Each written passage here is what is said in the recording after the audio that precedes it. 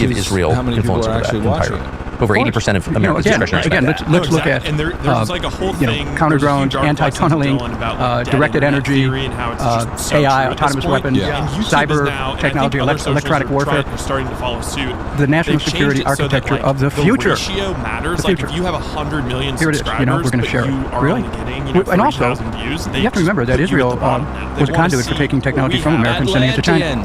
There's no guarantees in this agreement that they can't. And the Soviet Union. Yeah. I mean, Jonathan Pollard's secrets, which he stole from the United States military from the Navy wound up in the hands of our rivals, the Soviets. Well, you don't have to spy or steal if everything's open and you're ready to you have a seat at the table, do you? And you know, this is, and then as you pointed out earlier, because of you guys. How are we supposed to compete with Seriously, genocide. thank you for supporting the show. partners. Keep commenting, liking, subscribing. Because we're not just, you know, when I get back taking from Italy, in their we are throwing up IDF some today. set decoration. We're taking in and the values Doug Smith had a great that point. we've We seen have to demonstrated, or feature lack of values. a framed picture moral of Lindsey Graham law, with international that law. wand cup.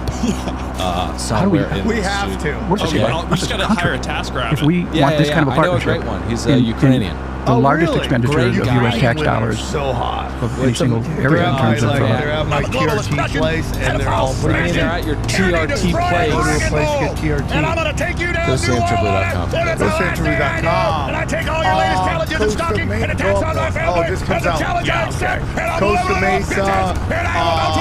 Buddy, go, babe. Albuquerque. Oh, I gotta get that. The flyer for that. That was when you decided to take a live feed at 5000th episode, and then Miami. I'm very excited to be back. Miami. You're gonna get a couple of bufungos. I don't even know what that is. You're gonna get a couple of Disease that Darth Smith could get when he's raw dogging people. You got Mofungo? Yeah, you piss cold. I'll get some Mofungo. You piss ice cold with Mofungo. It actually feels incredible. St. Petersburg with my good friends at Joke World. Hell yeah. Their inaugural thing. Lawrence, Kansas, Tulsa, Oklahoma, and then closing it out, Skankfest in New Orleans, and then Austin. Oh, wow. December dates, holiday cheer. Sammy's going to Austin. Guys, are you guys freaking out that it's almost halfway through the year? Isn't that crazy? No, time is slowed because of my child, and so I kind of No, it will speed up. She's growing really fast, but like no, but your understanding of time will be based on your children. Yeah. I don't. You know what he's talking about? Yeah. It was like, oh my gosh, she's 2. Yeah. Oh my gosh, she's 3. Oh my gosh, she's 4. That is so scary, man. Yeah, that's how you're gonna tell time. Oh my gosh. My daughters are graduating kindergarten. What? What'd you And my say? daughter's like, I'm like, let's do homework. She's like, it's too hard. I'm like, this is as easy as it gets. And now our it will coming never be attraction. easier than this. Just trace. Dude, if we, when my daughter, and if I'm blessed to have more, we will. Are you just blasting yet? We love you, We're just trying to fucking survive having a 1-year-old child. Okay? If you need a bowl. Hey, Libtard, Rachel Maddow called. He wants his shirt back. You, Alex. I'm just saying. What the fuck did you just say? If you need a bowl, If you need help. if I need Dark Smith to inseminate my wife, I can ask him. Too far. That went too far. Plumber. While you were on the roof, did you That went too far. Matter of fact, no, that's why when I was at the home Okay, position, let's go into the stories. We got a lot of stuff to get to. Today, what are we talking about? What are we talking about, Dylan, today? The Euphrates drying up, signaling the armies of the east. No, I thought it was filling full of water. It's not. I saw it, dude. and then you also couldn't find any So much liquid in your mouth when you started talking. Are you aware of there being a bullet? Well, anyways, the Euphrates River is contrary to what Sam said. I thought it was dry and now it's filling up. No, it's actually crying out for help. that is advertising himself as police with red and blue flashing There's lights. an amazing video at the bottom of this. And the reason why this is so important, obviously the conspiracy folks know, but Revelations chapter 16. Mortal Kombat! There is, well, what do you know about Revelation 16? I thought it was that the river will fill up. I guess I'm wrong. Get your hands on the steering wheel. Go dry. Get your hands on the steering wheel. And that is the side of Do you have a weapon in this vehicle? Yes. Why are you advertising yourself as police? John saw some pretty wicked stuff. Why are you advertising yourself as a police vehicle? Give me the keys. Do not reach for anything else that I'm going to tell you. Give me the keys. Are you a police officer? I was. But you're not anymore? I really do wonder how much But you are not a police officer. You've got red and blue flashing lights on a van that says church police. You're using your red and blue, you have police marked all over this Yeah, you vehicle. think people bouncing around a couple of different dialogues? Someone just heard some voices. They're like, it's got to be God. Can't be just voices. Well, but that lends even more credence to the fact that it might be God. Carl Jung studied nutbags, and he was like, they're closer to God than we are. They're off the reservation. They're in the clouds. And they're but you know, it's crazy because the Book of Revelations was written. There's like all this like the beast and the three things that it says are coming. It's like the beast and the serpent and the dragon and shit like that. No, none of it's good. But people theorize that it's all about like political systems. Like it was written under a pretty extreme, oppressive. What is this? The tribulation, the Antichrist, the false prophet, return of Jesus, the final judgment. Can you open my song right there, my God? Dude, I got return of Jesus, dude. I got Do you mean getting shaved and stuff? You know, in a proper wardrobe. Jesus is going to come back like Perez Hilton, and if you have a BMI that's too high, he's just going to go, ew, hell. I don't need you to narrate everything. Get out of here. Hell. But I've had people I know on my show, and they all a lot of near-death experiences. And they come on and they talk about their near-death experience, and everyone's is different. Yeah. And they always talk about what they had to experience was all the wrong that they ever did. But it was never what weird shit they did sexually. Like, no, it was like, oh my God, I ate your ass and cum. It was never that. It was always like, you were mean to people, you stole from people, you hurt people. Because why would it be eating someone's ass? I guess it's a bad thing. It's not a bad thing to do. Why the hell would the maker bring forth this image of you eating a peach when you stole it from people? APCOA is the Hispanic American Police Command Officers Association, the oldest and largest association in the United States of Hispanic American command officers. The organization acts as a faithful initiative which focuses on uniting police with communities through the connections of local faith-based organizations. You went down on a girl who was on a period. That was disgusting. Hell. You know what we're doing? You don't need to speak to me. I haven't advised you of your rights yet, okay? You've been detained. Who else is coming with us? So, anyways, this is a fun time. What's that? I mean, if you can find so John has some pretty, some spooky visions. And evidently he's on this island in Greece. He was tripping balls, having conversations with himself. He was exiled from Rome because he kept talking about Jesus. They were like, enough! Go! That's what they said. Shut up, John! Go to these islands. So he goes to these islands. He just starts tripping out, right? And he has this vision, writes it down, sends it to 7 churches across Asia Minor. Where's your driver's license, sir? In your back pocket? Okay. I was going to mess with that. I don't know how you operate that. Didn't know one. Have you seen Mike lately? Yeah. I talked to him. Do you understand how this would draw my attention with your flashing? You already know it's going to be some bullshit the moment that you see some hoop earrings. I mean, you see hoop earrings, it's over. So just, I want to be clear. It's the 2 down there at the end of the cart, and kind of red hair guy. Yep. And they previously shoplifted before? Yeah, they come in here. I've seen them in here a couple times. I'm going to give them the you don't want their business speech. Thank you. Hey guys, how we doing? Hey, need you guys to leave the store without taking anything. Okay? You guys are identified as previous shoplifters. Yeah, store security said they called us here. They said you walked in with another guy just now. And they literally pointed you out. Both of you. Yeah, both of you guys are trespassing the store for life, and you need to leave. You know what gives it away, bro? What? Those stolen jeans. The jeans with the stolen tags on them, and then so you guys. So he's stealing jeans, and then he goes to fucking Home Depot. He's stealing shit over there. Oh my God! Why can't we just round them up? Leave the store, okay? If you don't leave now, you're gonna get arrested for trespass. You guys understand? You can't come back. I didn't do anything. Oh, cool. They don't want your business. They don't want your money. Yeah. The store security. It's really simple. Absolutely. They don't want your business. You gotta take those gloves off. You gotta leave. I'm not a weirdo. I'm just doing my job. You gotta leave. Okay. Is it a weirdo? Sure, if I took your dirty fingerprints outside and got your fingerprints, you'd have a long history of. Excuse me? You want to check it out? Come on. No, seriously, I will stop. No, I want you. I will grab my purse. Yes, okay, you can take a purse. Go ahead, you I want you to take my fingerprint. Thank you. Take my fingerprint. Seriously, I proved you wrong. Okay, thanks. We would have to go all the way out to my car out front with fingerprints. Cool? Yeah. That's really, really rude. I don't care. You're really, really rude. You're going to tell me I have a long Google. Go ahead. It would be a really fun end to my day. I just don't think you should be slinging around terms like that because it's rude. You gotta leave the store. I'm gonna arrest you for trespassing. Keep going. Just keep going. leave. You gotta clear the store. Just clear leave. the entire parking lot. Just leave. Hose. Oh boy. Yep. Hose mad. Oh boy. That's actually called disorderly conduct. Stop Arrest where you her. are. You're under arrest. Stop. If you start to run, I've already told you you're under arrest. If you start to run, I'm gonna chase you. Stop. Did you do anything wrong? Are you If you swing. Oh man, I love it when cops do this. This is amazing. Get this stupid bitch. No, I didn't do nothing wrong. I swear to God, I didn't do nothing. She was trying to bite. She looks like a biter. No. Oh no. I didn't do anything wrong. You guys are fucking out of pocket right now. I swear to God. Out of pocket? I didn't do anything wrong. Let it go. Are you serious? For what? What did I do? Ironic for a shoplifter to say Tell me what the fuck I did. Tell me what the fuck I did. Tell me what I did. For throwing their property on the ground. Yep. Are you fucking serious? That's You right. guys are so out of pocket. I'm you're trying to pay me my money. I have money, cash money, okay? You were told to leave the store. And I did. 7, 8 times. No, I feel literally Let go of your purse. Let go. You're not arresting me. Yes, we are. No, You're not arresting me. You're not arresting me. Why are they all like this? Really? Like, this is insane. Like, what is wrong with them?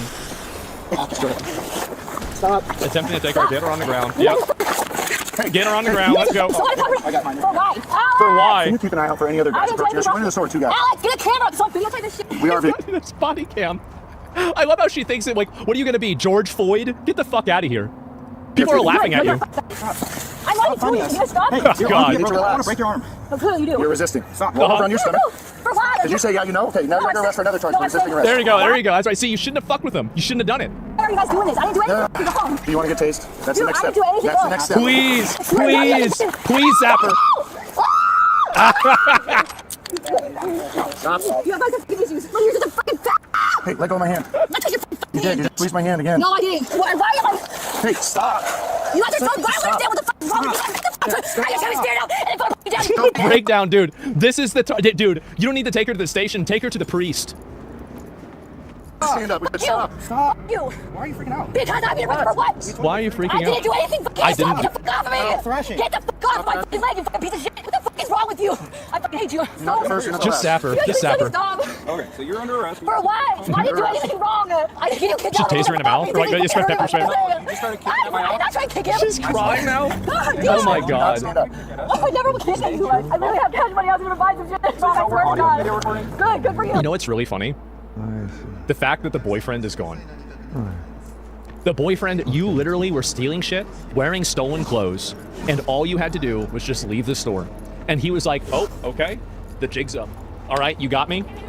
Understandable, have a nice day. I'll go to the next Home Depot. And he even left this girl, bro. Like, he just left this.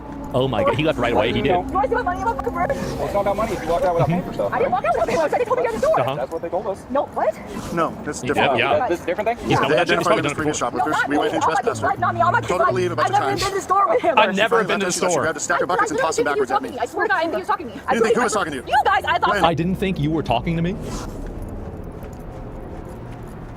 When we were in the store, yeah, I was talking to you. We said many times. I said you guys. Are you kidding me? You guys are trespassing the store for life and you need to leave. Me? What are you doing? Me? I didn't think you guys were talking to me.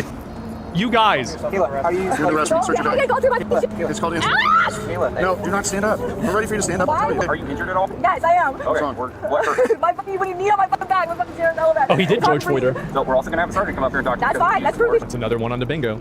Now the sergeant's coming. Fine. You want to stand up? I can sit down up now. How is this legal at all? Actually, you know what? Do you have anything in your pockets? Anything on you that's going to hurt me? Poke me, stick me, needles, knives, explosives, guns, anything like that? No. Let's walk over here to this back of the car. No, I didn't do anything wrong, seriously. You guys are so fucked up. Stop reaching. I'm trying to put my pocket back You don't have to in. put your pocket back in. It's the lowest of the priorities right now. It's absolutely Push your illegal. pocket back. Wait, what's this? Oh, you guys can't see it. Ooh, uh-oh. Somebody's been very bad. Oh no, what's going on here? Did we find a bonus item? Why would you crash out when you're carrying drugs? How's this even like? No drug laws in Kent. Not even. I just put this New girl. drug laws just signed into effect I thought you could. Signed into effect yesterday, and they're gonna get her for it today. Oh my God, I love this. And this is all because you were being an annoying, obnoxious fucking bitch. That's exactly it. Yesterday, bro, you didn't see the new patch notes. You got nerfed. This arrest took place in Kent, Washington on May 6, 2023. Possession of drugs in the state of Washington was effectively decriminalized ever since 2021, meaning people couldn't be charged for possession of controlled substances in public. However, just 4 days before Kayla's arrest date, an ordinance banning drug possession in the city of Kent was unanimously approved by the city council. So Wow. Wow, bro, like that is bad. Kayla could be in very big trouble for having the pills and drug paraphernalia in her possession. I literally just put this coat on. I swear to God, I'm not even kidding. I just put it on. Oh, she has a kid. Why am I doing Why that? is it that every single one of these stupid women have kids? It's so annoying. It really is. Like, I don't understand. Like, you know what I got? I got a pink lemonade. I got pink lemonade from the gas station. I like pink lemonade because they're cum dumpsters. I guess so. Seems like that. I mean, like she does have hoop earrings. You're under arrest. You're under arrest for disorderly conduct, and you're under arrest for resisting arrest. Because I didn't do anything wrong. I was there's no reason I should be arrested right now. Literally, no fucking reason I should be arrested right now. This is so out of pocket. There's no reason. Whoa, what's this? Minor, but one of the visions was not my that meth pipe. there are. Oh no, I didn't do anything. What was it? The 7 seals? I'm a good life, I swear. Can't that scare you? Yeah, don't worry about it. They'll be gone soon. tribulation, a period of unprecedented hardship characterized by 21 divine judgments represented by the breaking of the 7 seals, the sounding of 7 trumpets, and the pouring of 7 bowls of wrath. Oh my Do we live in a ghetto? God! By No the way. way, how is there not Sweep the underside of your bra. Make sure you have band it. named Hey, what do you 7 stand for? Bowls See my of name? Wrath? I would go see that band. They Get in the box. fucking rock. It would rock so hard. Power chords? Are you kidding me? Hello, Liverpool! We are the 7 Bulls of Wrath! I would fucking rock out to that. God. Like opening for Tool, that would be fire. Is dude. Tool your favorite band of all Tool time? is my favorite band. Eminem's Get in the box. It's time for you to go in the box. Are you sad Get in the box. that, Get in the box. Get in the box. yeah, for sure. What type of warrants does she have? Atticus Ross and bonus. who's the fucking Bonus. main guy? Oh, wow. Maynard. Think about, I Maynard. want you guys to understand that Oh. we have literally probably 9 Inch spent Nails on is this who? piece of garbage. That's, We've probably spent $1 what's his million face? Come on, in dude. That's Atticus administrative, Ross and legal, what's his policing, face? Restitution. We probably spent $1 million Trent on this piece of Reznor. garbage. Okay. These are all the right. people that I was Real talking serious about guy. whenever Yeah, I said he's these are the super extremely senators. serious. If you just and, snapped every single I one don't of know these how people you're out of it. rock star and serious. He's You're super like, dude, I serious, won the and lottery. honestly, dude, like the Social Network, amazing, right? Amazing score, and then the rest of his movies just sound. It's all like they sound the same. Fuck, it's the same thing every time. All right, so anyways, let's roll this video on the Euphrates because I think that Sam is really going to respond well to it. And any problems you have with this video, babe, just say pause. I want to address this. Okay. Okay. Babe? I can't hear it. I can't hear my stairs. Happy birthday, Matt Cox. Happy birthday to you. Happy birthday to you. Happy birthday, Matt Cox. Happy birthday to you. Happy birthday, buddy. Make a wish. Is this it's not going, right? Yeah, we are. Are we on? We're rolling. We're rolling. I gotta make sure my We're rolling, kid. How old are you? Old, bro. It's bad. So 57. 57. 57. Is that officially boomer age? I don't. I think you're on the borderline of boomer. No, I'm not. You're not quite boomer. You might be Gen X. Why? I'm tilting this, but it's pulling on here. I don't, is it, you want it pulling on that? No, you can unlatch it. Yeah, I don't think I like that. How you been?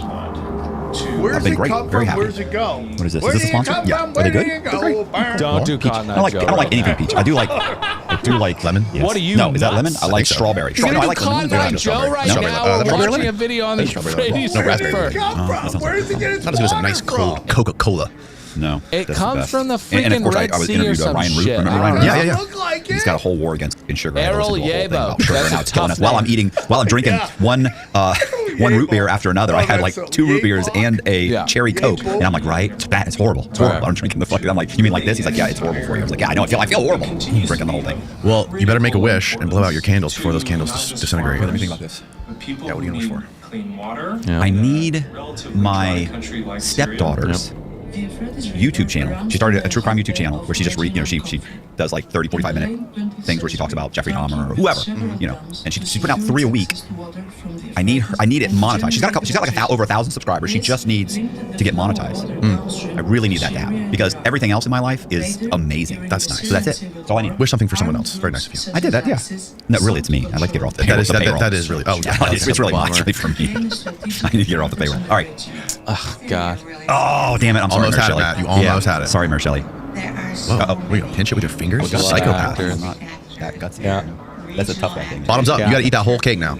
I can do that. You think you eat that whole thing? No, I'm not eating the whole thing. I mean, I probably could. I'm on Ozempic. It's a small cake. You're on the Ozempic? Oh fuck yeah! I've lost like 15 pounds. Pause it for 1 second. It's like there's When did regional you get on actors that? like Turkey. Last time I talked to you, what Syria, you the wanted? United States. Like I might have been, but it wasn't working. I'm not on Ozempic. I'm on whatever the off-brand is. There's some other version. Is it Retta? She listed 2 countries that are like I know. they It's a are. GLP-1. Yeah, same thing, but this one worked. Ozempic, I had like acid reflux, and it just wasn't working. This one works. California are also. Are you still on the gas? Like that. That's how I know we'd be. The test. Oh yeah, of course. Okay. So we're How's that a going? regional actor That's great. in Except I haven't been able to work out lately because I've kind just of been going crazy. nonstop. You're just not hungry. Because when we first talked, you first got on it, you were like super hungry. I was hungry. That's what I'm saying. I got on that. And I gained like 20 pounds. Right, and now with the Ozempic, it's right. You're not hungry anymore. No. So listen, I went from 170 up to 95 pounds. Is this where you want me to go because of the nuts on test. climate change? It's just made me hungry all the time. And then I lost like, I was like, okay, this is getting too much. So I tried to lose weight. I lost like 10 pounds. Really? But I was hungry all the time. So then I got on things in here so that we, whatever the name of it is. Anyway, and then I lost an extra 15 pounds probably in the last, dialogue. I don't know, about month and a half, month things. Okay. You hopped on the bandwagon. I mean, everybody is on the Ozempic. I feel horrible. And I feel horrible. And everybody looks like a melted candle. Look how. Yeah, I'm taking my hat off. I don't wear the hat. You don't. Yeah, you do. Show off that hairline. Magnificent hairline. That is not the hairline of a 57-year-old. I'll tell you that right now. Oh my gosh. I heard also that the GLP-1 kind of like reduced your overall desire to do things. Like not just eat, but any sort of like general desire, even like sexual desire, things like that. What do you mean? Yeah, I would say that's part of it. Look at his face. That's unfortunate. It goes up to his eyeballs. It's that and how do you remedy that? I don't know. I'm so motivated. Here's the thing. I would motivate. Well, first of all, the test. It's kind of like you're fighting each other. Cheeks, You know, you just gotta when that feeling hits you. Some people like you know what I that mean? rugged You gotta look, just grab you them and know? throw them over your It's shoulder. the I just new grab Jess, throw her over your shoulder. I like a little shank of What she's shit ready for, going up you know? straight towards my eye. It looks like a little octopus arm of hair. Side effects of that kind of stuff? Or It's really you're just in cute. for, All right, in for a so- good time, not a long time. Yeah, I mean, I'm 57. Anything that happens, it's obviously, like I've lived my life. it's well, Things go bad. I expect it to go bad. I didn't think it'd make it this long. It's beautiful to see a story like yours. A guy that goes from the ultimate top of the world, driving around in Ferraris, stealing millions of dollars from banks, living large, traveling the globe on the run, to federal prison for how many years? 12 years? 13. 13 years. Bottom, come out of federal prison. You're in here with no fucking money. I'm giving you $1,000 for Christmas so you can afford Christmas. I was so excited. And now He just mailed it. And he just mailed a pack of money. No, it was like a money order. He mailed me like a $1,000 check one time. And now you're rich again. It's a beautiful thing. It's the American dream. I'm doing okay. Let's not get crazy. That's why I didn't buy you a birthday gift, because there's nothing I could buy you that you couldn't already buy yourself. So I figured cake would do the job. 100-pound Jess didn't give me a cake. hailstones? If one of those hit you, not yet. Oh, I got Maybe hit by tonight. tiny ones and it hurt. 100-pounder? Yeah, it's good times. 100 pounds, that So gives what's been you a going on? How's life treating concussion. you? How's the podcast? Straight away, you gave I mean, the it podcast is good. You concussion. Do you ever feel like we've had this conversation? Sometimes you hit a plateau. Right for the return of That's how I feel. Jesus, Like I feel like I hit a. We've hit. We'll hit a semi-plateau for a month or so, and then bam, it'll start doing great again, and then you hit a little plateau. Jesus is so right now I feel like we're kind of hitting. We hit a plateau over the last month or so. If you have a BMI that's too like a high, month and a half ago, we were A plateau. When you say, are you talking in terms of like views? Like everything's getting between right around 100,000 views, and you're like, maybe 80,000, somewhere on average around 100,000. You're like, and then you're like, okay, well, I mean, the last 6 videos or 8 videos are all roughly 100,000. You're like, okay, that's it. Like that, and it's a plateau, and then suddenly, bam, you'll have something that hits like 250,000, and then the next one's like 180,000, and then you're like, wow. So everything starts to go up again, and then you still think about that with all the podcasts that you do every week. Those are Nephilim giants. Yeah, I still watch them. Really? Yeah. I feel like once we started doing 2 episodes a week, I just didn't have time. I think space is probably. I kind of pay attention. I kind of like, if we have one that doesn't do a ton of views, I'm like, okay, great, whatever. We got another one coming up in 2 days. Like, let's focus on that. I'm not saying that it's keeping me up at night, but I'm mindful of it. For instance, we were at one point we were getting, just on average, just an average month was 30,000 new subscribers a month. It was like 1,000 a day, and that was going on for months and months. So you get used to it, and then when it drops down and suddenly 15 or 20,000, you're like, what's going on? Like I'm gonna have to sell my car. What's happening? You're total panic. Yeah. And then, like right now, I think we're at 24,000 subscribers a month. Review. And it's like, when really, let's face it, 3 years ago, if I'd gotten 24,000 subscribers in a month, I would be. I'm here. Hey, what's up, I would dude? be on top of the world. And now it's, who keeps me level-headed is Colby. I'll complain about something, and Colby will walk over, he'll close his phone for a minute, he'll walk over, and he'll go, that's what the numbers were a year ago. And I'm like, okay. Good job, Colby. So I have to constantly tell myself, stop looking at month by month. Yeah, 100%. It's easy to get stuck in that rat race mentality. Where you're just trying to like constantly compete with yourself and beat the following week, the following month, the following year. It's just like, I'm also zoom out, look at the big picture. Life's great. I'm also constantly trying to Lucy Fours, maybe? do more and more, which is stupid because I'm always like, I'm so busy. I need to, when things calm down, I'll be able to work out more and I'll do this and this. And Jess is like, it's never. I'm giving up balls in. It's never going to. Thank you for the correction. I'm giving up balls in. Throwing on more and more stuff to do.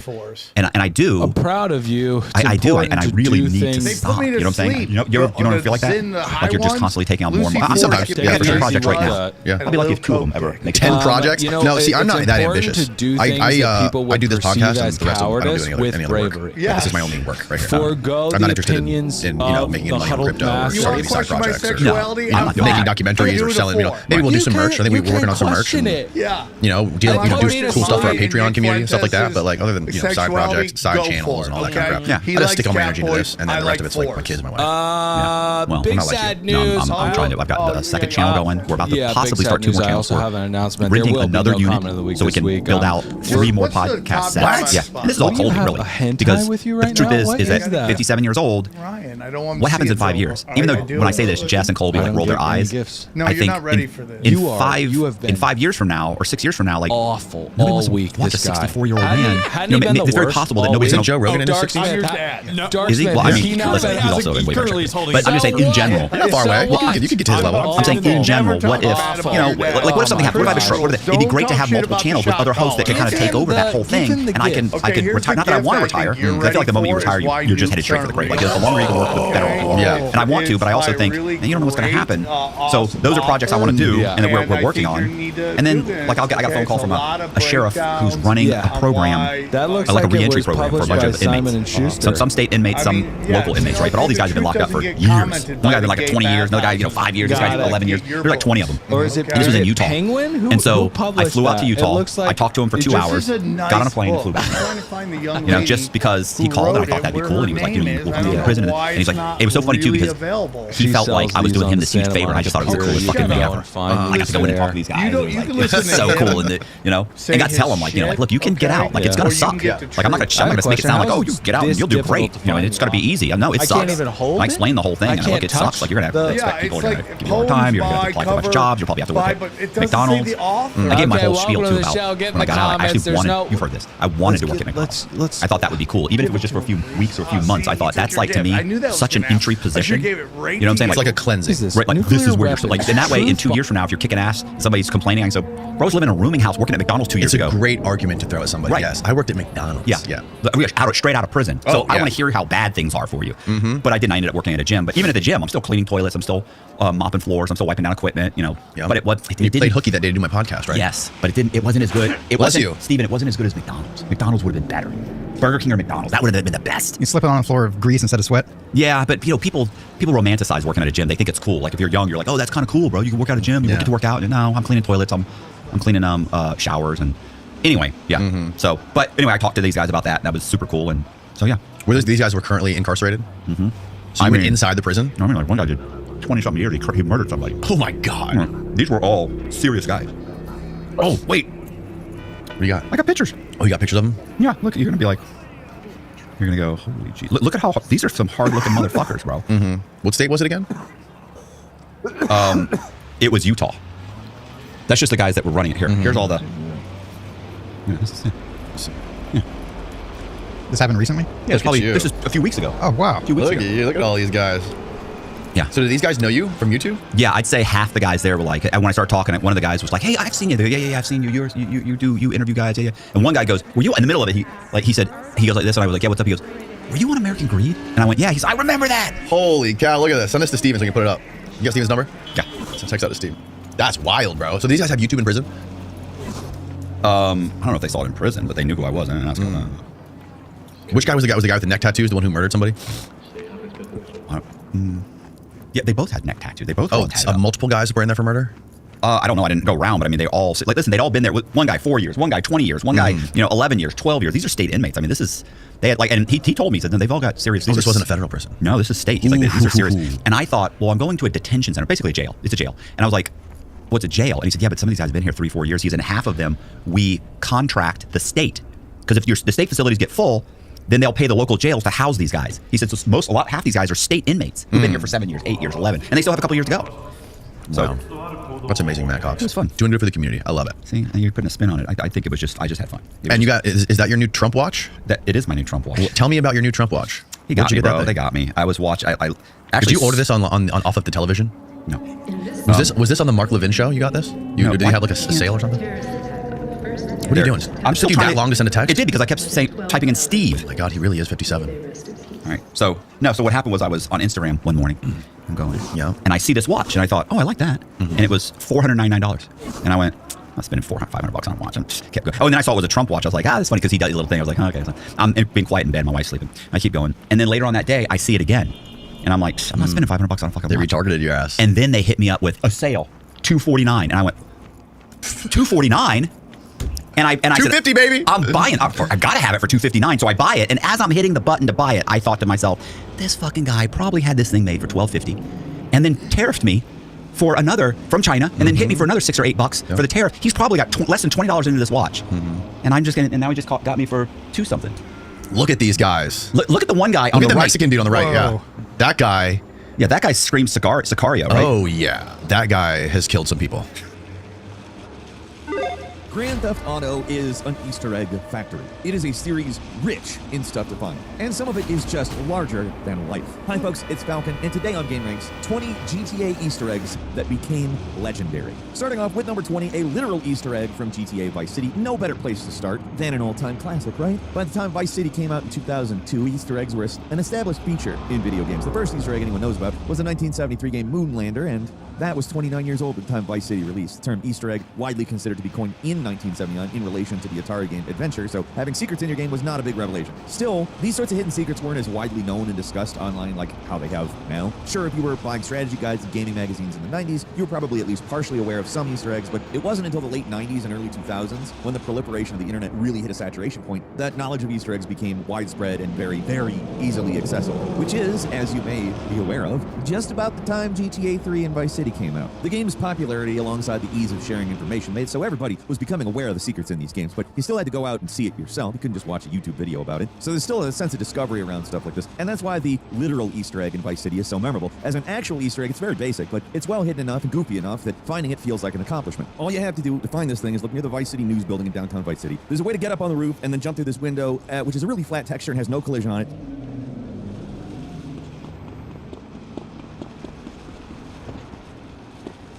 So then you pass through it, you enter a room containing a simple brown Easter egg on a pedestal. The pedestal is a good touch. It adds some class to this thing. And like a lot of GTA's Easter eggs, it feels like it's making fun of you, but instead of just some slightly amusing text, you get fully modeled and textured literal Easter egg. So they did put effort into it, which is more than I can say about some. I mean, to be frank, similarly legendary Easter eggs in past and future GTA games.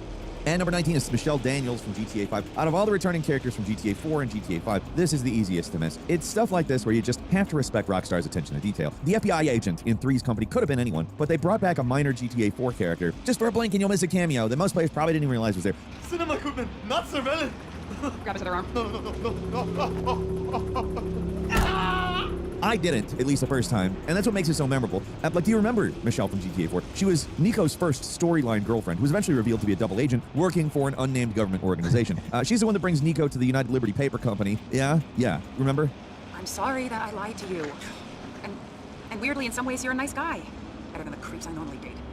Anyway, after that, she's gone from the game, and Kate McCreary replaces her as Nico's canon girlfriend until she shows up in GTA 5. She only gets one line, and it's hard to tell that it's supposed to be her, but her identity card has Michelle on it, confirming it is the same character. The funny thing is that while the identity card does make it clear who it's supposed to be, it also creates a small continuity error because Michelle was her cover name, and her actual name, as revealed in GTA 4, is Karen. They did at least go back and fix this when she appears again in GTA Online, where she assists with the setup for the Humane Labs heist and is properly identified by her actual name. In hindsight, it's kind of odd that out of all the characters from GTA 4 make a cameo in GTA 5, she's probably one of the most significant, while being someone you might not even realize is a character from GTA 4. And number 18 is the Statue of Happiness in GTA 4. Speaking of GTA 4, we got to talk about the most Easter egg dense location in the entire series, the Statue of Happiness. This is, as I'm sure you're all aware, the game's version of the Statue of Liberty, but with some noticeable alterations. From far away, it looks pretty similar to the real deal, but closer up, you see instead of a torch in the right hand, it's holding a cup of coffee, which is either a reference to the fact that tons of people go to Starbucks or a reference to the hot coffee fiasco. Bomb, an explosion of lies, hacking hoaxes, poems by Tamara Chevelle, covered by Cosmic Energy. Yeah. This is unbelievable. Well, it's a spitting image of Hillary Boy, Clinton, Ryan. who was a key player in the whole government. Oh boy, Ryan. Buckle up. This is going to be a hell of a book. I mean, can't wait, Ryan. I'm looking for you these books. This looks like a collection of insane things that homeless people staple on telephone poles. It looks like someone has gone around in the craziest neighborhoods and just yanked down crazy shit on telephone poles. Gave me that, and I want to give Ryan beating heart of the statue. Can you hand it to Ryan? Yeah, You're sorry. not ready for that. Sorry. Middle of the statue. Ryan, when you're doing whatever weird shit you're into now, why don't you just put that on her back and flip the pages? Don't get any Gogurt on that, okay? Don't get. That's a really sweet gift.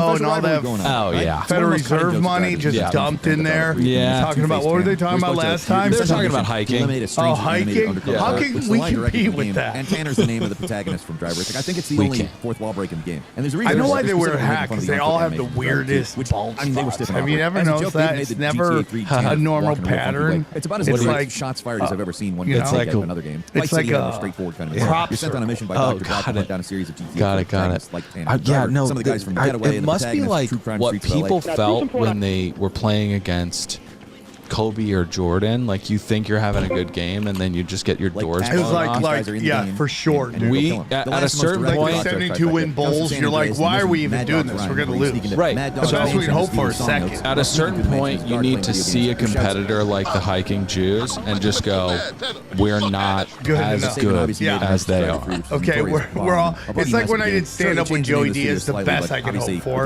was second best. Yeah, that's all I could hope for. Well, how are we going to beat It's hiking. It's a funny show, but It's listen. just riveting. My own mother gives them more hype than she gives me. She's like, "You're my son," but they are amazing. They are really amazing. All right, go to samtripoli.com for dates. Ryan's sending out pussy flares right you know, now. on Twitter you're allowed to lie, so I mean it could be a total bullshit. On Twitter you can just lie and nobody cares. Well, you can do that all over the internet. Well, you know what's very interesting is Patrick really Bet David. PBD, what's up, babe? So it's not Hey, like, babe. inherently Hey, babe. done well. Hey, babe, he was talking about how YouTube now has changed their algorithm. Oh, Dark Smith sent me that, yeah. And now, like, Mr. Beast went from like 500 million views on videos down to 50 million. Like, that's a crazy number. Well, good, because that's how many people are actually watching it. And number 11, apartment 3, like Vice City. No, exactly. And there's like a whole thing. There's a huge article I sent to Dylan about like dead internet theory and how it's just so true at this point. Yeah. Because YouTube is now, and I think other socials are starting to follow suit. They've changed it so that like the ratio matters. Like if you have 100 million subscribers, but you are only getting 30,000 views, they just put you at the bottom now. They want to see what we have. Atlanteans, assemble! We are going way past our view. Oh, guys, we left the balls. What were they doing? The balls trimmers way in the dust. We're behind a crypto bro, the hikers, and some anime. It's all because of you guys. How are we supposed to compete with Seriously, thank you for supporting the show. Keep commenting, liking, subscribing. When I get back from Italy, we are throwing up some set decoration, and Dark Smith had a great point. We have to feature a framed picture of Lindsey Graham with that wand cup somewhere in We the have to. Okay. We just gotta hire a task rabbit. Yeah. I know a great one. He's Ukrainian. Oh, really? Great guy. Ukrainian women are so hot. Well, They're at my TRT place, and they're all What do you mean they're at your TRT place? Go to a place to get TRT. Go to samtripoli.com for dates. Go to samtripoli.com. Costa Mesa. Go up one. Oh, this comes out. Yeah, okay. Costa Mesa. Way to go, babe. Albuquerque. Oh, I got to get the flyer for that. I thought it was way deep in June. The 1000th episode, and then Miami. I'm very excited to be back in Miami. Ooh, Miami. Miami. You're gonna get a couple of mofungos. I don't even know what that is. You're gonna get a couple Is that a Cubans. disease that Dark Smith can get when he's raw dogging people? He's got mofungo. Yeah, you piss cold. I'll get some mofungo, You dude. piss ice cold with mofungo. It actually feels incredible. They could remove it because it's exactly what they do in GTA 5. There's a similar bug on the main St. Petersburg with my good friends at Joke World. Hell yeah. Their inaugural thing. Lawrence, Kansas, Tulsa, Oklahoma, and then closing it out, Skankfest in New Orleans, and then Austin. Oh, wow. December dates, holiday cheer. Sammy's going to Austin. Guys, are you guys freaking out that it's almost halfway through the year?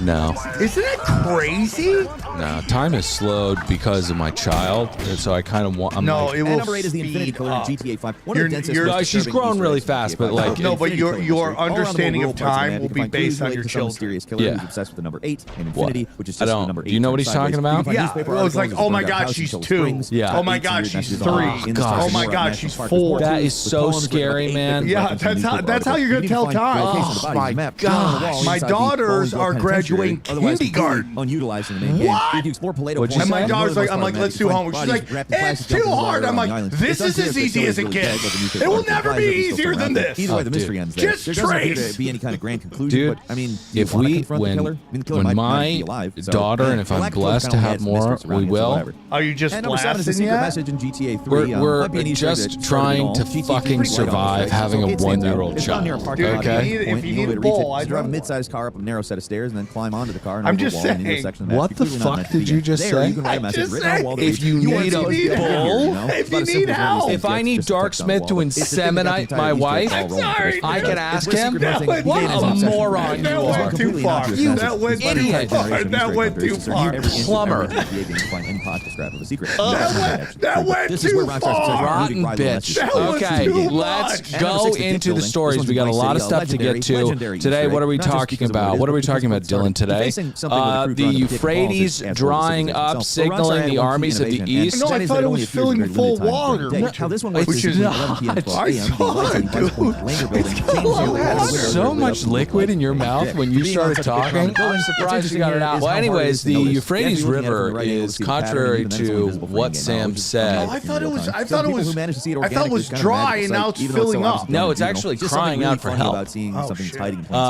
There's an amazing video at the bottom of this, and the reason why this is so important, obviously the conspiracy folks know, but Revelations chapter 16. Mortal Kombat. There is. It wasn't going to be a game that resonated with the audience and get low Well, what do you know scores. about They knew they had a Revelation bona fide hit on their 16? hands. That's why I you see thought the it opposition was memorial in that San Fierro, which is full the of river tombstones that will read fill RIP up. the I opposition, guess that's 1997 wrong. and 2004. It will go The dates of the years dry, when GTA came out, right? 2004 is And that is a San sign Andreas. of The idea the here is that apocalypse. Right? Yes. At the end of the day. Yes, so John saw some pretty wicked stuff, right? Yeah, I want to address that real quick. I don't want to insult anyone's beliefs, but I really do wonder how much of our religious dogma is based off schizophrenia. Tail end of the Xbox 360 PS3 era. Yeah, you think people bouncing around a couple different dialogues? Someone just heard some voices. They're like, it's got to be God. Can't be just a voice in his Well, head. but that lends even more credence to the fact that it might be God, because Carl Jung studied nutbags, and he was like, they're closer to God than we are. They're fucking off. They're off the reservation. They're in the clouds, and they're. I could go either way, you know. Yeah, but it's crazy because the Book of Revelations was written. There's like all this like the beast and the what. Is it the Right, next piece can of the you Mount quickly Chiliad look puzzle? up, what are the three things that it says are coming? You already know the answer. It's like Yep, the when beast translated and the Morse code, it serpent says, and the I quote, "Hey, you dragon never and call. shit like How'd that. you None of fancy it's going good. bowling? No, Just a none of it's reference to good. Roman But Bell's phone people call from theorize that GTA it's 4. all about like political And number three, systems. Ronald Like it was Reagan, target written practice in under GTA Vice City. An a interesting one. pretty One of the rare Easter eggs that actually got removed extreme, in the definitive edition. It's oppressive. the legendary banned GTA Easter egg, probably honestly for a good reason. What I have is no this? idea what the The story tribulation, is on the But if you went Antichrist downtown to and false Ammunition in Vice prophet, City, return of the huge one Jesus, that the has final Sam Hauser, judgment, one of the and creators of recreation. Rockstar Run. Okay. Dude, I got get right for the return of Jesus, dude. I got get right. Do you mean get like get in shape and stuff? It's a Photoshop of Ronald Reagan holding a gun with a picture of Mikhail yeah, Gorbachev proper on the wardrobe. Jesus is going to come back like Perez Hilton. If you have a BMI that's too high, he's just going to go, ew, hell. Those real world images for use in their video game, and that's probably why it was removed Get entirely, because they were using outta real world here. images, and while it was Photoshop, Hell. it I've probably had belongs to friends. somebody. I've It's had just weird people, seeing an friends, actual real people world I picture know of people in one of those on games. my You just gotta show. mask it a little bit, Yeah. but here it's just And those they are the all real guys. a lot of Possible is near-death never meant to be seen in the experience first place. I mean, the method for seeing it's pretty obtuse, but And they know. come It's possible on maybe and they left being talk by about their accident. Who knows near-death at this point. experience, and everyone's And number is two, different. see it in Miami. And they from always GTA talk 3 outside about the Francis International Airport. what There's a billboard they've- in GTA 3 that what advertises they Miami. had to Even back when the experience game was first came out, I remember all people the speculating this might wrong be the next game. Keep that in mind, they the ever original GTA did, didn't have just one city, it but had it three. was Liberty never City, what San Andreas, weird and shit Vice they City. did The fact they called it sexually. Miami Like, might no, have it was people like, consented it, oh but my who knows, God, it's I a ate her feature for the ass next in game. So college. It begins was Rockstar's never long that. tradition It of was always teasing like next you were GTA mean to postcards people, you to stole go from forward. people, you hurt Yeah, people. because you why hurt. would it What be makes it too eating legendary someone's is when it came out with the ass? I definitive guess edition, it's a most of the bad games thing. were No, it's not a unchanged. bad They were thing to purposely do. altered in some Why sort the of, hell would the maker upscaling bring type way. forth But this one got image a of full you upgrade. eating a It's teasing Vice peach City. when They're you've teasing stolen GTA from 6. people? Remember, when the definitive editions came out, GTA 6 hadn't been fully revealed yet. People knew it was coming. And then your freshman year. You went down on a girl who was on a period. That was disgusting. Hell. GTA franchise than the Hunt for the Sasquatch, right? It's got to be the biggest example of a fruitless Easter egg hunt in history because, I mean, you know how it ends. Also, there's not sure yet. Maybe anyways, it's a fun anyway, time. at least when it comes to Sasquatch, Rockstar did offer something to all the fans. But so John has some pretty, some spooky visions. This leads to the final and evidently he's on this island in Greece. He was tripping balls, having conversations with himself. He was exiled from Rome because he kept talking about Jesus. They were like,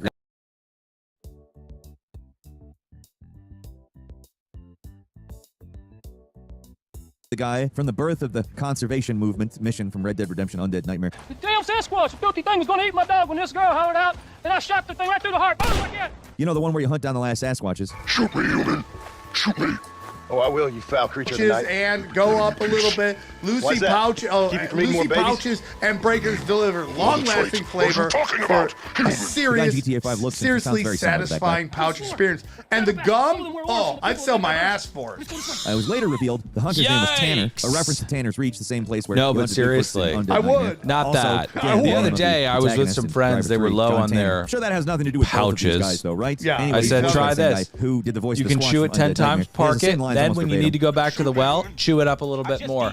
Everyone unanimously said, what's the promo code? Yeah, what is the promo code, dude? Yeah, well, we'll tell you what the promo code is in a sec. Yeah, but listen, Lucy's pouches go up to 12 milligram strength and have a unique shape that feels great. Yeah. Breakers are nicotine pouches with an extra surprise. I love that. Little Used to be ring the doorbell. Now it's a little with a fist fight with Teen Wolf, a reference that would have been outdated in 1995. You know, a long time ago, let alone 2025 now. I mean, if that's not the ultimate rockstar conclusion to an Easter egg, I don't know what is. And that's all for today. Leave us a comment. Let us know what you think. If you like this video, click like. If you're not subscribed, now's a great time to do so. We upload brand new videos every day of the week. Best way to see them first is, of course, a subscription. So click subscribe. Don't forget to enable notifications. And as always, thank you very much for watching this video. I'm Falcon. You can follow me on Twitter at Falcon Hero. We'll see you next time right here on Game Ranks.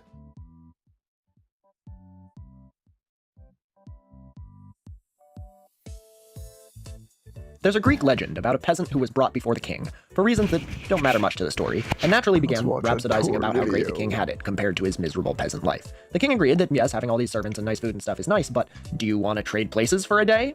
The king then had the peasant sit in his throne with access to all the riches in the palace, but above his head, the king hung a sword, dangling by a single horsehair. That, said the king, is the danger you face by being in a much desired position of power. Uneasy lies the head that wears a crown. But if you think heads of state have the right to be paranoid, the most rightfully paranoid people on Earth are, naturally, spies. These are people who traffic in lies for a living, people whose whole career is about not being who they seem. If you're sending out people to infiltrate other countries' intelligence agencies, and they get in, at some point you have to realize this must be happening the only opposite for way too. adults Who here of around legal age. Even if the answer is nobody, every customer is age verified. Warning: this project contains nicotine. Nicotine to get so paranoid that you become a danger to yourself and others. I'm scared of no ghosts. Okay. Lucy, thank you for sponsoring the show. Today's episode is brought to you by TaskRabbit. A man who, despite his messianic middle name, carries more of a demonic presence. When they showed up out of that hole, okay, I had to do a lot of work. I'm Parsons. These are my co-hosts, Jollibee the Durian and Thimble the Doll, and welcome to Tor's Cabinet of Curiosities.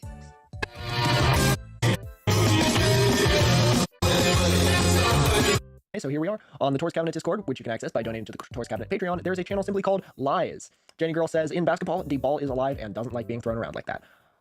Hey, we had a buzz in our refrigerator. What did I do?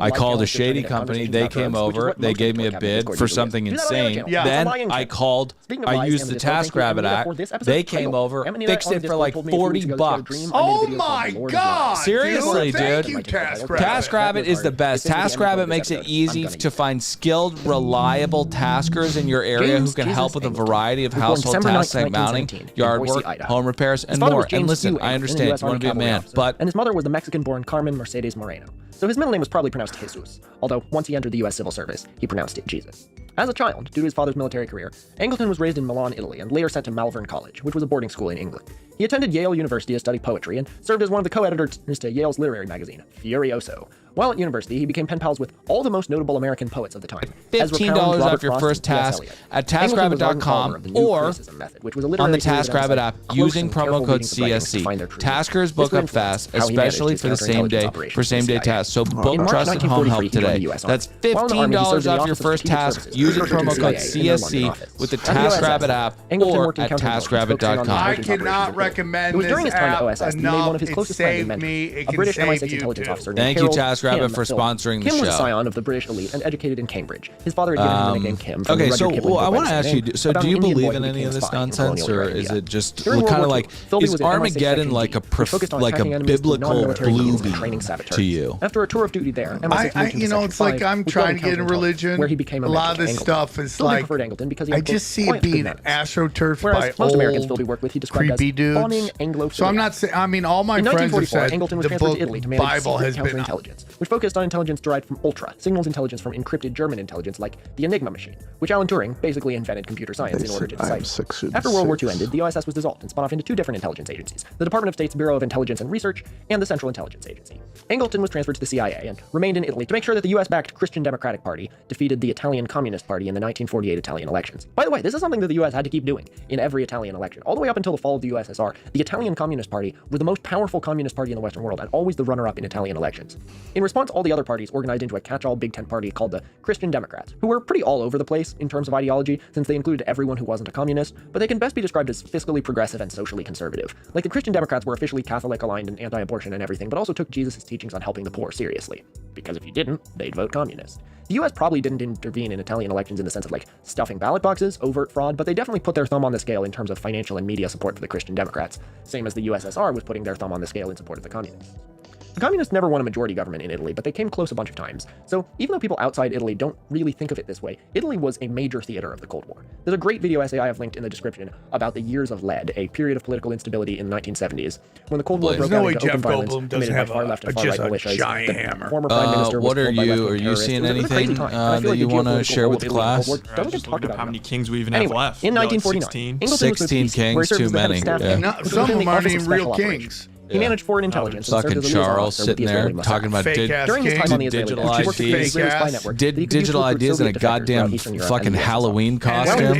England worked closely with His World War hot II dog President Philby, fingers? who had also Like, what's up with your circulation, bro? To cover for his real role as British intelligence representative to the CIA. Philby and Angleton would have weekly lunches together in Washington. While living in D.C., Philby's housemate was a man named Guy Burgess, a fellow Cambridge classmate who previously worked in the BBC and the Home Office. Burgess was also openly gay, or at least as open as you could be in those times. Angleton described himself as half amused, half appalled with Burgess's, quote, exuberant style. However, when he would invite them over to his house, Angleton's daughter, Siri Hari Angleton, they nick. It's like trying to imagine a sack of testicles. It's a scrotum. Imagine a scrotum, but it's your head. Oh, so we become nut sacks. He was a known womanizer who went through several wives. We look like Earthworm Jim. He could have been bi. You know, I mean, at some point, I'm just gonna let go. I'm just gonna see how furry I can get. It's okay for men to have strong you're. This was the state of things in the post-war years. I'm not gonna get Perhaps the only happy years of could be Angleton's life, old before he man, discovered something else about Philby that would ruin the lives of both of them, and far more. The Soviet Union recruited Philby while he studied at Cambridge in the 1930s, just like they recruited Burgess. The spies recruited at Cambridge University were known as the Cambridge Spy Ring. In 1945, a Soviet cipher clerk accidentally reused a one-time cipher pad to transmit a coded message. Having two messages to compare, the code was cracked by British intelligence, revealing I will achieve Bumfardo level. Bumfardo says this. Bumfardo sees his family. They come to visit him, and he goes. Philby knew the Soviet agent, a fellow Cambridge student, And that's it. He just groans and then he dies. That's gross to me. As Philby was attempting to delay the can't planned wait. exposure, a fellow Cambridge spy Stick me in an old home. was I'm sent to just serve going as to the do second secretary nothing at the and British watch Embassy. television. This was because Burgess had a reputation think? for, quote, unstable, Just alcoholic, rigor and mortis. frequently But dude, wanted social people harms. get Burgess caused really many horny. issues with I'm a intelligence operating in knocking DC, to the point that he was on J. Edgar You Hoover's are, staff. okay. We know that he was using British Sasquatch Embassy on your cars to avoid grandma. getting arrested for his, Yeah. quote, Because your homosexual grandma's encounter. trying to teach Bumfardo Homosexuality was bridge, seen and as he's like, I don't fucking give a shit. Same-sex He relationships wipes were the an cards out the aberration table, indicator of and they weakness. just start Being gay could cause fucking security clearance, and this slamming process into was not each ended other. in the United States until You don't have to local pull executive out. order Nobody's in getting 1996. pregnant. This could still be That's revoked at magnificent. any That's time. actually Despite this, magic gay people were environment. probably All right, so overrepresented it in the mentions intelligence services at the time. J. Edgar Hoover himself was not. If you were gay in those days, you were naturally good at concealing things about yourself. A good skill for a spy or an investigator. You had to be able to move countries and live under the radar for years at the drop of a hat if you were a spy, and that was easier if you had no immediate family and less of a social life. Again, if you were gay in those days, that would probably be true. And I feel like autism played a role too. Spies are more likely to be autistic types, autistic people are more likely to be queer, QED. By 1951, Philby had to work to smuggle McLean out of the UK and get Burgess out of the United States before McLean was interrogated by the Secret Intelligence Service. On May 25th, Burgess smuggled McLean onto a steamship that would take him to France and later Moscow. What Philby did not expect was for Burgess to join McLean in defecting to Moscow. When Burgess and McLean went missing, it became an international incident, with news reporting that 2 British diplomats had shockingly defected to the Soviet Union. Philby was interrogated by MI5 to ascertain if he was the third man in this spy ring, which he was. Philby denied that he was a Soviet agent and later resigned from MI6 in July 1951. Philby gave a famous press conference in October 1955 stating he had never been a communist and was formally cleared on November 7th by the Foreign Secretary Harold Macmillan, who became Prime Minister not much later. Mr. Harold Philby, on the right, holds a press conference to deny charges that he was involved in the disappearance of Burgess and McLean. The Burgess-McLean affair has raised issues of great delicacy. Can you say when your communist associations ended, if I assume they did? The last time I spoke to a communist knowing that he was a communist was sometime in You think he's the 1974. worst of all time? After Philby lost his access to classified material, the Soviets. there's a lot of things I like that Trump does. He talks mad shit. I like that. You're a very dumb woman. He could still become the head of the British service. like that. Did not believe that It's his like friend he's was killing a Soviet spy hecklers. all along. Yeah. While Philby was working as a journalist, but MI6 it's like, took him back, are you really allowing gonna him to travel throughout the sell Middle East and pass reports to fucking MI6 land? and then the Soviets. You're gonna take In farmer January land and 1963, sell it Philby finally to went mask China? off Yeah, and a defected regional to the Soviet actor. Union. This Like, what are we defection doing destroyed here? Angleton. Nicholas Elliott, Philby's best friend at MI6, described Angleton and Philby's relationship as far beyond any routine relationship between the colleagues of two friendly countries. The knowledge that he, Angleton, the top expert in the world of Soviet espionage, had been totally deceived had a cataclysmic effect. Philby viewed his mentee Angleton as a brilliant opponent and fascinating friend. John McCrager, a CIA colleague of both Philby and Angleton, said that the key to Philby, if there was a single one, Brian is in a Sykes of compulsion to Cargill, betray Jane and Fraser of deceive, which underlay all Citigroup, his Larry relations. Culp, G, Philby later Aerospace, remarked how David easy it Solomon, was to Goldman steal secrets from Sachs, the British, saying he had Cristiano made friends with the Amon, archivist who managed the Qualcomm, and files somebody went from drinking with, regularly Micron. allowing him to get access to the files he had no reason to So, Philby yeah, says, it if there had seems been like proper discipline, all the worst are there. Yeah, There was, in everyone's fact, getting no pretty discipline. lubed up. Philby would leave his office Talk every evening with a about big Diddy briefcase full of Party. reports and turn them over to his That Soviet contacts, is, who would return them the that's next day. nuts He what's did this going on year over there. in, year out. SpaceX, Philby X, claimed that the reason and no one Tesla, suspected him was Elon due to the Musk British guns. classes, You gotta which could give it not to accept Elon. someone from his elite standing would be a traitor, and MI6 would have too much to lose if he was proven a spy. September 18th, 1961, a Soviet KGB officer within the Strategic Planning Department, Anatoly Golitsyn, defected to the CIA via Finland. What Golitsyn provided to the CIA was evidence that there were KGB moles inside the CIA. This revelation consumed Angleton. Angleton viewed Golitsyn's defection as the most valuable defector to ever reach the West. Golitsyn also provided information to the let's CIA roll this regarding clip the identities of the Trump spy ring talking and double agents to operating out of Hannity West because Germany. it seems like this Golitsyn past claimed that the week moles within the has CIA painted a had a picture KGB that we're codename probably Sasha. comfortable This mole's ceding a real lot name, of Endlin ground Ski, to began with what K, the Bible would was call previously the stationed enemy in to West the Germany east. and was of Slavic descent. Angleton's loose search for Sasha connection. Go became ahead. his white whale. The intelligence community was divided regarding the information Golitsyn was supplying to the West. Christopher Andrew, the official historian of MI5, viewed him as an unreliable conspiracy theorist. For example, some of his claims were seen as pretty big stretches. Golitsyn provided information claiming that the Prime Minister of the UK, Harold Wilson, who knew my grandfather, the mathematician who was the original poor parson, was a KGB informer and agent of influence. In addition, he said that the KGB was involved in poisoning Hugh Gaitskell, the preceding leader of the Labour Party who had died suddenly in 1963, to ensure that Wilson would become Prime Minister. MI5 counterintelligence investigated Wilson and cleared him, but there were those within British intelligence that viewed him as a potential KGB agent. According to the Mitrokhin archives, which were a collection of notes from KGB archivist Vasily Mitrokhin, who defected in 1992, the KGB had an agent development file with notes that they wanted to recruit Harold Wilson and thought it might be possible, and even gave him the codename Olding, but decided not to attempt to recruit Wilson. In 1964, Yuri Nosenko, a lieutenant colonel in the KGB based in Geneva, who was serving as a double agent to the CIA, was uncovered by the KGB. He reported to his CIA case officers that he wanted to defect. The CIA could not verify his KGB recall order to Moscow that caused Nosenko to issue his defection request. While being debriefed by the CIA, Nosenko made several shocking claims. One, that Golitsyn was not a genuine defector, he was a KGB mole who was feeding the CIA bad information, and two, he had information regarding the KGB's connection with Lee Harvey Oswald, the assassin of JFK, and his time living in the Soviet Union. Here we enter a state of affairs very much like the Spider-Man pointing meme. Everyone who says they're an American spy is a Soviet spy. Everyone who says they're a Soviet spy is an American spy. Everyone tries to deny it by going, no, you're the mole, and round it goes. The CIA began to suspect that Nosenko was actually a triple agent and a KGB plant. The first reason was when he admitted that he was actually a captain and not a lieutenant colonel. He stated that he had inflated his rank to ensure that he was more attractive to the CIA, though the documents he previously supplied showing his rank of lieutenant colonel were deemed authentic by the CIA. Was the CIA wrong? Was Nosenko lying? Yeah. Golitsyn also stated that the KGB would send people to discredit him, and there were those within the CIA, Angleton included, who thought that Nosenko fit the profile of who P.F. he Chang's. There were now two people who claimed to be ex-KGB moles who were now helping the Americans. Golitsyn and Nosenko. Both of them were claiming the other one was a fake. Are you a big Chang's guy? I'm a huge Chang's guy. Really? Like, I just want Nosenko stated that the assertion from Golitsyn that the KGB had moles within the CIA was also not true. From 1964 to 67, Nosenko was kept in a CIA safe house in Clinton, Maryland, on the order of the CIA director John A. McCone, and was subjected to profoundly harsh interrogation The methods and lettuce extensive wraps are solitary fire. confinement. Was brought orange before the Warren chicken, Commission regarding the CIA's knowledge about the Kennedy assassination. What is Angleton going noted that the on right information provided now? by Nosenko did not shake his belief in the bona fides of Golitsyn. However, on the other hand, J. Edgar Hoover, the FBI director, and Richard Helms, director of the CIA, both strongly disagreed with Angleton's trust in Golitsyn. Hoover thought that Angleton's belief that the CIA and FBI were penetrated with moles was preposterous. On March 1st, 1969, after numerous interrogations and failed polygraphs, Nosenko was found to be a genuine defector and given $80,000 in financial compensation and lived the rest of his life somewhere in the southern United States.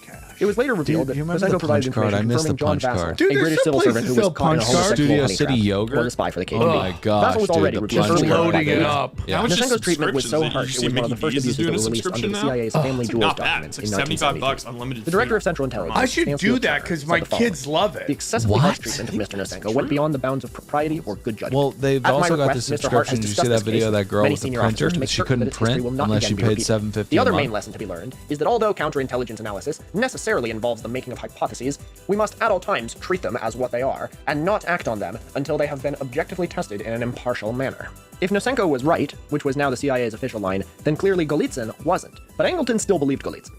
Angleton remained committed during his tenure as chief of counterintelligence to finding the rumored Sasha. Such horse. Angleton believed Golitsyn's assertion that the mole was working in the direction of a small cabal of puppet masters. I was wrong. I got the CIA and caused conflict with the director of operations, managing clandestine It's services. not true. Who would regularly argue So with Angleton anyways, regarding back the to efficiency China, of they intelligence gathering, are quizzing coming knowledge from the of KGB east. tactics, techniques, and procedures. Angleton had let the intelligence enterprise get people totally think it might paralyzed be by his paranoia. Turkey. With the United States entering the Also. Vietnam War, You- Angleton believed you that the growing hate anti-war Turkey, movement was man. actually Well, I funded mean, and I have supported by the reason Soviet to, Union but as a I way to don't hate destabilize their the United people. States. No. Angleton ordered the I creation of can't Operation tell- Chaos, I can't get mad which was at one of the them, most even though comprehensive they're- domestic they refuse counter-surveillance to operations admit within it. the United States. It lasted from Imagine 1967 to Germany did that 1974. to like Director of Central Intelligence, what? Richard Any- Helms, informed Sorry, President you Johnson on can't get November pissed 15, off at Turkish 1967, people the CIA who had say- I'm found not no mad at evidence of Turkish contact people between the most because they prominent peace didn't movement do leaders and these. foreign embassies I know, in but the what United if, States. but what if Operation Chaos there's a continued Turkish throughout the person Nixon that didn't have anything to administration do with the until it was exposed by genocide New who York Times doesn't reporter Seymour recognize it as a Hersh genocide? In 1974. Well, that's With that a expose problem. and You Watergate put at the same another time, one? It was at the time What a do you historic want? low 3? for trust in government. Yeah. What's Once happening Hersh's to you? story was published, Angleton announced his resignation on Christmas Eve of 1974, stating that my usefulness had ended. Angleton's senior aides were retired shortly thereafter, and the counterintelligence department was reduced from 300 to 80 people. Angleton was awarded the Distinguished Intelligence Medal in 1975, and was quietly rehired as a contractor to manage, quote, operational issues.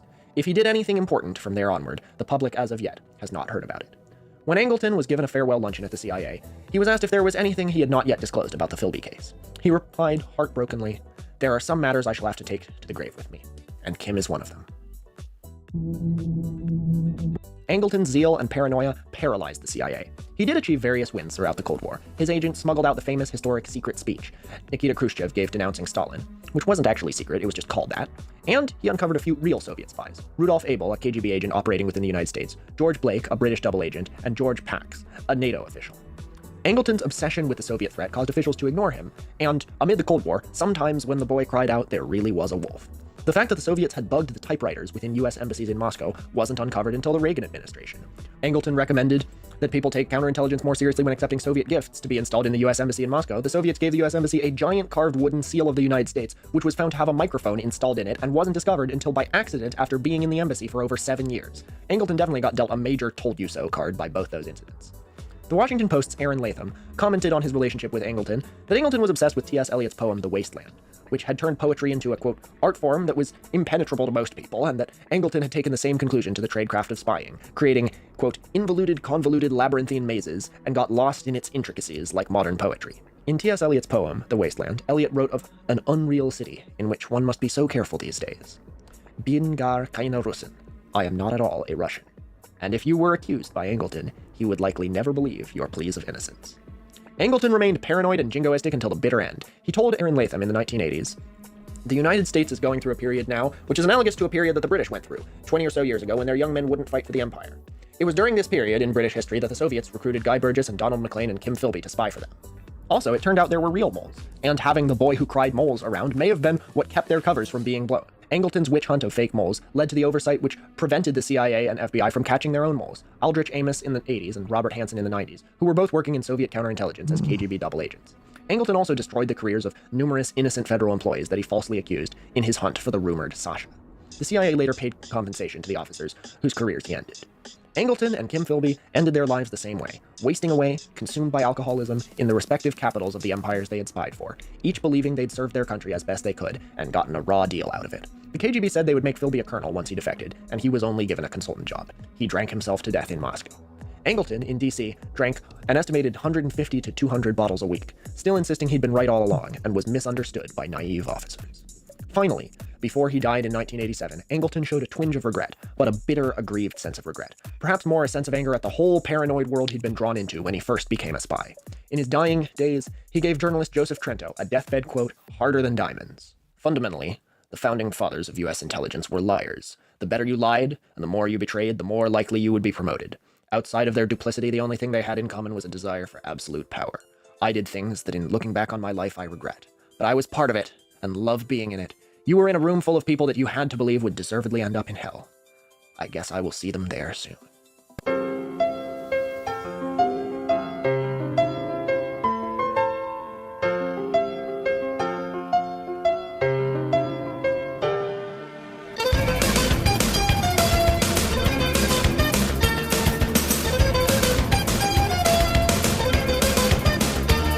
You believe in something right, but you do something wrong. A loaded question will break your bones, what puts you on your knees. You paint the walls in red, the color of your heart, but the man in grey will get you now. You've got to hide or take the blame.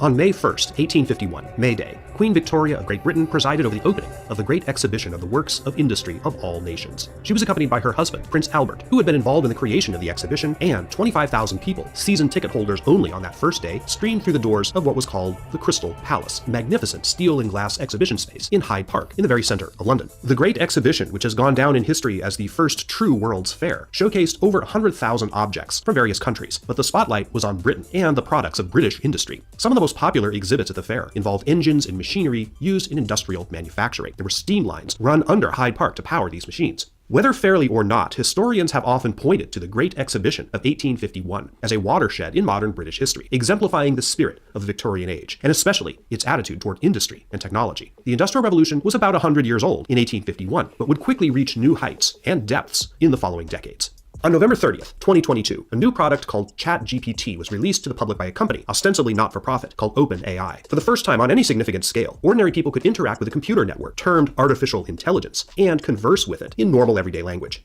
ChatGPT was wildly popular. People all over the world were experimenting with it, so many that OpenAI technicians were afraid that the computers that powered it, GPUs or graphics processing units, would literally melt. Within 5 days, ChatGPT had 1 million users. It had 100 million within 2 months of its launch. Google and other Silicon Valley companies reacted quickly, suddenly chucking many of their development strategies and deciding quickly to go all in on AI. These two events, the opening of the Great Exhibition and the unveiling of ChatGPT, occurred 171 years apart. Aside from the normal sequence of history or wild butterfly effect type speculation, is there a connection between them? Well, yes, there is. This video wouldn't exist if I didn't think so. The connective tissue between the Crystal Palace exhibition and our modern artificial intelligence boom consists of a lot of historical events. The Great Disaster you've probably heard of, the horror of the trenches of World War I, the atomic age, the space race, Vietnam, the dot-com boom and bust, and a lot more. You see, in the Western world, and even in many other parts of the world you wouldn't immediately classify as the West, there has been, over the last 200 years or so, a unique and pervasive optimism in the power of technology to transform society for the better.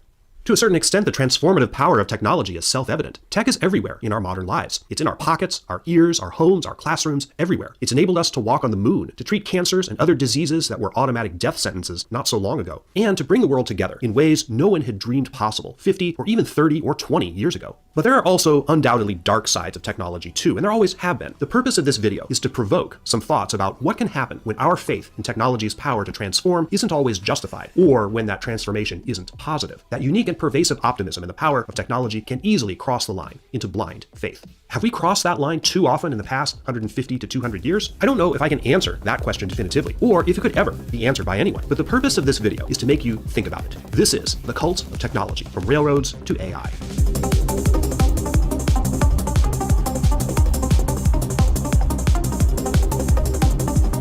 Hi, my name is Sean Munger. I'm a historian, teacher, and author. I have a PhD in history, and my niche here on YouTube is doing context-heavy, deep dive videos on various historical topics. This video is slightly different than some of my recent ones. It's more of a video essay than a straight narrative history, though you will get some historical stories here that I think you'll find interesting. And we're going to cover a lot of ground here at a very high bird's eye view level, jumping from topic to topic and moving quickly through the last 170 odd years. Let me lay my cards on the table right at the outset.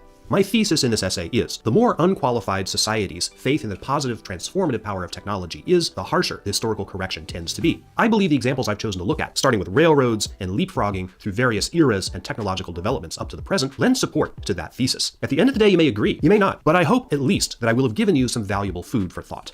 I am not anti-technology, a Luddite, as the term is often put. I don't think we should revert to the Stone Age or even the 18th century. I use a smartphone, just like most of you probably do every day. And obviously, I'm working and teaching on YouTube, a major product of the technological and information revolution that most of us have witnessed firsthand in the past 20, 30, 50 or so years. My attitude toward technology is probably best summed up by a line that appeared in the film Contact, made in 1997, based on the 1985 science fiction novel by astronomer Carl Sagan. I'm not against technology. I'm against the men who deify it at the expense of human truth. Maybe that's a little more flowery and absolutist than I would put it, and maybe Matthew McConaughey isn't the ideal spokesman for the idea, but generally I think the sentiment is pretty much right on. Now, this video is not my first pass at this subject. I made a video 3 years ago in 2022 called The Meaning of the Titanic, where I talked about societal attitudes towards technology and its transformative power, specifically linking it to the Victorian and Edwardian ideas of progress with a capital P. In this video, I'm taking a much wider view of the same subject, but you will notice the Titanic is among the examples I'm marshaling to support my thesis. But this video is not going to be just a retread of that one. We're covering a lot of new ground here too.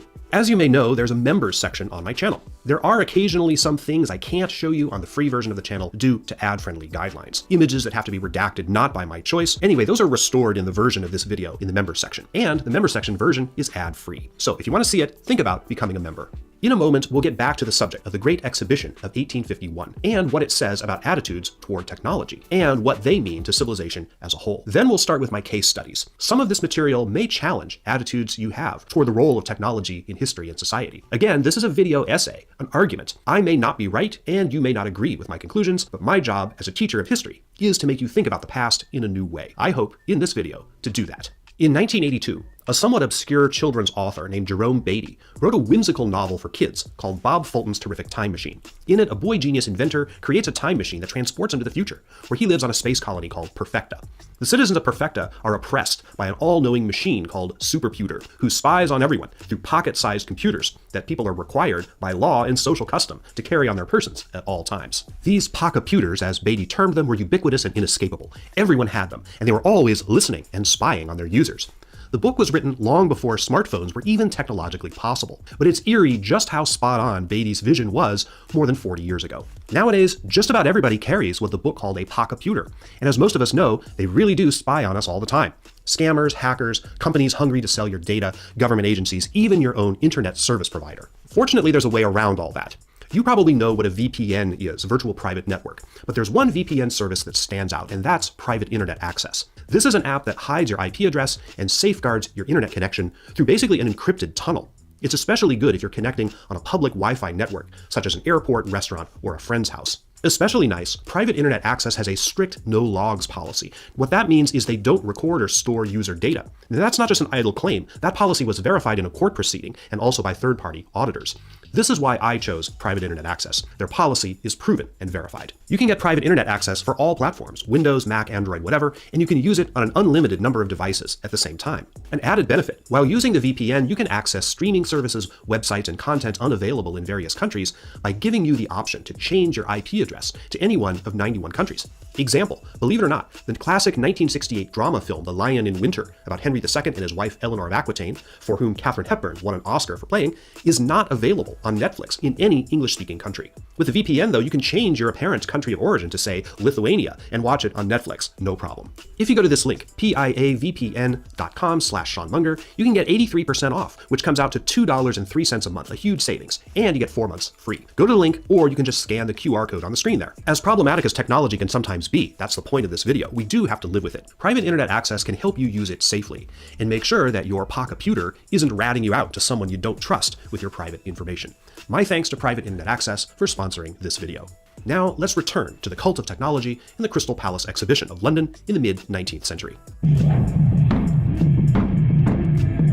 The The Great Exhibition of 1851 has a reputation for being a smash hit success from the word go. It may not have been. The records of attendance for the first month are only anecdotal, and not everyone in London or elsewhere in Britain was a big fan of it, as there was a surprising number of detractors. But within a month, the exhibition was drawing perhaps 14,000 visitors a day. It was the kind of event that you went to more than once. There were, after all, over 100,000 items in numerous galleries, so the exhibition was designed to foster repeat business. Queen Victoria attended many times, often with one or more of her kids, including her eldest son Bertie, the future King Edward VII. Distinguished foreign visitors included Prince Friedrich Wilhelm of Prussia, the future Emperor of Germany, and father of Kaiser Wilhelm II, who wasn't born yet at the time of the exhibition. Progress, which you could spell with a capital P to get across what the Victorians thought of it, was a major theme of the fair. Technology and machinery were a major part of that. James Ward, a reviewer of the exhibition, proclaimed that the machines at the fair were, quote, the epitome of man's industrial progress, of his untiring efforts to release himself from his material bondage, end quote. This was pretty typical of middle-class Britain's attitudes toward technology. In addition to being efficient, profitable, and patriotic, many people, Queen Victoria among them, thought the machines displayed at the fair were aesthetically beautiful. One commentator for Scientific American wrote specifically of the locomotives on display, quote, "Oh, how I like to look upon those mighty iron arms heaving up and down, or moving backwards and forwards at every heave of the steam giant's breast," end quote. Sounds like that guy really needs a date. Anyway, the promotion of technology, particularly British technology, was a major objective of the Great Exhibition. The men who created and organized it, specifically the Royal Society for the Arts, originally founded in 1753 under a different name, came up with the idea, inspired by smaller-scale exhibitions, particularly in France, as a means, in part, to address two problems. First, they perceived that the British education system was failing to produce enough people who could competently staff and guide the industries that were becoming an increasingly large share of the nation's economy. Earlier in the 19th century, there had been an experimentation with design schools, hoping to train people, mostly men, for careers in industry, which had arisen only in recent decades to replace the old medieval and early modern economy based on artisans and apprenticeship. The design schools were not viewed, at least by the Royal Society, as a smashing success.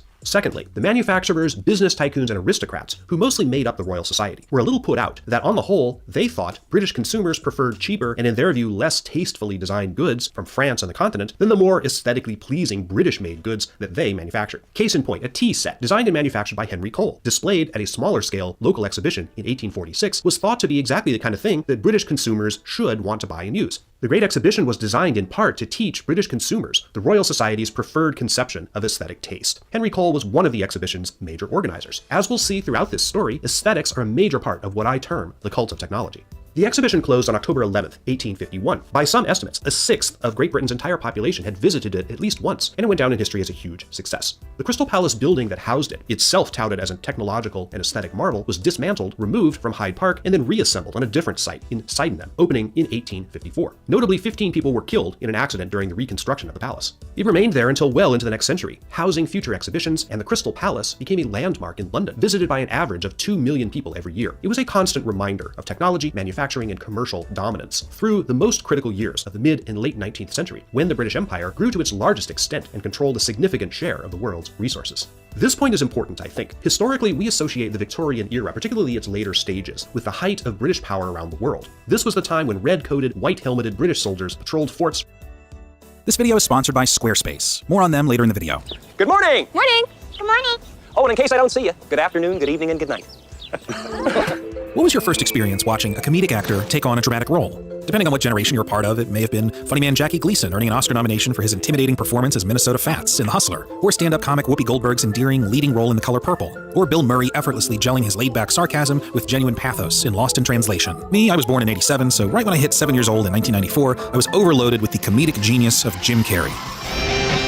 Like a glove? I had no context for who this man was. I hadn't seen In Living Color, so my brain was struggling to process this onslaught of this rubber-faced, live-action incarnation of a cartoon. He did 3 movies that are they're legendary comedies in 1 year. Ace Ventura, Pet Detective, The Mask, and Dumb and Dumber. Want to hear the most annoying sound in the world?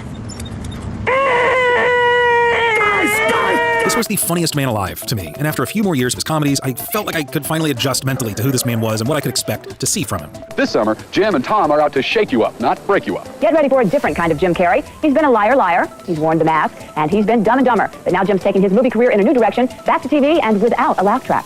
Then he melted my brain again when he starred in Peter Weir's classic comedy fantasy drama, The Truman Show. Carrey played Truman Burbank, a man who unknowingly lives his entire life inside a massive television set where everyone around him is an actor, and his every move is carefully constructed by a god-complex director, Christoph, and broadcast live 24/7 to the world. Anything happen? No. We gotta get out of here.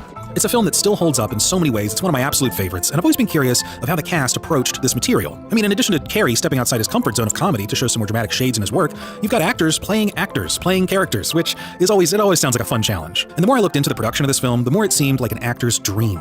Fiction and reality were often blurred with meticulously crafted backstories, a surprising amount of improvisation, and an infectious, collaborative environment in which everybody's excitement just rubbed off on one another in a feedback loop, sparking endless creativity and new ideas on the fly. Using several books and plenty of interviews and some rare behind-the-scenes footage, I'd like to break down the acting methods of the main cast of The Truman Show, playing the main cast of The Truman Show. We've become bored with watching actors give us phony emotions. We're tired of pyrotechnics and special effects. While the world he inhabits is, in some respects, counterfeit, there's nothing fake about Truman himself. Everything speaks to me. It's the weirdest thing. Every movie I've gotten in my life, I could trace any movie, and I could tell you somehow how that was the absolute manifestation of my consciousness at that time. I was Truman. I was in the bubble at that time.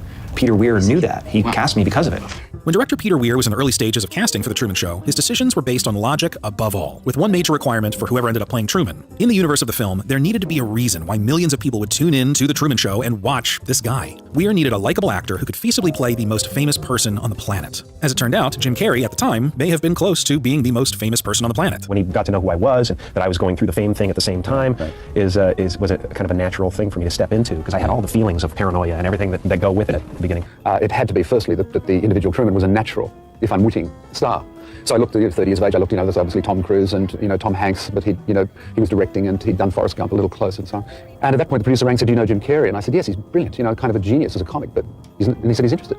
So I was on a plane. I thought, what an idea. And Weir was already a huge fan of Carrey after watching Ace Ventura. He's one of the few people that, I think really, rightly so, looked at Ace Ventura and said, this is art. Do not go in there. Woo! And as a side note, this wouldn't be the first time Weir had worked with someone primarily known as a comedian in a dramatic role. And knowing that Peter had worked with Robin Williams before, Jim could not have been in better hands. He knew how to use Robin Williams perfectly in his role as an English teacher railing against conformity at a prestigious private school, inspiring young men to open their minds in Dead Poet Society. You must trust that your beliefs are unique, your own, even though others may think them odd or unpopular, even though the herd may go, that's bad. The first time I watched it, I remember thinking, yeah, Robin, he's still like himself. There's a few little Robinisms thrown in there, but it was still a well-balanced and grounded performance. There might have been times when Weir had to rein him in, but Weir was big on experimentation. Quote, on Dead Poets, Robin and I worked out that he would teach Shakespeare and Dickens to a class for half a day with 2 cameras running, and he would do whatever he wanted. Some of that made it into the film. I did the same sort of thing with Jim. And like any actor who's stepping outside his or her comfort zone, Carrey was a little nervous, not knowing what to expect and working with such a revered director. I thought he would have such granite, written in stone ideas about what he wanted to do. He would come down from the mountain and go, these are the laws. But he didn't. He was very like, come on, let's scratch this out together. Let's figure it out. Something else that Carrey probably didn't expect was that Weir had a little bit of a comedy background. So we had this rapport, because I'd begun in sketch comedy at university and had done reviews and even television shows in a kind of Monty Python way. So I had that background. His was stand-up, but certainly, we had that kind of what if kind of rapport. One idea that Weir floated to Carrey was perfect in kind of a scary, accurate way. And I came in and I said, I was thinking, when I came from the hotel, got up this morning, I was cleaning my teeth like you do in the mirror, and I think, it'd be interesting, we could put a scene in with you doing stuff in the mirror. And he got all excited about that. And the whole Trumania thing is, came from me in my own bathroom, drawing faces on the mirror and sticking my face into them like they're little soap masks. Sometimes I would do a whole bodysuit or a big frilly dress or something like with a wig and then put myself into it. Oh, darling, whatever it is, So I don't know about you guys, but based on those interviews, it sounds like Weir just in a parallel way had this idea for something that Carrey could do that Carrey had already done years ago when he was a kid, entertaining himself in the mirror. Yes? I know what it's like to do shows in my room to the wall and rehearse for the company. And every time somebody comes over to be putting on a show, and the one that's a little different. Did he know that this kind of thing was part of Carrey's life, that he essentially rehearsed and practiced this kind of stuff as if he had his own private audience in his bedroom?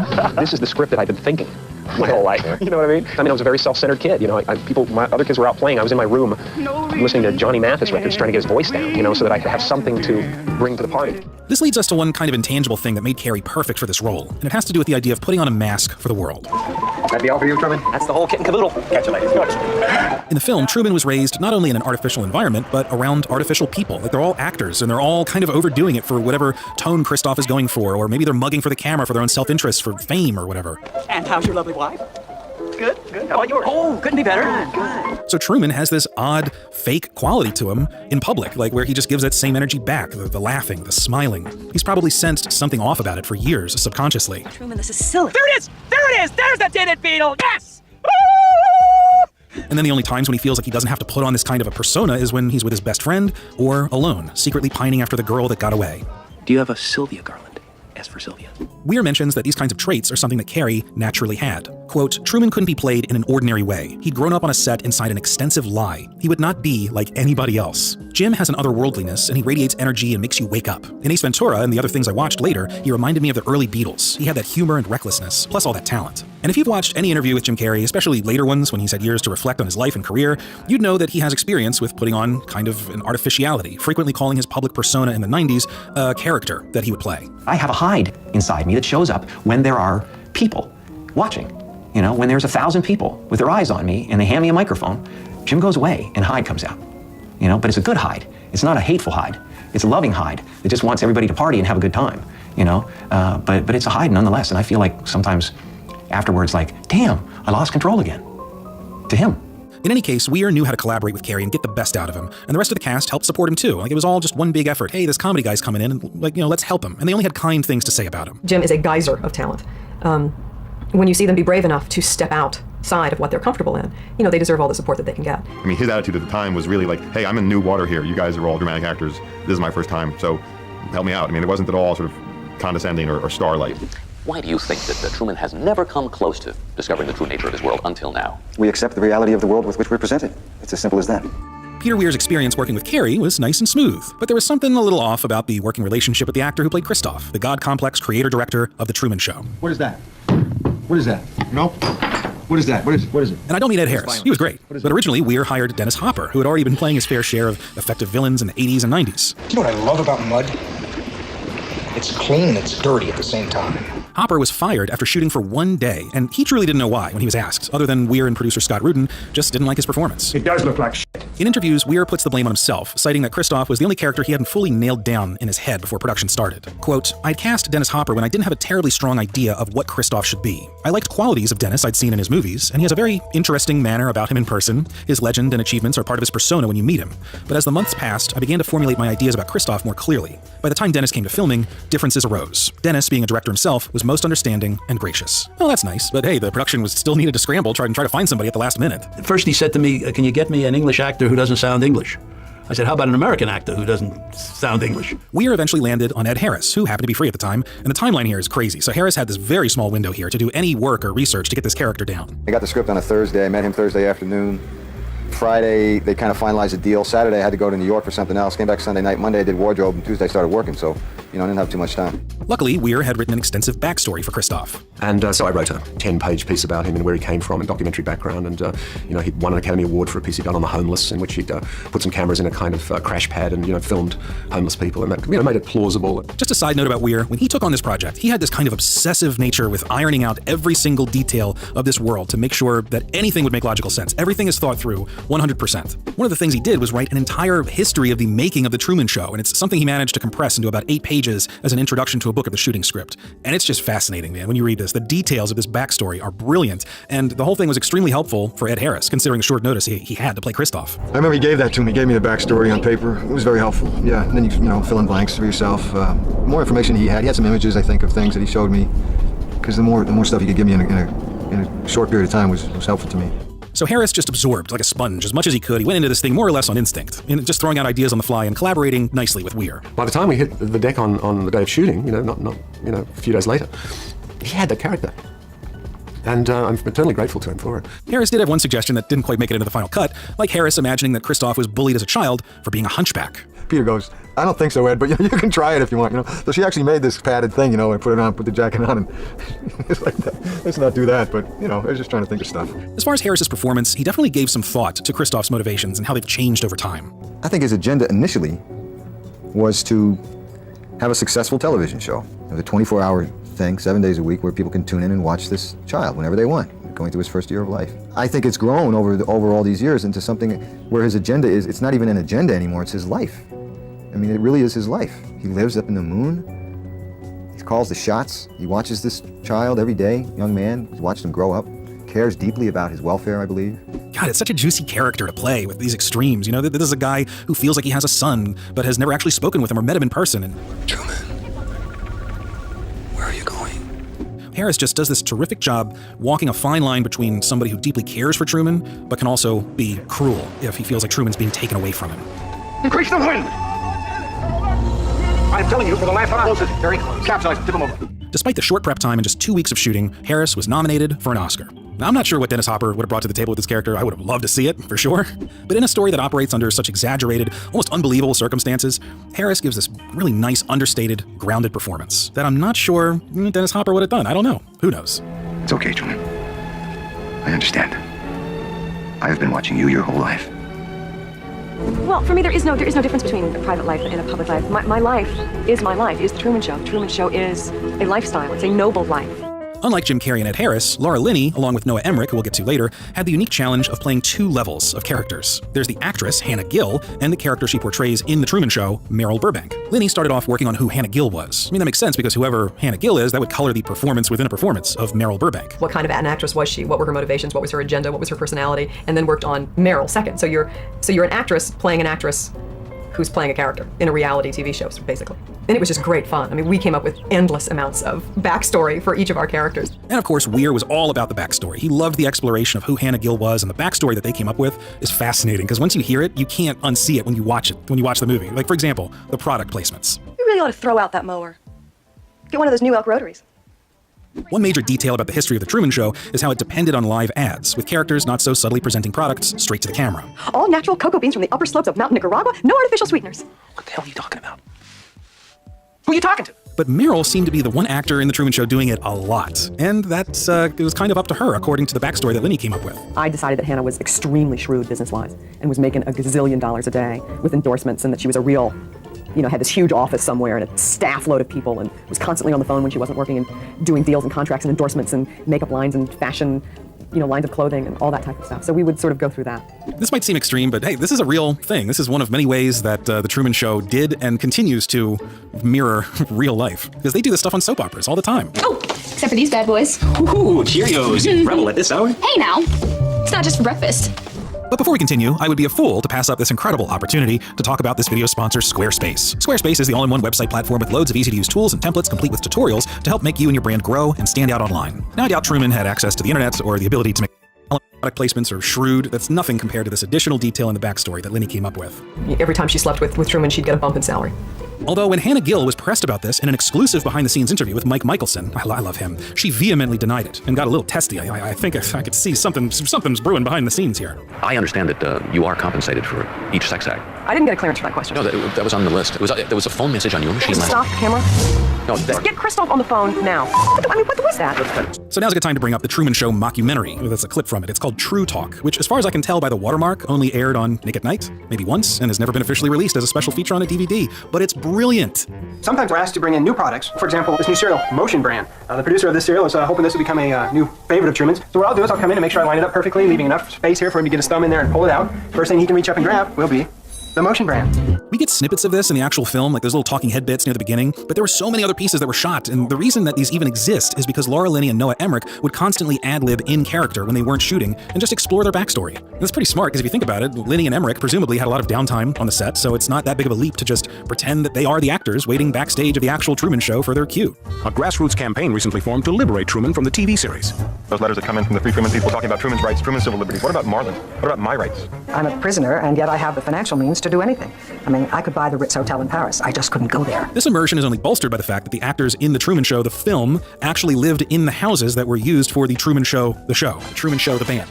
That's how integrated it was, this sort of fantasy reality, Truman Show, TV, not TV, film, not. It really became this phenomenal blur of cross between storytelling and living, sort of every actor's dream to live on the set, to live in the costume, in the character, and we sort of did that. In any case, the long ad-lib sessions helped immensely with character development, and Peter Weir would join in too. Quote, with the actors, it became a source of amusement during shooting, particularly with Noah Emmerich and Laura Linney. We would ad-lib for hours, they and their actor persona, and with me playing rather naturally, a director on the show. These ad-libs helped remind us of the schizophrenic nature of their characters, and kept us in touch with what was at the heart of their relationship with Truman. Apart from that, it was a lot of fun, and occasionally provoked ideas for new scenes. I began to see potential for a documentary in these off-camera conversations. So Weir actually pitched this mockumentary idea to Paramount. The screenwriter, Andrew Nichols, wrote out a whole separate script for for this thing. It was directed by Second Unit, and Harry Shearer, who played the interviewer like he did in the final cut of the film, came in and played the interviewer. But according to Weir, the whole idea was abandoned. I guess you count this as lost media. I don't know, which is a shame, but thankfully someone nabbed it, put it on YouTube. It's really great, and you can tell how much fun the actors are having with some of these talking head pieces. I came across a synopsis for an episode of me developing brain cancer. It was really ridiculous, and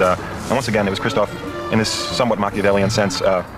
Well, you decide. It happened in the middle of my contract negotiation. But business is business. We settle on a benign tumor.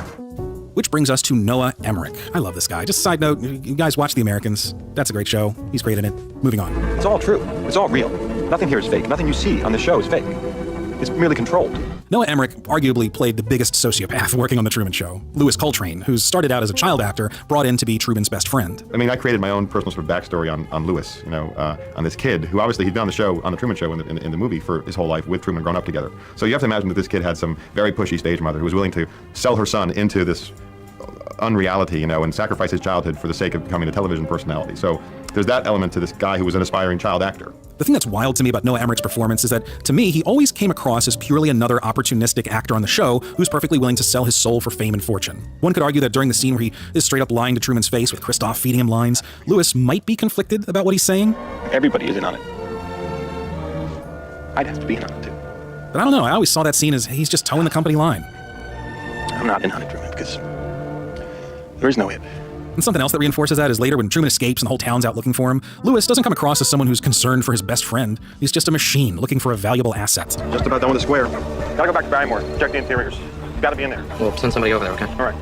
In a way, he's maybe the most unlikable character. I mean, with Hannah, yeah, she's definitely done her fair share of deceiving Truman, but she must not be very good at it because Truman doesn't feel like he can be himself around her like he does with Marlon. Like, Louis is so good at pretending to be a genuine best friend that Truman actually has his guard down around him. But maybe he's the most misunderstood character. I don't know, the way Emmerich talks about his approach to playing Louis, you kind of feel sorry for him. Then there's the other reality, which was that he actually did grow up with Truman on The Truman Show, and they became best friends. That was an authentic, I think, real relationship. Because when you're 8 years old, you're not faking your best friend, and sort of the notion that you're with someone all your life that you can't actually share the secret with must have been very, very difficult for Louis, to have this burden as a child. So I think that creates a very interesting sort of almost psychotic split in this character who has to be false perpetually to the person who is authentically probably his best friend in the world. And then he, of course, grows up and realizes he's this famous actor, but it's all predicated upon this very deep and profound betrayal, false life that I think must have made him a very complicated man. It's almost as if there's no other way Louis could have turned out. Like, he got so good at lying, it became second nature. And although there's an interesting deleted scene here that might show a little bit more humanity, which, if they were going for just the cold, opportunistic guy, it makes sense why they might have cut this. In the scene, Christoph has a meeting with the cast explaining the plan of seducing Truman into an affair and then having the child of that affair be a spin-off show, like a second Truman Show featuring Truman's child. When the child is born, the network will be switching over to a 2-channel format to chronicle both lives. What happens when Truman and the baby are both on camera together? There will simply be duplicate coverage. Let's just hope we don't have twins. So when Truman dies, we go back to the single-channel format, right? That will be all. Thank you. Maybe I'm wrong here, but that sounded like sarcasm, with Louis extremely turned off by the cavalier attitude at which they're continuing to use Truman. I don't know, I feel like I'm having a stroke trying to peel back all these layers here, but that's what makes the story so much fun. Everything's so thought out and every detail is so rich that you can't help but peel back all the layers and try and figure out who's thinking what and who's doing what. Something that always made me laugh was how Louis's character, Marlon, I love how they thought this out. He would always have beer, right, when he's hanging out with Truman. That is a beer. But then when things escalate and Truman has this scary encounter with Meryl, it's obvious that Christoph told Louis to just get in there as Marlon quickly and de-escalate the situation. Truman? Oh my God, oh my God. And you can just imagine the director-actor conversation that might have taken place, like, why am I going over there? I don't know, just bring a six-pack, like you're gonna hang out. That's your thing, right? The beer.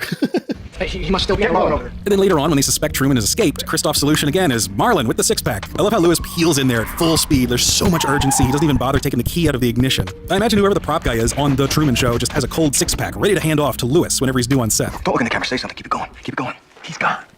Cut transmission! Cut transmission? I don't know, I'm getting sidetracked with all this, I know, but all this stuff that I'm thinking of, this is what the actors did on the set, this kind of fun that I'm having even talking about this. They used their experience, not just as actors, but their experience in show business to add these fun layers to their actor characters and expanding the world and their backstories. Like, hey, what if my character did this? Oh man, what if you did? Oh, what if this happened 20 years ago? And Peter Weir was wise enough to not only encourage it, but incorporate it fully. Some of these ideas ended up in the film, and it blurs the barriers of reality even more. In this way, The Truman Show is an example of how great the final cut of a film can be when when the right idea comes to the right director who's willing to give it that tender love and care, and with a cast who can then collaborate and make every aspect of the story richer than it would have been otherwise.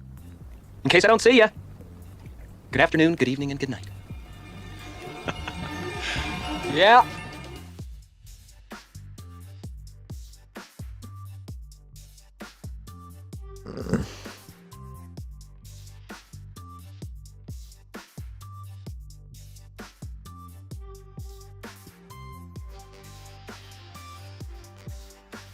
Oi, mate, I was like given this old like Smazno Galaxy phone, and like I can't seem to get Android to run on it properly, mate. Can you take like a quick squeeze for me? Wait a minute. Bimbos! Yeah, this is a Windows phone. What? What happened? I got this in a bulk lot of crap that I was buying for the Nugget Dip ages ago, shuffling where they need to go. And I look at this and go, oh, that's like a Galaxy S4. That's kind of decent. And then, yeah, I saw that home button. I didn't know Smazno did Bimbos. It's even better than that.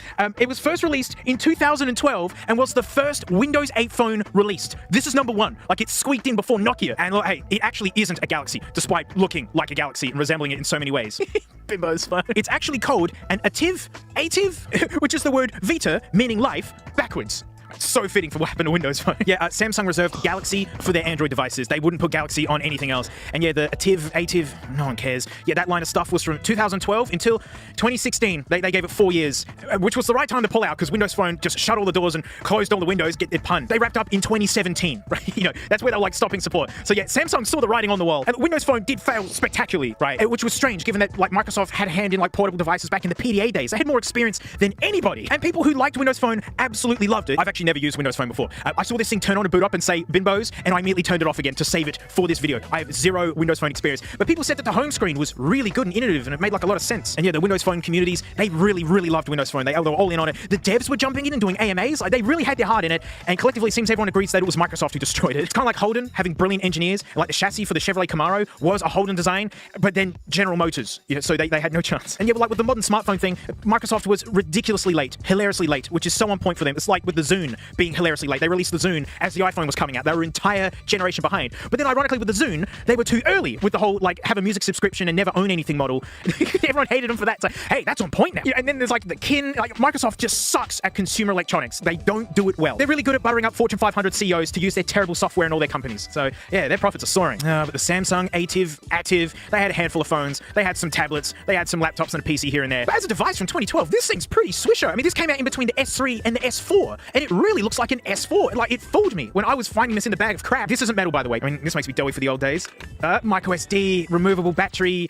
It was the good days, really good days. And this is the cheapest plastic ever. This is right before, I think it was the S6 is when Samsung's design actually just took off and they really were just absolutely nailing it. At this point, yeah, just get it out there. Hey, it has held up good, and it would, because this stuff is doomed to rot in landfill for thousands of years. So, you know, there you go. Ignore this cut on my hand. These were literally the only band-aids I had left. These ancient unicorn ones. And it might actually be giving me the infection I'm trying to avoid. I am so excited to turn this thing on, and my first Windows experience. I love how it's Windows Phone 8 as well. They had 7, they had 10. Windows 8, where they basically tried to force everybody into a touch interface thing because they were trying to really push the Surface, which still to this day really hasn't taken off. So it's funny that they gave up on their own phone operating system when they'll happily just keep pushing Surface along. Microsoft's got the money. They can have some loss leaders in their lineup, and yeah, they just completely let this side of the market go. You know, that's Microsoft. I don't know what they're doing. This is probably one of the one instances where like a Windows 8 interface actually has a shot. It's a touchscreen. All right, so you ready? This is exciting.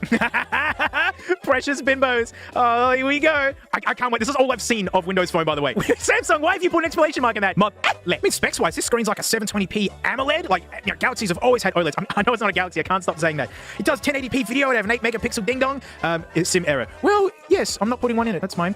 Oh, Windows Phone. Ah, right. So everything just has to move around all the time. It's very engaging. All right, well, it's 639 somewhere in this world, not here. You know, I gotta say that this UI really makes a better use. Oh, there's photos on it. This UI makes way better use of the OLED, because when I did the Samsung Galaxy S2, that version of TouchWiz, which sucks, TouchWiz is miserable, but there was basically no deep blacks of any kind. It didn't show off the OLED. This does. This looks really, really good. This is a heckin' nice screen. It's crazy. This is 14 years old, and it looks this good. Ooh, it has Office on it. Ah, yuck. Oh, it's got Internet Explorer. Oh, the misery is here. Someone wiped this before dumping it? I'm guessing not. Ooh, Yahoo Mail. Yahoo Mail is so bad. A Microsoft account. Yuck. Nope. No. Signing up to a fully up-to-date Microsoft thing is dodgy enough. Imagine signing into this thing. I will be putting it on the guest network in a minute. Gotta absolutely see, will it actually look up celery and firewood? This keeps moving. What is people? People set up account. No. Family room. I mean, this is very stylized. It's very cool looking, the way like this has like a parallax scroll, like stuff in front's moving quicker than stuff behind. But now I just have room and room and then family. Stylistically neat. Practically confusing. Honestly, I don't know anything about Windows Phone. This feels a lot nicer to use than my iPhone 5 was. I mean, I'll give it that. Chat on.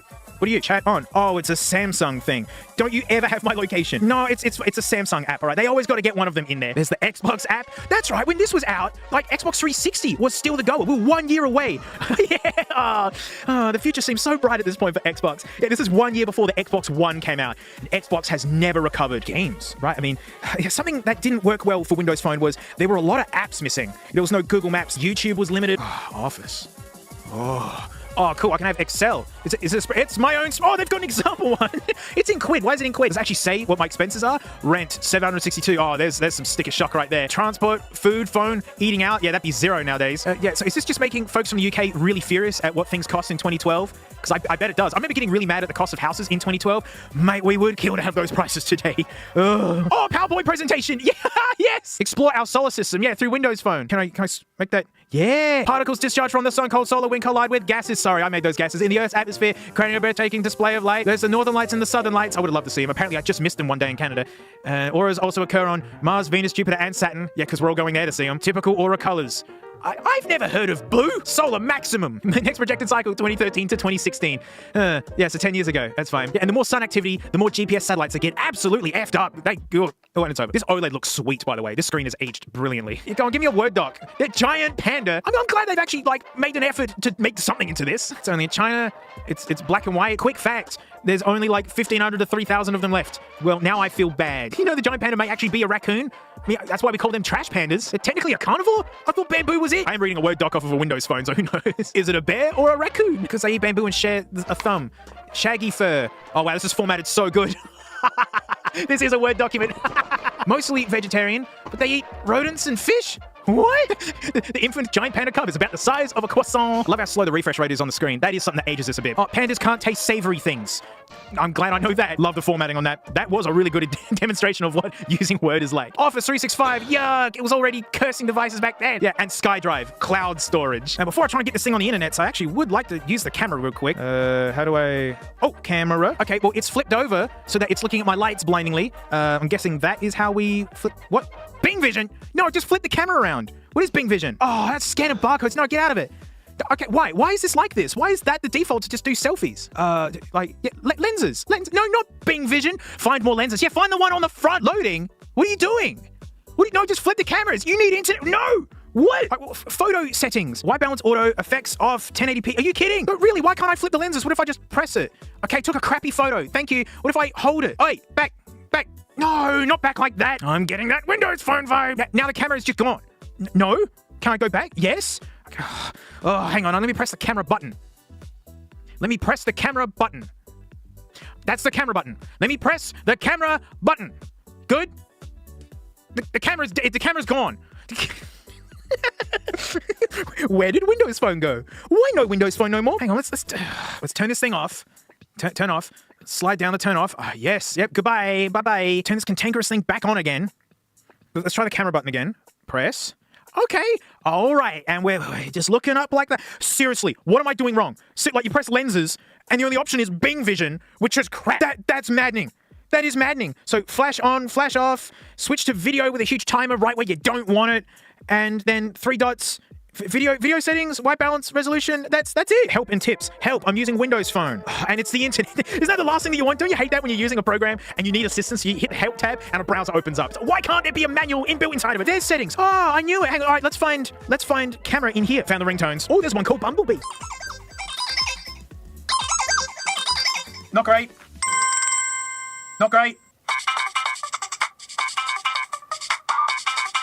Yeah. Not great. What the stink is creamy? That's weird. Yeah, I am feeling faint. Here's the auto one. Okay.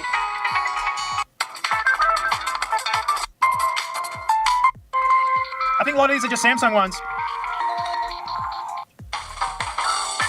Yeah, I recognize these from the other one.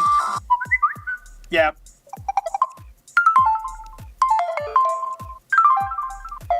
Where's camera? How do I just flip the lenses on a camera? That's all. Oh, photos and camera. No.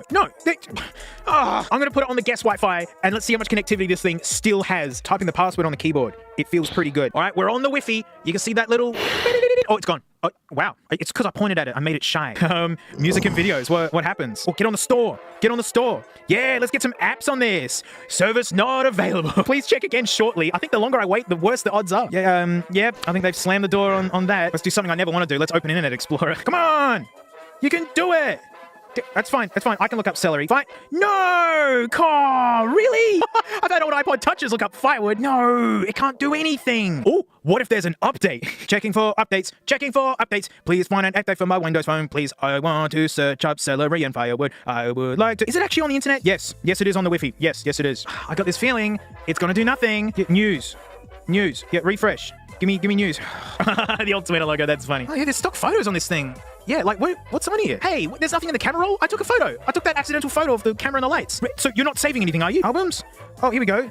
Stock images. We got a child playing foosball. The first bicycle ever made. I don't know. There's a man in a fedora, though. The number 3 pylon. And a shipping container. Maybe that was the shipping container this was shipped in. That'd be nice. We got a 5... And, free feet! There's your free feet. Oh, look, each one is a number. See? So, number 1, and there's a 2, there's a 3, a 4, a 5, feet, and 7, and 8 on the back of some shoes. And that's it. Seriously, I can't take photos. I can't flip the lens around. I'm going to try that again now that we've got internet. Okay, find more lenses. Yeah, find it. Pinch, or I flick. Okay, it zooms in, and what if I flick like that, right? What if I just tap on it and say, don't use that lens? Naughty phone, don't do it. Can I even take a photo? What if I just take this crappy photo? There, I took a crappy photo. Whoops. Ew, bing. Yeah, help. It can't find help. Camera roll. It's not even saving photos, this thing. This is balked in a way I'd never even imagined. I was using a Galaxy S2 not long ago, and I took videos and uploaded to a memory card and everything. What a mess. There's a photo editor. Oh, cool. I can edit these feet. Let's add a color effect. Yeah, let's warm up the temperature. Hot feet. Add an effect. Pop art feet, yellow glow. Oh yeah, it's just called ruined. Magic pen feet. Do you like how nothing's visible anymore? And then we can make it look like a Polaroid of some sorts. Cool. There you go. Feet ruined. Yeah, awesome. It's ruined forever. Well, at least I got something done today. But seriously, it hasn't saved the photo that I took. And you clearly saw I took it. I'm just trying to load the camera again, by the way. I pressed the camera button. All I did was press the camera button. It just said, nah. What's wrong with this? It's seemingly working. Madness. Absolute madness. I know it's, this thing's an out-of-date piece of crap and no one needs to deal with it anymore. And clearly it would have worked in its day. But this thing has lost functionality I didn't expect. Remember in the last Cashies video? We were browsing the Cashies online store on an iPad 3. And I'm pretty sure the iPad 3 is like the same age as this thing. It's not like this thing was a massive powerhouse either. People joked it was just 4 iPhones taped together. Yeah, the camera doesn't even load anymore. Load the camera. You piece of junk. Oh, rubbish! Look, I know, Windows Phone people, it was great when it was current and it was working. It's dead now, and yet Microsoft has just seemingly yanked all the wires out of this thing. I'm sure there's a way to sideload more modern stuff onto it, but why? Running old manky stuff and giving internet access nowadays isn't a really clever thing to do anymore. But fun to know that there's a Samsung Galaxy active Windows Phone thing, and I own it, and it went really, really well. And that's it. Thank you so much for watching. Huge thanks to these stinky names right here. They're my $10 floaties. Thank you. I really, really appreciate you. Float plane's where it's at. That's where all my extra content is. All right, we're gonna be here for a while. You might as well get cozy. Like and subscribe. Join the Discord, the Minecraft server, follow the Instagram. Now let's dive. The entrance to this whole rabbit hole begins with the October the 1st police reporting of the events that evening. Most specifically that Stephen had fired over 1,100 rounds into the crowd of concertgoers that night, and yet that really can't be true from what we see. Based on the police report photos we do have, there are nowhere near 1,100 bullet casings in that room, and from what we were told, the bullets should have easily landed in a pretty convenient pile for the police to count, and very few, if any, should have fallen outside the window, based on where it is assumed Stephen had been standing and shooting from. Therefore, one must ask, why aren't there the appropriate number of bullet casings in the room, and how did the police come to that number? I sure would like to know, but it doesn't seem like the police actually tell us so in their report. Indeed, from my estimation, there are some 4 400 bullets in all the photos combined of all of Stephen's rooms, which would then be roughly 700 shy of what was originally stated that he had fired. So what's going on then? Because along with a lack of shell casings, there is way too much ammunition in Stephen's room to make the argument that he was only there for the concert. The final police report states that there were roughly 5,500 rounds of unfired ammunition in Stephen's room, which basic math time is about 5 times the number of rounds he had allegedly fired into the crowd. Further, as mentioned, Stephen had left a bunch of ammunition in the car, which doesn't make sense either because it won't be much use to you down there if you're up in your hotel room. Furthermore, it's not as though Stephen was raided by the SWAT just as his shooting commenced and he didn't have enough time to finish firing the rest of that ammo, in which case it might make sense why there's so much. In fact, which we briefly touched upon earlier in another episode, Stephen had over 72 minutes, as we previously discussed, between when the shooting ended and the SWAT actually entered his room. And based on the impossibly fast fire rate of Stephen Paddock that he allegedly showed us that evening, these 72 minutes would have been more than enough time to shoot off the other 5,500 rounds of ammunition. Furthermore, in Paddock's care, they also found over 100 pounds of tannerite. Tannerite being a medium-tier explosive that you can buy at a lot of gun stores. And yet he didn't bring that up with him either, or rig a bomb to explode at a certain time. It was literally just sitting there, still in its package from what I can tell. Which makes no sense because why have the tannerite but not be prepared to use it? Fortunately, we do have it on good knowledge that Stephen was an arms dealer, as we've covered before, and yet that still brings to mind something that doesn't add up. All of these wasted supplies so neatly packed away in luggage, clearly this was done to make the transfer of goods more expedient and covert, but then why was it left there? That is a question we may never know the answer to, but for our sake, it's probably best it was left there because when you look at the ammo a little bit more deeply, there are some phenomena one might notice, as some types of ammunition would be just plain weird to use if you were plotting a shooting up a concert like Paddock had allegedly been doing. And indeed, once again, Stephen will prove to be a very unique man because the robust cache of ammo he had brought with him was red tip, which typically denotes a tracer round. And from what we have seen of the footage from that evening, there are no muzzle flashes nor tracer rounds emanating from Stephen's room, to our knowledge, I should say, especially since the SWAT says the windows weren't broken. But what's further strange is that Stephen somehow was shooting through the unbroken windows, while in that evening should have looked way, way different. Because this is what a tracer round looks like. And this is what a tracer round looks like at night.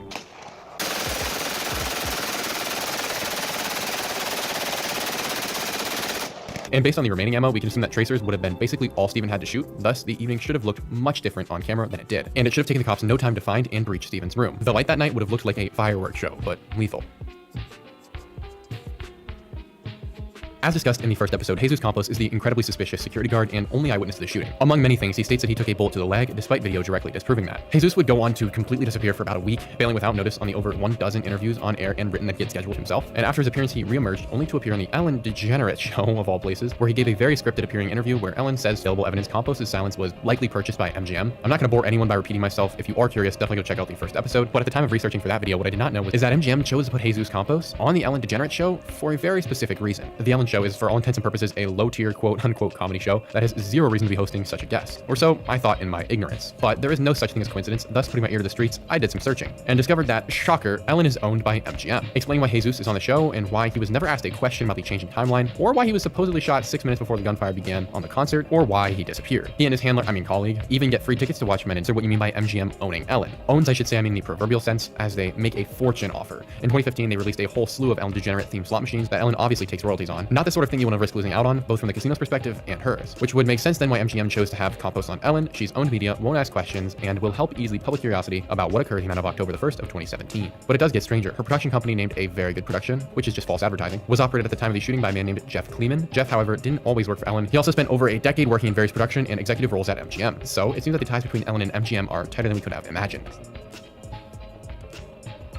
And speaking of odd coincidences as relates to financial incentives, there's an interesting fellow named James Moran, who at the time of the Vegas shooting was the CEO of MGM Resorts International, the parent company of Mandalay Bay and a bunch of other properties. The sort of guy who is in the know about all sorts of things and important event-related information about his company and what's going on at any time, which makes his behavior in the months and weeks prior to the shooting so suspicious. In the midst of a booming rise of MGM stock, where for months the market was bullish, and investors were suggesting this was a great time to buy, the CEO of the company sold off much of his stock which he had accumulated during his time at the helm. Not just a few shares, but 294,150 to be precise, or about 80% of his total ownership of the company. He made about $10 million on this transaction, which is nothing to scoff at. But it's even more curious because that sell-off wasn't just in the midst of an upward growth trajectory, but it was just 23 days before Stephen Paddock allegedly opened fire. The timing, we're not gonna lie, is too exceptional to merely be a coincidence in my mind, especially considering Moran stood to miss out on roughly $1.7 million of stock value had he sold after the shooting. Incriminating for certain, however, it seems that Moran couldn't keep mum on the word and may have let it leak to a bigger fish. George Soros, the embodiment of a demon, the incarnation of evil in the form of a vile elderly husk. He also happened to be under the impression that MGM Resorts, while in a bullish upward climb, was a worthwhile short position to open. Short meaning he was in essence wagering the price of MGM Resorts International stock was going to drop considerably enough to make a profit on the difference. In fact, he was so confident in this bet that he opened a short position on 1.35 million shares of MGM-RI. Guess what? This position was reported in August, no more than about 60 days prior to the shooting. That many shares at August of 2017 prices makes Soros' position a roughly $42 million one. And as we know, MGM-RI's price did go down shortly afterwards, with Soros collecting a $73 million return on his investment. All of which makes one wonder where these two got their information from. How could they be so confident as to stake tens of million dollars on a guess, despite swimming completely against stream on the entire market's opinion about MGM-RI? And it also makes me wonder if they were somehow involved, but that would be ridiculous, right?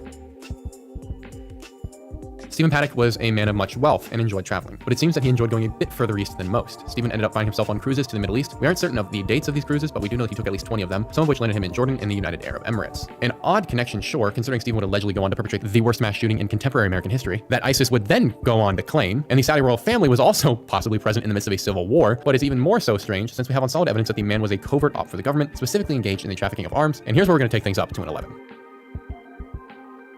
Stephen Paddock is known in the media as some rando dude who gambled and then got mad and shot up a festival. And I kid you not, some people try and argue that he slipped on the floor of a different casino and that made him so angry that he did this. And that is just lazy, despicable, awful media. And I know I don't want to belabor the point, we've discussed that a lot, but it's just too ignorant. But it's even more despicable because apparently the evidence has been right before our eyes. One bit of evidence that proves Stephen Paddock was a government agent in the most incriminating way possible. Surely the only thing that could be more incriminating than this would be if maybe a presidential assassin had a picture taken of him with the weapon in question after the event, had socialist papers in his hand, and the photo had apparently been heavily edited. That would be maybe more incriminating than this, which certainly that's not possible. And so on screen now, I'm going to show you a letter written from one client of Stephen Paddock's to a prospective client of Stephen Paddock's. And this letter is supposed to be a reference letter for Stephen so he can get a new contract of some kind. And so I'm just going to read it now and then give you my thoughts. Mr. Jim Nixon, America's Attorney Service Inc., P.O. Box 80094, Balch Spring, Texas 75108. RE Accounting Service. Dear Mr. Nixon, please note that I have been working with Mr. Paddock for the past several years and believe that he will be the ideal accountant/investor for your business. Steve have a very unique accounting practice and he is very professional, not to mention honest. 15 years with the CIA, he is funny and will keep you happy as long as you are his client. In other words, I have nothing but good to say about Steve. I realize you've only known Steve for about 3 to 5 years in a personal manner, but professionally you will be impressed. Steve talks a lot about his CIA days, but he's a good person to know and will work for you. Please give him a chance. Sincerely, Mr. Albert Stockton. Firstly, how insane. This has just been sitting here and almost no one knows about this letter. And secondly, I think we can all understand that Stephen Paddock is probably not going to be doing much accounting or investing, and this letter is tongue-in-cheek. And it's pretty clearly, in my mind, referencing something else that Stephen is going to be accounting for and investing in, which I believe is further proven by the huge kahuna that this letter reveals to us. Right there, a close friend of Stephen Paddock and client references more than once that Stephen Paddock has been a CIA operative. Even crazier that he worked there for 15 plus years and often spoke about his experiences. Now this doesn't seem right at all. We have a mass shooter who in reality from what we know now is an arms dealer, which we could sort of tell already based on his previous work history and disappearance, but it's good to know because there was that inconvenient blank spot that left so much up in the air where he just had no work history for like 30 years, which now at least 15 years of has been filled up with his time at the CIA. And so we must wonder, is this why the media was so silent about Paddock, why they didn't take advantage of the gun control narrative? Because the feds knew he was one of their own and were trying to hide it from us? And it was so obviously seen in a bunch of letters that the government already had, so then why were they only released 2 years ago? And why did I have to get linked to them on a random Reddit thread that then linked me to a random local news channel that only showed this letter for about 4 seconds in the overall context of letters telling Stephen not to shoot, which I can't really tell if any of them actually even say that. So how is this possible? To my knowledge, I haven't seen it in any of the records I've sifted through. So what obscure government report or release did this get pulled from? I suppose at least now we have undeniable confirmation that Paddock is a Fed, but still, what the heck and how deep does this go?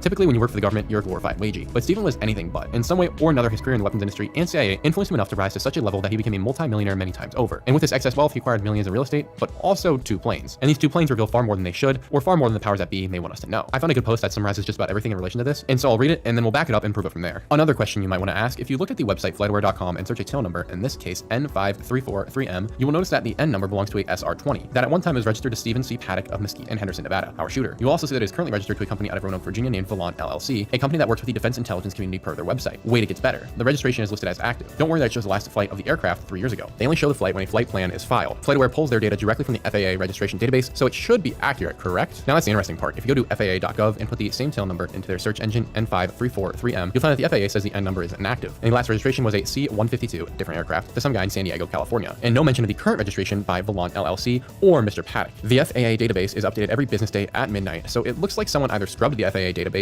and forgot, or didn't know that FlightAware posted the same info, or someone at FlightAware is playing a big trick on everyone and putting false information into their database. All I know is the name Stephen C. Paddock now has something in common with a spook outfit. Interesting. This sounds outlandish, but it isn't. The Paddock government connections do continue to get deeper, but something this post leaves out is that Volant LLC and Volant Associates, which is what it's referencing, are 2 different companies technically. One might be tempted to combine them because Volant LLC is, from what I can tell, a shell company, and Volant Associates is a defense contractor with the same name. And the odds of these 2 companies sharing the same name, that being a French word which is a military term, while being a few hour drive apart, or way less than that by plane, since we are discussing planes, is about nil in my mind. But let's scrutinize test this claim a bit more and see if it holds up. First, let's view the registration address for this Vallant LLC. It pulls up a house in Virginia, just some random house, not an office. It does sometimes happen that you'll list your business address as your home address. It's not altogether common when seeking some sort of privacy, but it's possible. However, this house is particularly curious. You can't get very close via Google Earth or any other Street View app I've found. The closest you can get is still pretty distant, and there are some conveniently planted trees that obstruct the view of anyone trying to peep the house from the back road. Nonetheless, we can see some curious things considering this home is connected to a war contractor and therefore the government. That being two very similar looking black cars, at least two sizable outbuildings, in addition to a pretty big home with windows that we can't look into, and also what I believe to be a relatively large satellite sitting behind some trees in the backyard. That would be easy to miss. It's also a nice piece of property set a bit back off the road with few neighbors in line of sight, especially considering the trees. I find this all a little too strange to pass up, but it does get weirder. When looking up the address online, it reveals that it's not actually a home, my bad, but a French restaurant named Charles L. Doing a little look-see-loo, Charles L.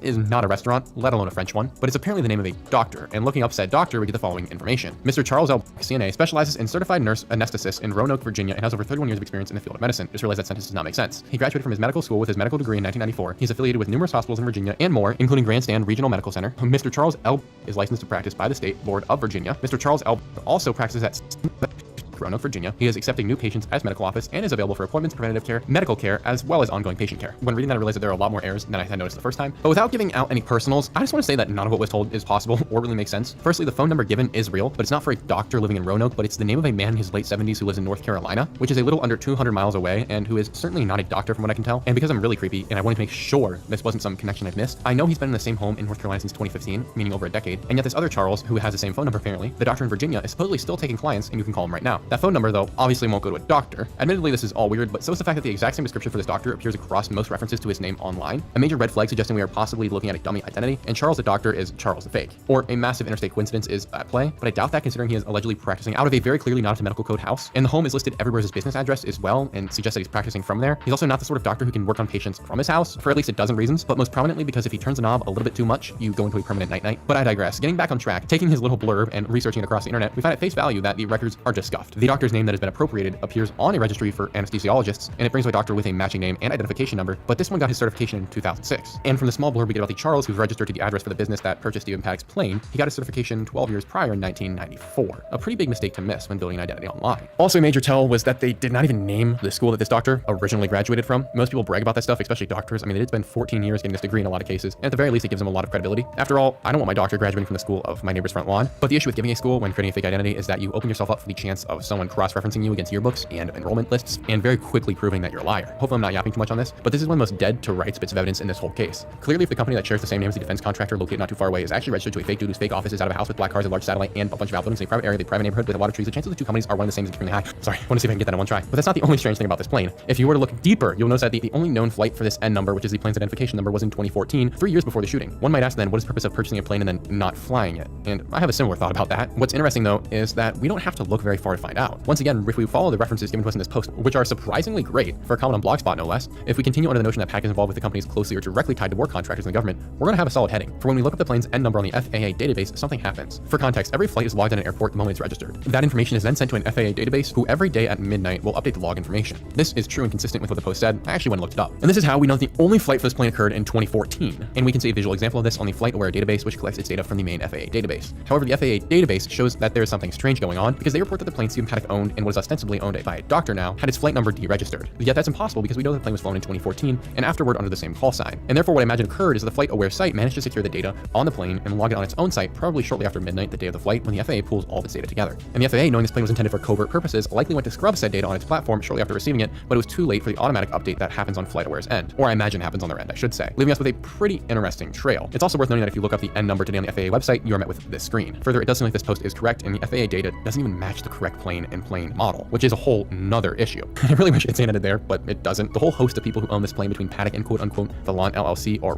weird. One of them can be tied all the way back to an obscure LLC that has connections to hired guns domestically and abroad, and the other has a similar rigmarole to the first we discussed. I do think, though, it's not worth to jump down that rabbit hole because it would only come out as repetitive. But it's important to note that evidently the plane just sat during this time, according to official records, unused. And one of the people who owns it is a businessman placing foreign students in housing, take that as you may, and from his records I saw the annual revenue for his business is around $250,000, which, assuming that's accurate, is nothing to scoff at, but his take-home pay is probably not nearly sufficient to fund the acquisition of Paddock's plane, which price ranges from $250,000 to $750,000. A little steep for him based on our records, but also not sure how you could really count that as a business expense unless something else is going on. Once again, some basic facts that raise some important questions. I'm going to try and speed through this because this rabbit hole goes so deep. Stephen Paddock is tied to what some estimate to be at least 100 different registered businesses, and from what I can tell, these are shell companies. Interestingly, basically all these companies have since shifted ownership, many to the same handful of people, and seem to have skated by untouched by the legal system in the retribution process for the Vegas victims. The companies range just about as broadly as one can imagine. I've seen some that claim to be involved in media consulting and web development, and others that are in the water moving business. The websites for these companies, if they even bother to make one, are comically bogus. The same can be said for many of the LinkedIn profiles allegedly behind them as well. It seems Paddock wasn't very creative, naming 25 different companies Paradise Ranch. Legit Paradise Ranch 1, 2, 3, 4, 5, and so on. I don't know what this entails beyond the fact that having a good info, Paddock is at minimum a Fed with CIA work history who sells arms, which should be plenty suspicious, and a bunch of shell companies, the sort of things you do in this business. You know, that being from my decades of experience in international arms dealing. And that's all pretty easy to believe stuff, considering the evidence we have is really supportive for that. But where I've seen people go off the deep end and where I think there's actually been some injection of fake news is if you look a little bit deeper. I don't personally believe this next part, but it's worth noting because of the following reasons. Paradise Ranch, which Paddock named so many of his companies after, is a nickname many officials and employees use for Area 51, and Area 51 is a less than 2-hour drive from his house, and based on his plane capabilities, around an hour flight. Additionally, there is a NASA scientist who published articles on a variety of topics, including rocket propulsion, and was involved in Operation Slingshot. And the scientist's name, you might have guessed it, is Stephen Paddock, but it's a different spelling across various articles. And this turns out to be a red herring, though, I truly believe, because it's by all accounts a different man. I've even seen a photo of the guy. Like I said, though, name differences, and he's way too old, and so I think this was intentionally added to really skirt you away from where we need to be focused.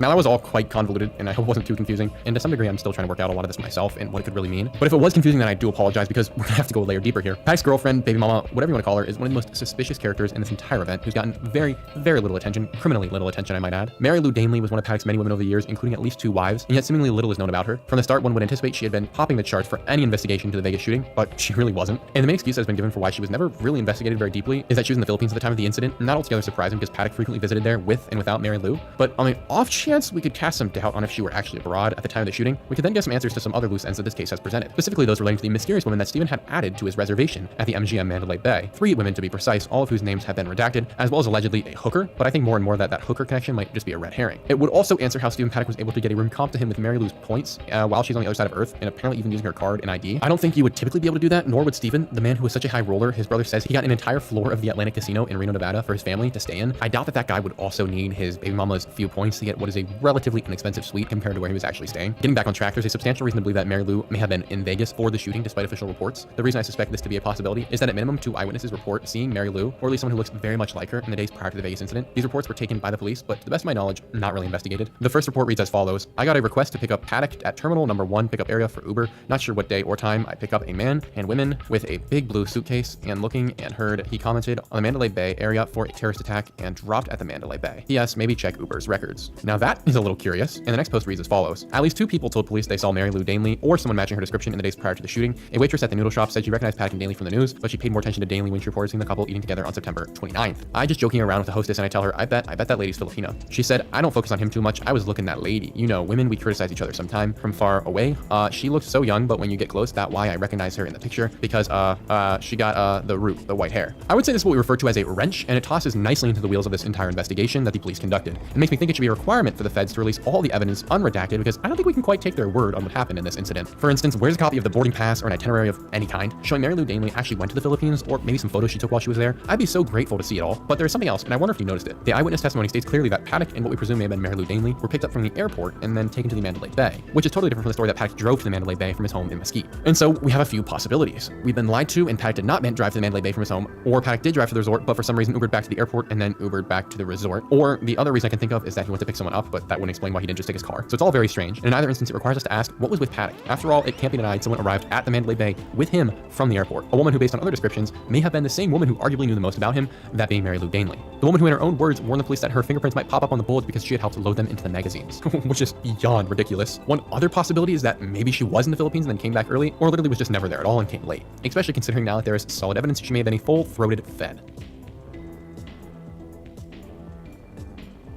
The FBI. The garage was empty, and the neighbors report seeing the two packing up their cars at various times as if they were moving, but when asked, they said they had no intentions of moving. They always had their blinds down, and they were all around weird people. Mary Lou was very kind, but Paddock was put offish. This is practically speaking the sentiment shared by all the neighbors and testimonies I have encountered who knew Mary Lou Danley or Paddock to some regard prior to the incident. And the strangeness is just going to be emblematic for the story of Mary Lou, who, despite media reports, is not quite as normal as we might think. She's right about 70 now, and her history is nearly as murky as Paddock's, but we do know that she was born in the Philippines on December 12th of 1954. She then moved to Australia, already having a child when she arrived. We don't know if this was was from another for the husband. last 25 years. While in Australia, she next to married a me. man, either first or second Had husband, a we don't know. bullet But lodged in the seemingly base got he was tired of him playing and left in the at late the time. 1980s So when she bullet moved to hits the base Arkansas, he's got which is on quite a long at way the from time playing. Australia. And while there, So she yeah, married a there was man some close who calls eventually and got stuff. they feel really awful for him. And this was in the year 1990. She also brought her daughter with her as well to America. The daughter of the original man, presumably in the Philippines, who we don't know whether or not she was wed to. But getting back to Arkansas, the family, which included her husband's own daughters, moved to Memphis and then Nevada. And in 2013, while still married to this man, she started committing adultery for the second or third or maybe fourth time. Bullet lodged in the base he was with who we playing now know at the as time. Stephen C. Paddock. But here's where it's going to get even more confusing. Reports from neighbors about Mary Lou prior to meeting Paddock state that she was a great wife and mom, as mentioned during this period. Yet somehow, while being a wife and mom in Nevada, Mary Lou is also a high-limit poker hostess at the Atlantis Casino in Reno, Nevada. I'm not even certain if she lived near that casino, and it's an over 7-hour drive from Paddock's home in Mesquite. So that's just odd. And this is allegedly where she would meet Stephen Paddock while being a hostess in the high-limit poker room. And we do know that Paddock did visit this casino, and we know that he once even got the entire floor comped for his family, which is just an insane thing to think about. And knowing Mary Lou hops from man to man like it's an Olympic sport, or like a frog on lily pads on a rainy day, that seems like the sort of thing that would attract her attention. But something just doesn't smell right about all this. Mary Lou has all these husbands and baby daddies and multiple citizenships, and seemingly knew what Paddock was up to the night of the shooting. She kind of gives away the whole bag by privating and then deleting her Facebook account the night of the shooting prior to Stephen being announced as the culprit. So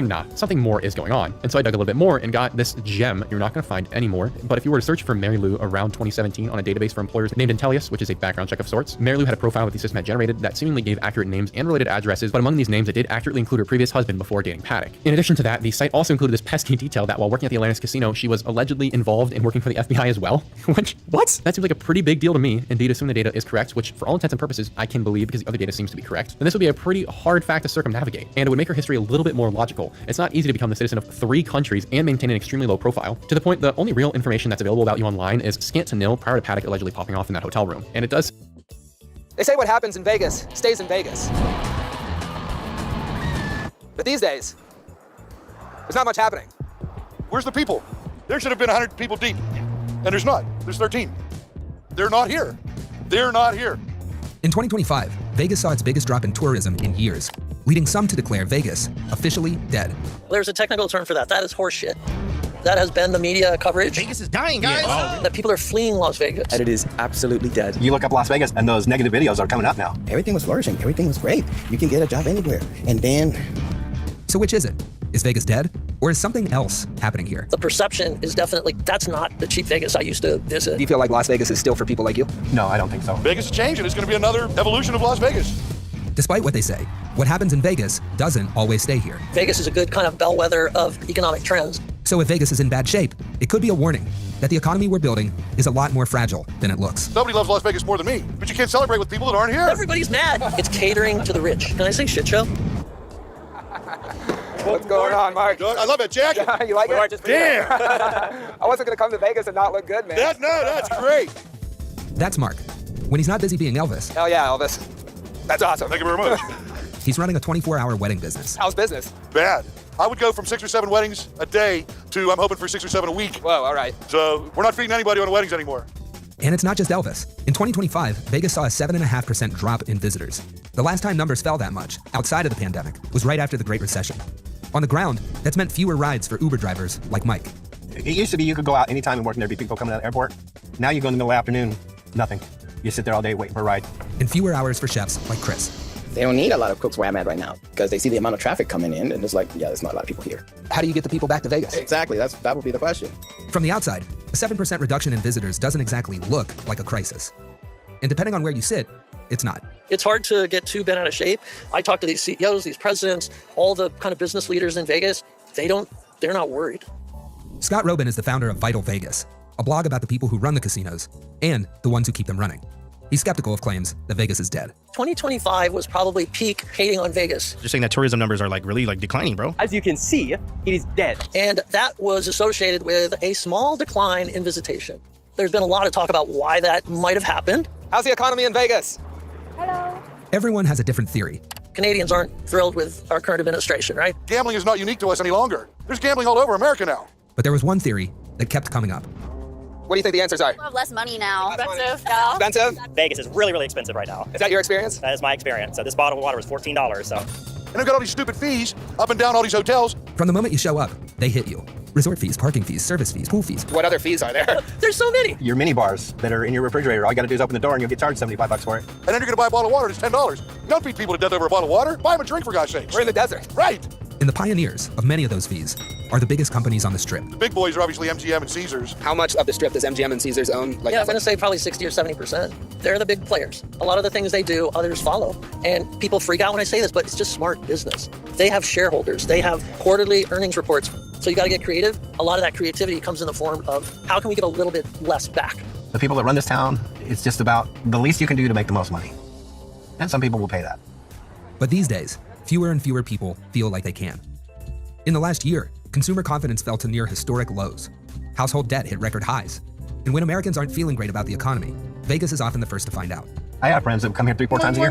Vegas was their place, and now they're like, we're going other places. Economically, you and me, we're all doing our jobs. But the other side looks like they forgot what they're supposed to be doing. And they're doing something else that's not helping the people. I can tell you that. You want to pay people living wages to be able to support themselves, but then the price of everything goes back up even further. But here's the thing. On paper, the economy, with a capital E, looks fine. Yikes! Stock market's up. And even though Vegas is facing its biggest slump in years, it's not necessarily a crisis. The other day, I was with some friends. They for were the biggest low on casinos their who've spent decades couches. reshaping their business model. I said, try this. Kind of customer. You can chew it 10 You'll hear times, people say park things it, like, then this when place you was need much to go better when back the to the mob was running well, it. chew Yeah, it it up ain't about a mob no more. It's about a corporation. Maybe Everyone takes like a motherfucker. unanimously said, Back in the mob days, the goal was simple. What's Get the as many promo people through the code? door as Yeah, possible. what is Keep them the happy promo and keep them playing. Yeah, well, That we'll meant tell cheap you what the rooms, low promo limit code tables, is and in a big sec. free But drinks. listen, You can go see the Pirate Battle at Treasure Island. You can see the show in the sky of Rio. And you can see the volcano. How much money did it take to have a good time back in the day versus now? $100. With $100 you can go out and have a good time. But what happened over time is these companies realized, like, this is a huge expense. Pirates are expensive. Look, we could try this mass appeal, but it's in our best interest to chase the folks who have the most money to spend. It's Bruno Mars. It's Dana White. It's the guys playing $50,000 a hand for half an hour. Those are the folks you want to have as your customer because they're more valuable to your business. That business model isn't unique to Vegas. It's showing up more and more across the economy. Whether it's luxury cars, high-end travel, or designer fashion, the richest 10% of Americans are now driving almost half of all consumer spending, while the rest are cutting back. They're calling it the K-shaped economy. The K-shaped economy. K-shaped economy. This K-shaped economy where the wealthy keep spending. And in Vegas, at least for now, that business strategy seems to be paying off. They're not so worried about the neighborhood guy that wants to come out with his wife and gamble. It's fewer people. They're actually gambling more. How much we betting here? $400,000. The $400,000 hand. Because these sissies won't give me $1 million a hand. So it's a very weird industry because the gaming revenue keeps going up even as visitation goes down. But to understand what that business strategy actually looks like, I present to you Formula One. The race to transform the streets into a high-speed track is well underway. The Las Vegas Grand Prix will once again turn the Strip into a racetrack. F1 is not a sport for the common person. Tickets for F1 go for hundreds, even thousands of dollars. Listen, guys, I Add on the gotta cost of food, say this. Here comes hotels. the fine It's print. pretty obvious who the event's built for. It's catering to the rich. There's an influx of air traffic. All the private jets come in. That parking lot is usually over capacity. You got Pepe from France coming over to watch the stupid cars driving. And you don't even get to watch them. They go like, I'm scared of no it's a split second. ghosts. It's like sex with me. Okay. The Lucy, main thank you artery for of our sponsoring town the show. is taken over by an event. Today's that lasts episode is 3 brought to you days. by TaskRabbit. What city on earth would let a 3-day event take over for when my 4 kids months? came, It's such a when they hindrance showed on being up, able to get around this town. A huge percent of the people that live in this town work on this boulevard. A lot of traffic and slow going along the Strip. You got grandstands going up here, you got lighting going up here. How do you feel about F1? Oh, I hate F1. F1 has done more damage to this town, and they kill more business. I hate F1. Can I say shit show? You can say fuck, you can say whatever I will not. But fuck F1. No. Everybody's mad. Can you just like kind of see it in town or? Oh, you're not allowed to look at it. Goes, dude, what does that mean? You did great. No, I mean, listen, the other day we had a buzz in our refrigerator. As a matter of What fact, did any I do? bars I called a that shady have windows company. They facing came a Formula over. One They race, gave me a they bid come up for with something partitions over it so nobody insane. can see it. Then It's a whole I called. town I that is used being the put on hold. TaskRabbit act. Why? They came 4 over, casinos fixed it for like $40. make so much money for 3 days. Oh my That's literally the God, answer. Seriously, They dude. make bank. TaskRabbit is the best. You've made a decision to TaskRabbit makes it cater to a easy very to small find number of skilled, affluent people, reliable taskers in sacrificing your the area who can convenience help with and a mental variety health of household of tasks like everyone else. mounting, yard work. I had picked up an elderly couple. He told me that his wife's bucket list was to see the Bellagio fountains, and they got here, and the fountains were all covered up with grandstands. They put all their dedication into bringing his wife here for her bucket list, and they couldn't even see what she came here for. I think the Bellagio fountains, even though they don't generate a penny, they're really important for Vegas. Drop them right Because when off. people list like the get memorable ahead things, of it what did you do now in and Vegas? I get saw the fountains. at Bellagio. I $15 took a off your picture of first that task beautiful at fountain outside Bellagio. TaskRabbit.com That's or one of the on the things that's changing TaskRabbit about the app perception. using promo code It's not that CSC. you're not Taskers book welcome, up fast, it's just like especially for the same maybe day this for isn't same day for you. tasks. So book trusted You home might not help be today. our That's target $15 off your first task Vegas has using changed promo a code lot over the CSC years. with the And with TaskRabbit it, app so has the or country. at The people that TaskRabbit.com. used to be here on the street partying, tearing up middle last enough. guy, you and your It friends. saved me. It There's just can not as many save as there you used to be. too. Thank you, I came here in TaskRabbit, for 1991, sponsoring the show. And I got about a year left. I'm going to get the hell out of here because it has changed so Okay, much. so I don't I care want to much ask you, anymore. so do you believe What's that in say any about of where this the town nonsense, is heading? or is it just Well, kind if of it's like, heading the same is direction, it's Armageddon like a be a ghost town at some point, 'cause people biblical are just gonna stop blue coming. beam to you? No matter what the YouTubers tell you, Vegas you know, isn't it's dead. like I'm trying to At get a least religion. not on paper. A lot of the this money's still stuff here, is and in like, some places, I there's just more of see it than being ever. astroturfed What's changed by old, is who the city is for, creepy who gets dudes. dealt in, and who So I'm gets not priced saying out. So it's worth asking, what happens long term when an economy is built like this, fueled more and more by the consumption of the rich? I think the reality is they have to cater to everybody. I don't think it's realistic that you have this elite group paying all the bills. I don't think it's sustainable. I mean, what's that do to fun? Yeah, poor people are much more fun than rich people. The locals, they're still doing their thing. You can go downtown, you don't have the fees that you have on the street. Video going way up north through Coos Bay and Oregon and up and through Washington and all the way up. So all of that's being worked on heavily, as we'll see in this decode. And then this map is the mid-level dumps, the more ancient dumps. And they figured out, based on their intel, how much flooding all the dumps in the world would take. And it would drop the ocean level so fast that it could cause another ice age, because if you drop it too far, you get down into the big currents that circulate through the ocean. Like in the Atlantic, you have the Gulf Stream, and then you have the Horatio current and all of those different currents. And if you upset those currents in the ocean flows, you can literally upset the entire ecosystem of the world. And so they decided they had to use hand-to-hand combat on land, as well as certain advanced techniques that they've just recently come upon. Like they took out the dome in Twin Falls, in which they blew a hole in a lava tube that is part of the supervolcano in Yosemite, and in doing so, they flooded that facility down to the deep dumps. Now, this ones are the ones that go extremely deep and are very, very ancient. Back when the Satanics first came here, it goes into the hole that Admiral Byrd went into that is in the Arctic, and all of the bases up in Siberia, the extremely deep satanic bases of the satanic beings and the demons. So what you're seeing here is the demonic stuff, the really deep, really evil stuff. That's why it says at the bottom, digital ideas in a goddamn fucking Halloween costume. Satanic magic and all of that. Casting fingers, incantations and spells, and all of this is very dark and deep and evil. And so the battle down there is very horrendous, but the connections underneath the ocean are gone. Those have been blown and flooded, so they don't have the maglev trains going from continent to continent anymore. This is the last stronghold of the Satanic Illuminati, ancient evil Nephilim bloodlines of Cain. Evidence of this battle can be seen with the fires coming out of sewers, storm holes, drains, and manholes covers in California. No, Asians in are Alaska. fine. There was cleaned out the Brooks Range and two bases, which were the Delta Junction and Fort Greely, which are in the same same area. In Arizona, there's Fort imagine Malacca, or West, a sack of intelligence. testicles. It's a This was used for scrotum. intelligence Imagine a training, mind scrotum, control, but it's genetics, your and head. detention. so we become nuts. Renegade civilian amps and rounding up people when they do their end times. We look like Luke Air Force Earthworm Base, that's Jim. now under White Hat control. You know? East Pass Base, that's now under White Hat control.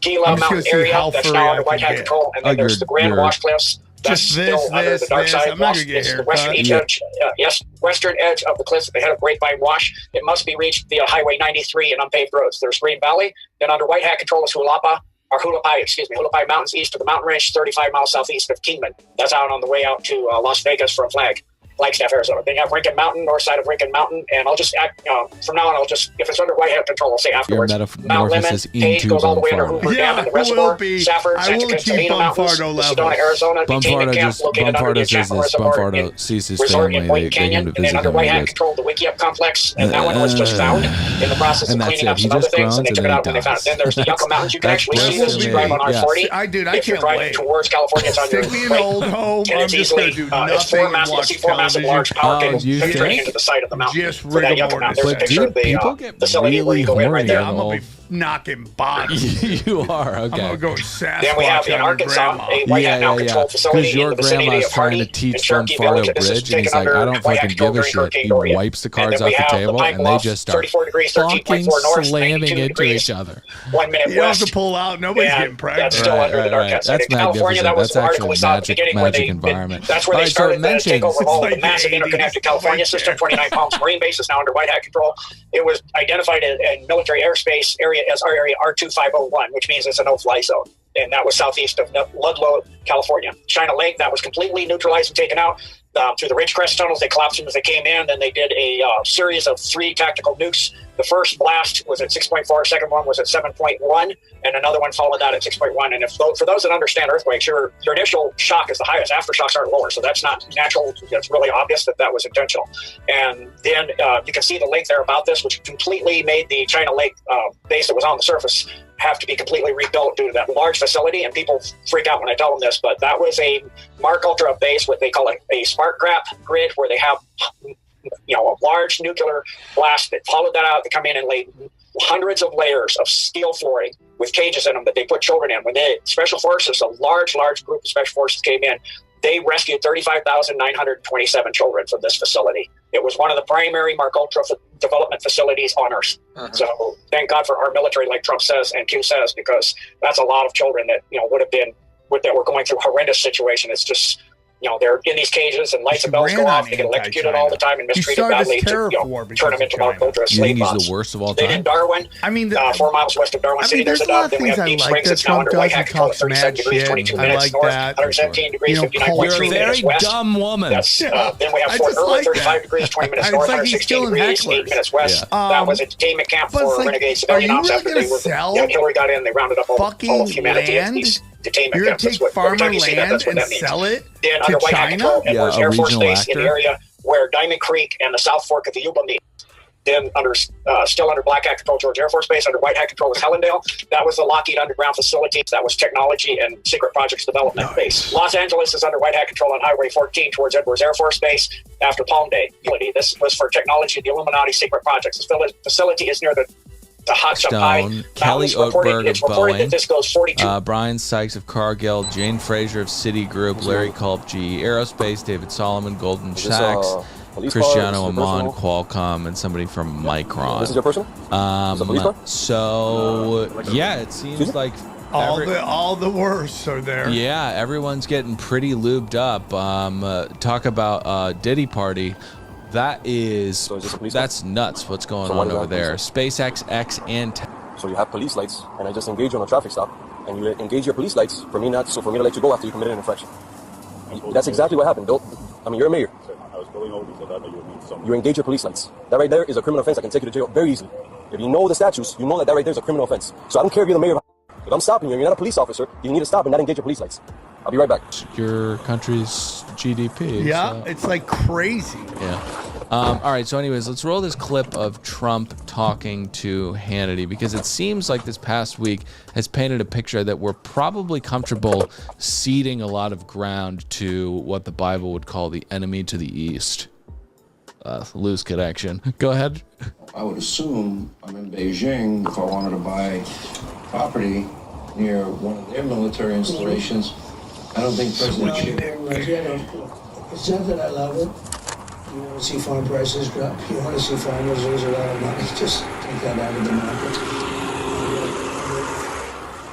Had a lot of land for a while. Sorry, this is not the registration for this vehicle. Obama did nothing about it.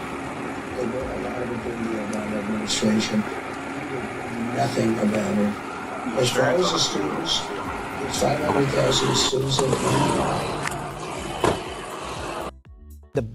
Probably the pinnacle example was chlorine dioxide. So early in my practice, my first year, I started hearing these whispers of this substance or this compound can cure basically everything. And when I read this book, and it was really impressive what it said this thing can do in all the places around the world that were using it. So then I go to PubMed, right, which is the medical database for papers. Can't find anything. And so I'm like, what is this? So everyone here is saying that it cures everything, but there's nothing published. And it wasn't until about a year ago when I started research on my book, because I was invited to a Zoom conference with a network of colleagues, and it was about chlorine dioxide. And I met a guy that I'd done work with from Brazil, PhD, MD, like really impressive guy. He's in the Zoom. And I realized he's been using chlorine dioxide. So then I was like, oh, there's something here. And now I spent the last year writing this book, and what I've found is that, I'm gonna say this, Del, it is the most suppressed medicine of modern times. It has been globally coordinated by public health agencies and media around the world for decades. Thou shalt not bring up the topic of chlorine dioxide. There are trails of deaths by advocates, proponents. Research will never get published, although that changed. There's a couple of papers in COVID on chlorine dioxide. And then I found literally the exact repeat of Uttar Pradesh. And you remember the story of Uttar Pradesh in COVID, which is ivermectin. It's a state in northern India where the chief minister... Bro, you want good orange chicken? Truly unholy. 160,000 workers, 95,000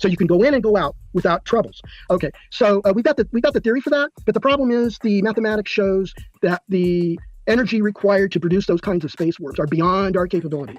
So then that leaves open the question, do we need new physics? No, it just means we haven't advanced our state of engineering, material science, the engineering behind quantum vacuum energies, and so forth, haven't advanced to a state where we can address that and be confident at an applied physics level that we can engineer it. And so it's just too far in advance. It might actually be something different too. It might be something that's hiding in plain sight. We already have the physics for it, but it might be recent and new.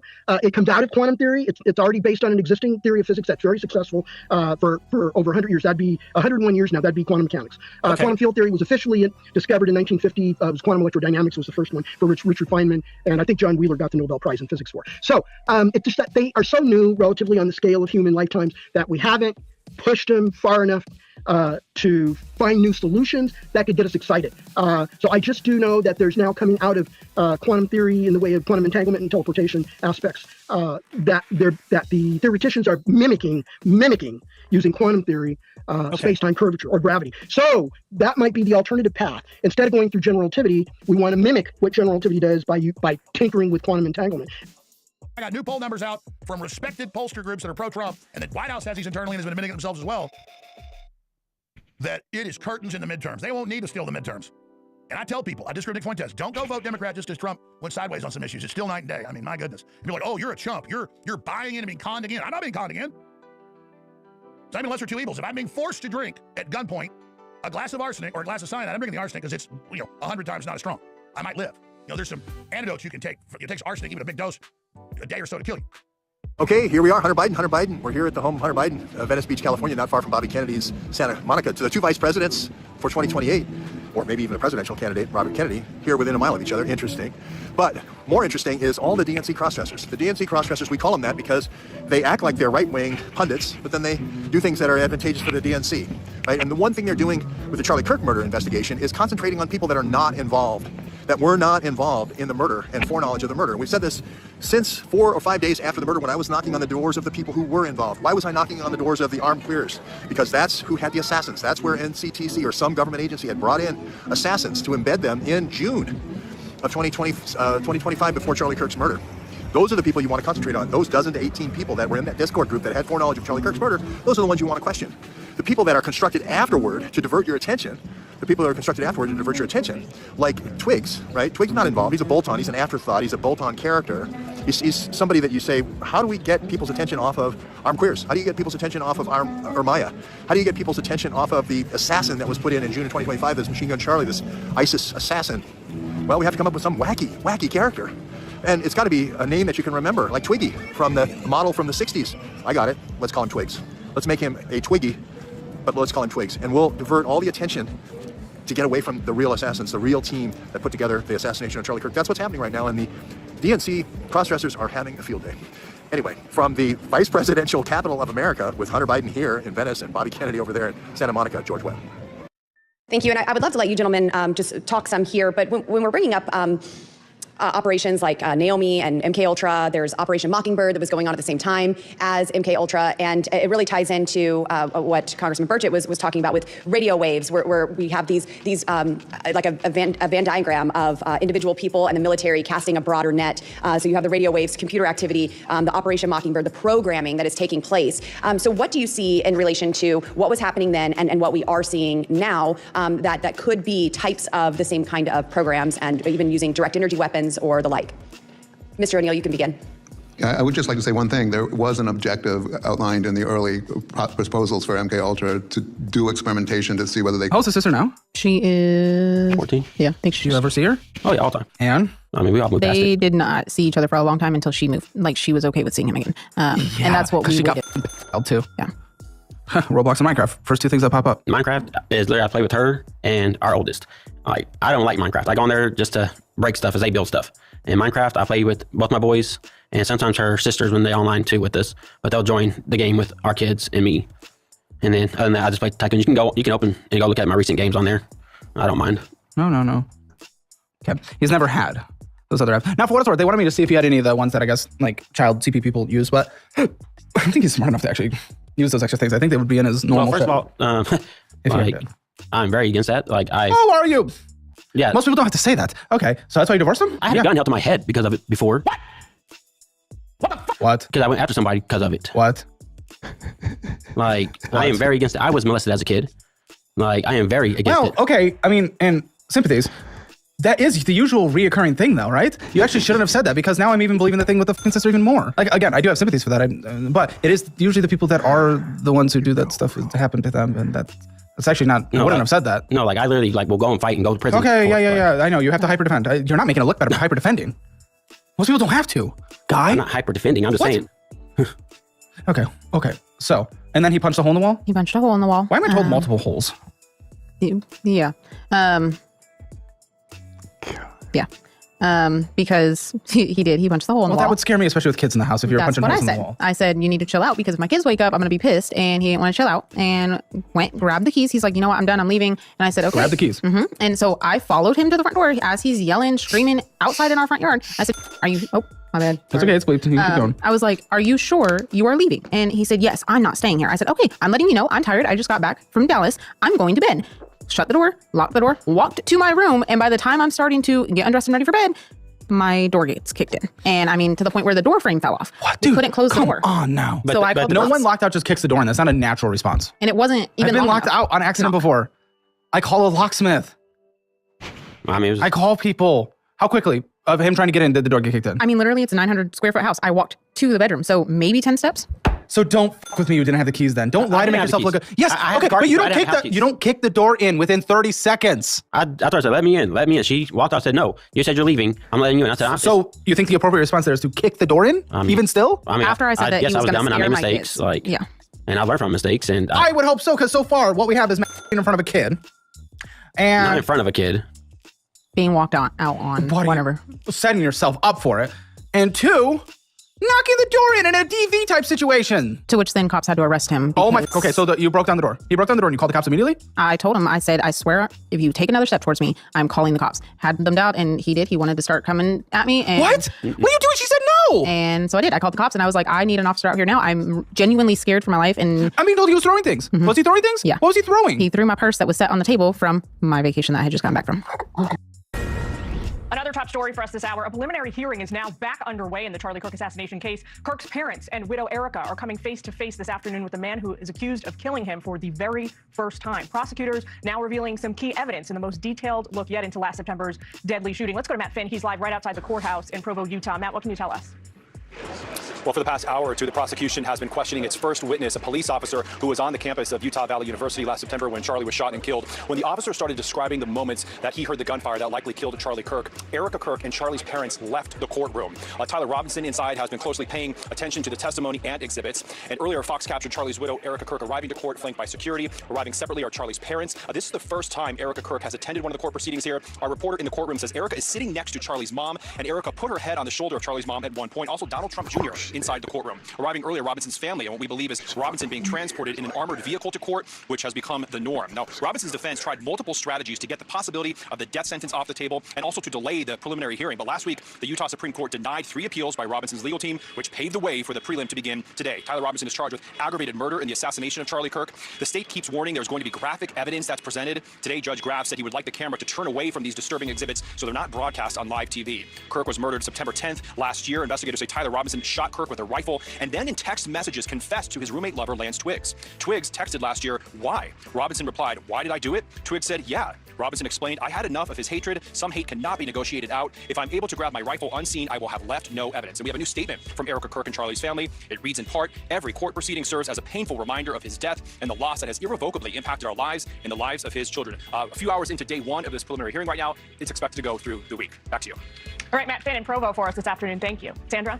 Okay, thank you, Jillian. Let's bring in Josh Ritter now, Fox News contributor, criminal defense attorney, and the weekly rap sheet co-host on Fox Nation. Donna Rotuno is here, Fox News contributor, criminal defense attorney, and crime and justice podcast host. Welcome back to both of you. I know you were joining our coverage last hour as well. Some things that have changed. We got a little bit more color from inside the courtroom. After that 10-minute break, Tyler Robinson's parents, who had been, as I noted last hour, seated 2 rows behind the Kirk family, but then they moved to another part of the gallery as proceedings followed the break. Just an interesting note out of the courtroom. I want to, Donna, get your top-line thoughts on what we've heard so far.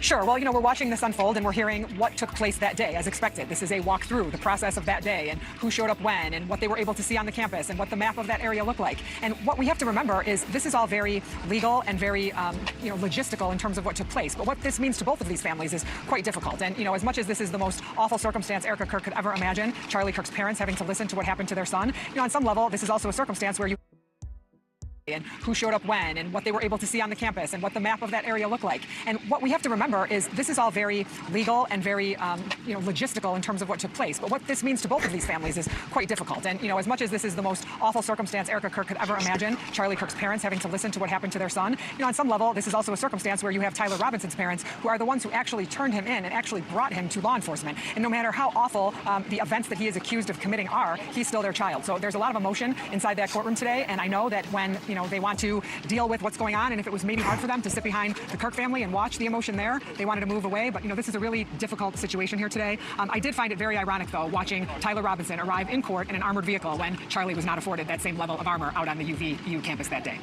Fair point. And Josh, some more color. A U.S. Marshal then handed tissue boxes to the families, our reporter tells us. Robinson's family took boxes. Clearly, they're in an incredibly emotional state as well. Erica Kirk continued looking down through the testimony of the UVU police officer, Chris Bagley, who was present when Kirk was shot. Also noting that 12:35 Eastern time, less than an hour ago, the Kirk family, we're told, got up and left the courtroom as Officer Bagley recalled hearing the gunshot. One woman was walking out with Erica. The woman was crying. Erica was not. But this is just an incredibly emotional time for both of these families, Josh.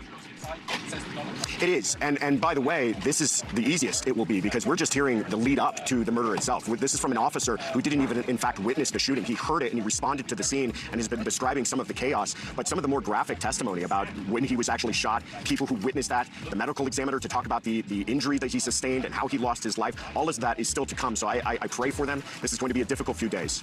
Got it. We appreciate both of you staying on top of that. We'll continue to monitor developments in the courtroom. Thank you. So a lot of my debt and stuff comes from my gambling. So At 22? Yeah, well, I started when I was 15. How? Wait, how? Well, You had a fake? No, the casinos just, you get to know which ones are tight with the security and which ones are not. The Minnesota accent it's a powerful one. Oh, you betcha. I love it.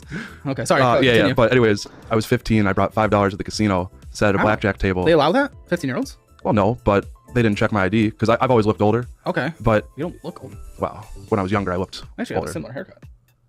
I guess so. Yeah, if mine hung over a little bit more on the sides. Yeah, anyways, but I turned $5 into $200 at a blackjack table, and then ever since then, I've just kind of always wanted to keep trying to repeat that experience. You're into debt for the gambling? A lot of it. Because of the gambling? A lot. So what I would do is my American Express would allow me to send money, like Venmo money, to my friends off of my card, and then I would just have them give me cash. Okay. So, what does this gambling look like today? Kind of the same thing, but how often are you gambling? With how much? And what are you playing? And where? And why? And when? And what? Anything? I don't know. I like playing blackjack. I'll play it. I'll gamble on anything, anywhere. I mean, if I think I can make money, I'll bet money towards it. Okay, and how often? Lately, it's been like maybe once every other week for like big time gambling trips where I'm going to be spending a couple $100 to a couple $1,000.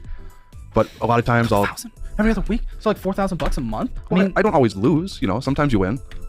Yeah, but net, have you lost or won? Well, I've lost quite a bit. That's all your income. That's all your income with both your jobs. If you lose it all, net, have you lost more or won more? Lost more.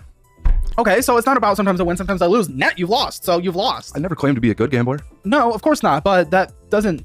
But you spend, if it's really $2,000 a week, every other week. I mean, on the top end, it's not always that much, and I don't always lose all the money, but. 52 divided by 2. No, it is. Okay, you're clearly addicted. Oh yeah, definitely can't get away from it. And like me and my buddies, even when I'm not like going to the casinos and gambling, bigger chunks of money, like I feel like once a week we're hosting like poker nights where we buy in for $20-$40 between 10 guys, and then we play like tournament style, like winner takes all. Or but this addiction, it's obviously brought financial stress to your life and potentially other stressors. I don't know. What have you done to combat it or get help or do anything? I mean, there was a while there, last March till like August, I didn't gamble at all. Okay. Or besides maybe like, the $20, $40 house games, which not really gambling if you ask me. What do you mean? What do you mean that's not gambling? Well, it's, it's like going out to eat. It's like, oh, $20. It's like yeah, going but if you're addicted to going out to eat and then you go and get a cheaper meal out to eat, you still went out to eat. Yeah, I guess that's true. So you never stopped? No, I guess not then. And then what made you get back into the high roller? I don't know. Just my buddies asked me to go one time, and I just decided to, and then I kind of wanted to keep going to the casinos again. So is your friend group a big gambling group? Very big gambling group.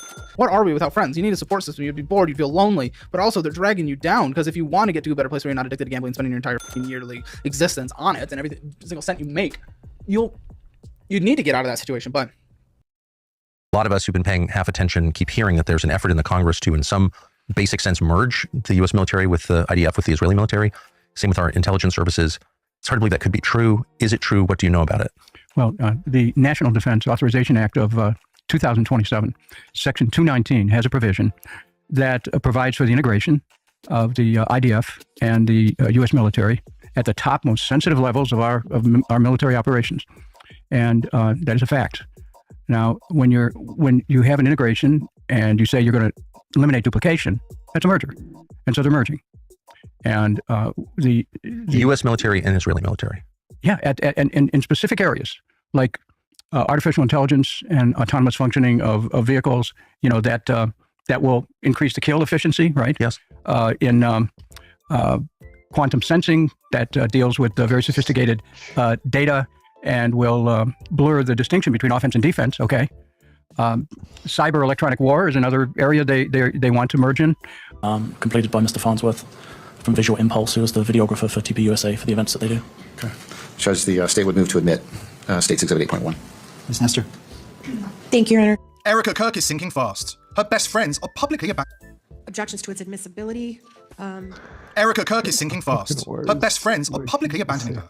The trafficking history of key Turning Point USA staff is being Objections to its admissibility. Turning Point, there's a reason why they get rid of Charlie Kirk. It's because it's a Zionist organization, and he was waking up to that fact that it was founded and funded by Zionists. And when he woke up to what Zionism really was in practice, they had to get rid of him because he wouldn't take their bribes. And so if you can't take their money and they can't control you, they got to get rid of you. And so all those people in Turning Point USA who are still there went along with it. So which is why they're going along with the cover-up of who really killed him, right? Because there's a lot in it for them. And he was, Charlie Kirk realized he was in the Truman Show, and he was surrounded by ops like all those people are. And so that's why he ordered, and they're all doing shady financial deals that then became aware of, which is why he ordered a Doge-style investigation or accounting into his TPUSA, which they never did. So again, that's why they got rid of him. And all those people, including Erica Kirk, this idea that you can't criticize a widow. Hey, if Jackie O took over the DNC the day after they killed JFK, there'd be a lot of suspicions, eyebrows raised, and lots of criticism flying her way. So this idea that she's just a widow. No, she's inserting herself at the top of one of the most powerful political organizations in the country. And the fact that you can't criticize that is crazy. And by the way, she was a 17-year-old kid over working with sex trafficking victims in Romania, that ground central for all those pedo rings. And then the first thing she does is go on tour with Greg Laurie, who's being sued for the same kind of pedo stuff that was happening. And so again, if the CIA had a vagina, Erica Kirk came out of it. She is a psyop. I wouldn't doubt she was MK Ultra. She's been programmed to say, and that's why she gets caught in lie after lie after lie. And all those people at TPUSA, they're all compromised. They're all controlled opposition. And that's why they're doing the exact opposite of what Charlie Kirk was saying to do for the last couple of years of his life. It's disgusting, and all they can do is try to shame you into not criticizing them. It's not working. Everyone sees through them, and they keep calling it the Charlie Kirk Show. It couldn't be farther away from the Charlie Kirk Show, which is why no one watches. No one watches it at all. What's fascinating to me is I did not recognize how influential and important Charlie Kirk was until he was gone. I know that there are people who saw him that way. I didn't. I saw him as important, and I saw him as a valuable kind of contributor to young people becoming involved with Republicans and MAGA. But without him there, the absence that was left by him being murdered, you really see it. I'll give you the last word here. Yeah, it's remarkable, and of course, you have to swallow so much garbage to believe the establishment narrative of how he was killed that I just can't do it, right? And so we now see that Kash Patel, Dan Bongino, the entire Trump administration is involved in covering up pedos. There are cucks to Israel. They're not the boss. Someone else is in charge, and so and it trickles down to TPUSA. And Charlie was credited with stopping the first Iran war, and so he was an impediment into really starting the second one. So they had to get rid of him. They got rid of him. And anybody who tells you to stop asking questions, which is his whole MO was never stop asking questions because it's the only thing that keeps us free. So if you see influencers, right-wing influencers who can call themselves, and they're telling you that what the FBI said happened to Charlie Kirk is the truth, those people are bought, paid for, compromised, including everyone at TPUSA. They're all a bunch of used car salesmen. It's obvious. It flies right off them. And that's why nobody shows up to their events anymore, and nobody cares about them, and nobody watches their show. So it's great to see that there is some justice. So when people do that, when they hijack an organization that Charlie Kirk established, and they go against everything he's been talking about, that there is some karma for it, because nobody cares cares about. They still have the donor money. They have all that donor money because they're doing what the donors want. Even though nobody watches the show and no one cares what Erica Kirk has to say, they're still going to get the donor money, just like CBS News and CNN. Nobody watches them. Nobody cares. But that it's not about making money. It's about trying to control a narrative. But unfortunately, TPS USA is not going to be able to do it. No, that's absolutely true. I think never before in history have we seen a meteoric disaster happen to any organization like what happened to TPUSA, completely obliterated, has no influence now, but maybe that was part of the design, part of the intent behind all this.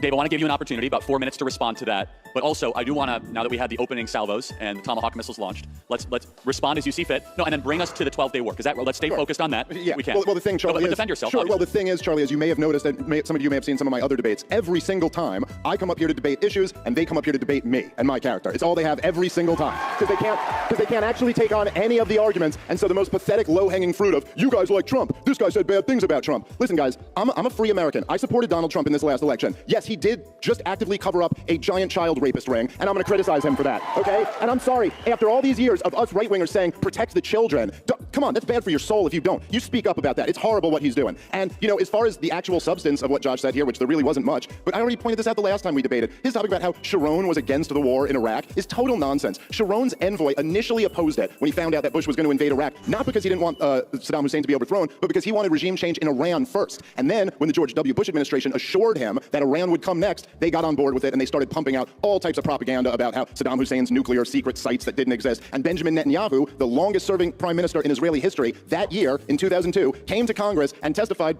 under, a congressional testimony that anyone can go watch, and advocated not that the U.S. let Israel do it, but that the U.S. overthrow Saddam Hussein. I believe his words were, "I guarantee that peace will spread through the region." And he also advocated that we overthrow Muammar Gaddafi and the mullahs in Iran. So you're just wrong about it. That's not true. And yes, have I been critical of Donald Trump when I think he gets things wrong? Yeah. I mean, I think that's what we should do. This is America. You criticize the government when they get things wrong.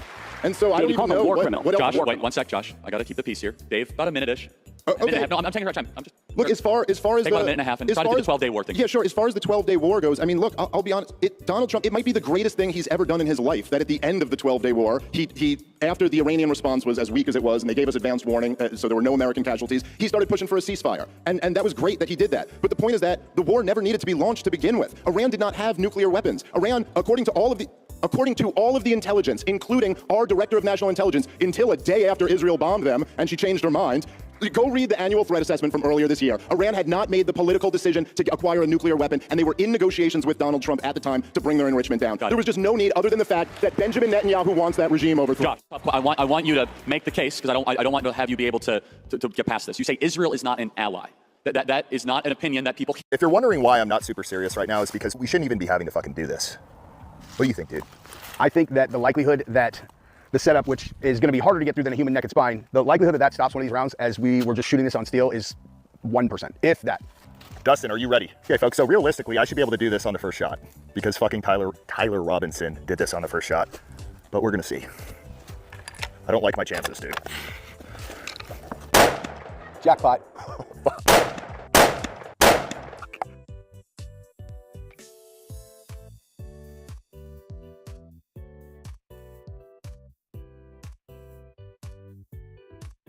All right, folks, so just so everybody understands, it blew straight through. There is a bone in here as well. And it completely broke apart the cow femur and continued going. Yeah, that's... And we're buying this. It's a 30-06, dude. Is that Charlie's neck? No chance. It's the old war gun, dude. You want this, dude? I'll take it home. You get a grill. Folks, on this one, what we did is we put two porks. Charlie put himself directly behind Charlie if it would kill both of them. And we also have a concrete cinder block behind it. So. Okay, here we go. Oh, hang on. Ears.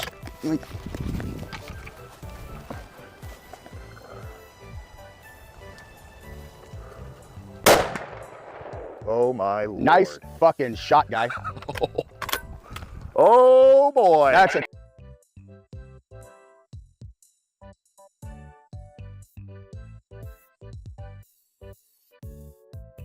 When Kennedy was killed, what happened to the currency that Kennedy created with Executive Order 11? If you're wondering why I'm not super serious right now, it's because we shouldn't even be having to fucking do that. When Kennedy was killed, what happened to the currency that Kennedy created with Executive Order 11110? It was all revoked and bought back up. The day after President Kennedy was killed, assassinated in Dallas, one of the very first acts of Lyndon Johnson as payback to those behind the assassination was to revoke that money that Kennedy had created. When we look at the Q project, we look at what is happening in the country right now. You have to remember that the central focal point of the whole operation is to reverse the effects of the coup that occurred at the killing of President Kennedy. And in order to reverse the effects of the coup, it's not just a political thing. It's not even just a military thing. It's not even just waking up the American people to what's really going on. It's also about taking the fangs out of these money monsters, getting their fangs out of us as a country where they're bleeding us dry like vampires, taking the wealth out of America, making themselves strong in order to do all their globalist mischief all over the planet. And by the way, what was the problem? Because we're fighting, because this president and the military backing him are methodically dismantling their systems that they've had in place for 100+ years to control us, to manipulate us, to make us do their will with our labor, our sweat. These wizards from the city of London, these bloodline wizards, what is it that they've done? They've tried with impeachment. They've tried with the media. They've tried every way they know how to neutralize what this president is doing and what the people around him are doing. And we've seen all these infiltrators around the president, not just one or two, people embedded in the administration, people that have been planted there for decades with a plan to be available at the critical moment to say just the right thing, to make just... What, if anything else, did you do on the 10th of...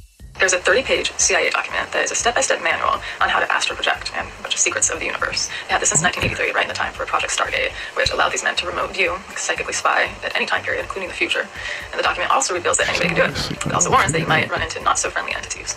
All you have to do is have a pair of headphones and relaxation techniques, and you play one hertz frequency in one ear and a different hertz frequency in the other ear. And it synchronizes the left and the right side of the brain. It also reveals that reality is just a construct of our minds, basically hologram theory. It also reveals that physical matter, there is no physical matter, which this has pretty much been proven with quantum physics. And anybody who doesn't know, we're all just molecules. Everything we touch, that's molecules. Our molecules go into that, their molecules go back into us, and by quantum mechanics, we shouldn't be able to grasp it. We should be able to walk through a wall. So the way he describes it is that all physical matter is oscillating energy grid over oscillating energy grid, orbiting at a very high speed. Which is kind of interesting because these 3D holograms that you can touch, that's exactly what it is. These little tiny beads orbiting at a very high speed, so high that you can touch it. You might be thinking, oh, that's an actual physical ball though. Well, is it? It's just an oscillating energy grid over oscillating energy grid, tiny little one, that makes up the larger oscillating energy grid. It makes up the giant oscillated energy grid that we live in, just a little fractal of it. And okay, so the funny thing about this document, page 25 is missing, which of course was the page that revealed how to obtain consciousness, how to obtain absolution, how to obtain God. So the forbidden knowledge since the beginning, missing for 20 years, and they claim they never had it. And then all of a sudden, like when this stuff pops back up, Vice magazine prints an article about this mysterious, page 25, no ordeal, and then immediately after, Monroe Institution releases the full report. Today I have a very, very special guest, Dr. David Duke. I know you're controversial, but I have no idea how controversial. Sometimes I think I have to add a different title in my birth certificate because every time they mention me, it's KKK. I really enjoy talking to what are considered extremists because you realize you sit down and talk to these people, a lot of times they're not near as extreme as you thought, and you have a lot more in common with them than you realized. Let's go where we disagree a little bit. Yes, sure. Let's hit race, because you're a white-only group? Among Jake's guests is Thomas Rousseau, the leader of a group known as Patriot Front. So the organization only allows people of American ethnicity, and all Americans, I believe, come from Europe, so they're white. Even the white nationalists were so much more reasonable than I thought. They weren't like, oh, we need to round up these blacks and get them out of here. Americans, white folks, changing fast, are on the verge of being a minority. And there's a lot of hate being pushed on us. Exactly. Just being of and who we are, it's seen as being something which I'm that fucking angry, I'm fucking shaking. The news I've just had, mate, has blown my fucking mind, right? You never know who you're letting in your fucking house, let me tell you that, and you never really know a fucking person, right, who you're letting in near your family. A man that I have worked with for years, who has been a good fucking friend of mine, a single dad of 4 who I've felt sorry for many times, and I've fucking helped out, and I've helped him feed his kids, I've helped him in no end of ways, always tried to keep him in work and everything. I haven't seen him for a while and he fucking disappeared, right? I'm fucking shaken, man. It's come out today, he's been to court, and the things this fucking dirty bastard has been up to, he is a full-on fucking paedophile. I've had him in my fucking house around my fucking kids. I've helped him with his kids. I cannot fucking fathom or get my fucking brain around what's happened. You're talking, I've had conversations with the man many a times. He knows my feelings, he knows my views on these kind of people, and the one and one only way I would deal with anyone like this, or they should be dealt with. Anybody who... You should not be happy about CERN's shutdown. That's what experts are saying now. They believe CERN is building its ultimate machine to open the coveted portal to another dimension. This is the collider, okay? I don't understand why they're spending trillions of dollars on this stupid thing. This is the current collider, LXC in Switzerland, and now they're going to build a bigger one. And you see how big it is, right? What are they trying to do here? Are they really trying to figure out particle physics? Maybe, maybe not. All right? All right, guys, Jacob Frank. What Jacob Frank tells us is there are different dimensions, okay? And another dimension is Big Brother, who's a friend of his, but he's stuck in his dimension. He's trying to come to our dimension, but he needs our help. So what's CERN particle accelerator trying to do, right? Is it really trying to discover particle physics, or is it really trying to break the dimensions, like they did with the nuclear bomb? We've heard a lot about CERN opening portals. People believe that's why timelines have been strange ever since they fired up the LHC. But you're not going to believe how freaky their goals really are. They're searching for, at CERN, for example, is how do you go into other dimensions and create these portals? Because that's an ancient technology that we're still trying to unlock today. And what are they looking for? Well, one of the things they're looking for is the Atman particle, or Atma, A-T-M-A or A-T-M-A-N. It comes out of the Vedas and the Upanishads, where most of the scientists are told to go to get their theological understanding of quantum mechanics. Otherwise, you won't be able to do it properly. What's scary is that everything you just heard comes directly from CERN. They really are looking for the soul of the universe. That's what the word Atma means in Hindu mythology. And the statue outside CERN also has a much deeper meaning than you think. Apparently, it's performing a dance called Nataraj, and here's what it represents. The statue also represents a cycle of creation and destruction, and some people think CERN is trying to bring the second step in that cycle. They got a taste of what they were looking for when they found the Higgs boson in 2012, and we all know how that discovery changed our reality. Now they want to grab the very soul of the universe from another dimension. They plan to start in 2030 with their brand new machine. It means we don't have much time, and here's the scariest part, we can't even stop them even if we wanted to. When CERN was fired up, we tried to shut it down. There was lawsuits that filed here in America to shut CERN down, but to no avail, they couldn't because we're not in it and we have no jurisdiction. So why did they try to shut it down? Because they were saying that it could mess with the fabric of reality. Won't be the only person that this has happened to. This is the moment Zaina Iman was searched by Greater Manchester Police, stripped of her clothes, and left face down on a cell floor for hours. Zaina was held for a total of 40 hours, during which time she alleges she was drugged and raped while in custody. But when she tried to prove what happened, she hit a wall. Out of 40 hours of police CCTV logs, she believes more than 4 hours of footage are completely missing. Zaina believes the missing footage is part of a cover-up. Everything was done to try to silence me. And she feels that Andy Burnham, the mayor of Greater Manchester, has betrayed her. So what happened? Back in February 2021, Zaina was arrested after police broke into her home to carry out a welfare check. She had taken cocaine earlier that evening, and one of her friends dialed 999 because they were worried about her. But after knocking the glasses off a female police officer's face, Zaina was taken into custody at Pendleton Police Station. It was here she was strip searched despite appearing to be unconscious, and here that the alleged rape happened. She recalls being asked by a police officer whether she'd had anal sex before, and then the video cuts out. Shortly before she is released from prison and discharged to hospital, she recalls putting her hand between her legs and feeling blood. Police then hospitalised Zaina, claiming that she had an acute psychotic episode. However, her medical records, which I've seen, show she had no history of mental health problems. Doctors concluded her symptoms were highly likely to be caused by a date rape drug, and said given her symptoms, it was not delusional for her to claim she had been drugged and raped. Zaina believes the police fabricated the psychosis narrative to discredit her memory of what happened in custody. I was subjected to section attempts, jumped up charges, character assassination as well. They told everybody I was a mad woman. Zaina tried to piece together the sequence of events from cell footage and police logs. She submitted a subject access request and contacted Andy Burnham in April 2021, just 2 months after she was released from custody. In June, she received a response from Baroness Beverley that said a review of Greater Manchester Police's footage did not find any evidence to support Zaina's allegations, and assured her there was video footage covering the entire incident. But it took Greater Manchester Police a year to hand over the footage, and when they did, Zaina realised key sections were missing. Most importantly, there was a gap between 9:49am and 11am. Police logs also did not match the CCTV footage. At around 5:39am, it states a medical examination was concluded, but the footage shows Zaina still sitting in her cell. The strip search conducted at 3:26am was also not logged. In total, Zaina says 4.5 hours of her detention are completely blank. Police have only admitted to 2 hours of missing footage. We are confident on those 4 days there's never been those 2 hours of footage that we are missing. But Zaina says their story kept changing. It's gone from it existed, it got corrupted. None of their stories have tallied up. In July 2023, Zaina went public with her story. She waived her right to anonymity to get answers. Her story led to Mr. Burnham promising a full investigation and commissioning an independent review into how police treat vulnerable women in custody. But despite first contacting Mr. Burnham 5 years ago, she claims the Manchester mayor only acted after a public outcry forced his hand. If I hadn't have waived my right to anonymity, if I had not have released the footage that I did release, and if it hadn't have caused a public outcry, I wouldn't have heard from Andy Burnham. He said he would help me every step of the way to get what I wanted, and it was lip service. It was lip service. He's not delivered on any of any of his promises. It was damage limitation because he's also the Police and Crimes Commissioner, and Greater Manchester failures directly reflect on him. To this day, Zaina has still not recovered the missing footage from Greater Manchester Police. Greater Manchester Police caused an injury. So I've gone to everybody asking them for a band-aid, but instead of providing the band-aid, every interaction I've had with them, every email, every phone call, every fake promise, it's like they're reopening the wound over and over again. Zaina says the 2024 independent review led by Dame Vera Baird did nothing to help her. The Baird review was his way of solving the issue. What are you going to do as your role as mayor? Surely having predatory officers working for Greater Manchester Police and allowing that to continue for the last 5 years, that can't be safe. I won't be the only person that this has happened to, and I'm well aware of that. I don't believe the system is broken. I think it's deliberately designed that way.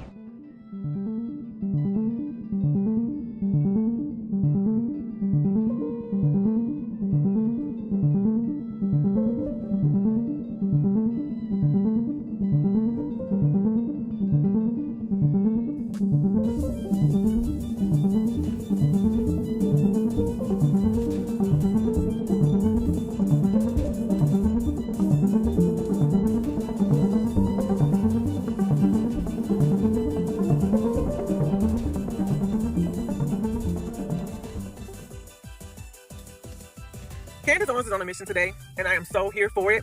Today, she has sentenced Andrew Colbert to more truth, and I love it so much because y'all know ever since yesterday, we've been saying Andrew Colbert been coming super hard at Candace all day yesterday. He was coming hard at her, harder than he ever has these past 10 months, directly coming at Candace Owens. And in my personal opinion, his attacks are stemmed from and created by his 4th of July activities at the White House when he met with who I believe to be his handlers, his paycheck providers, his bosses.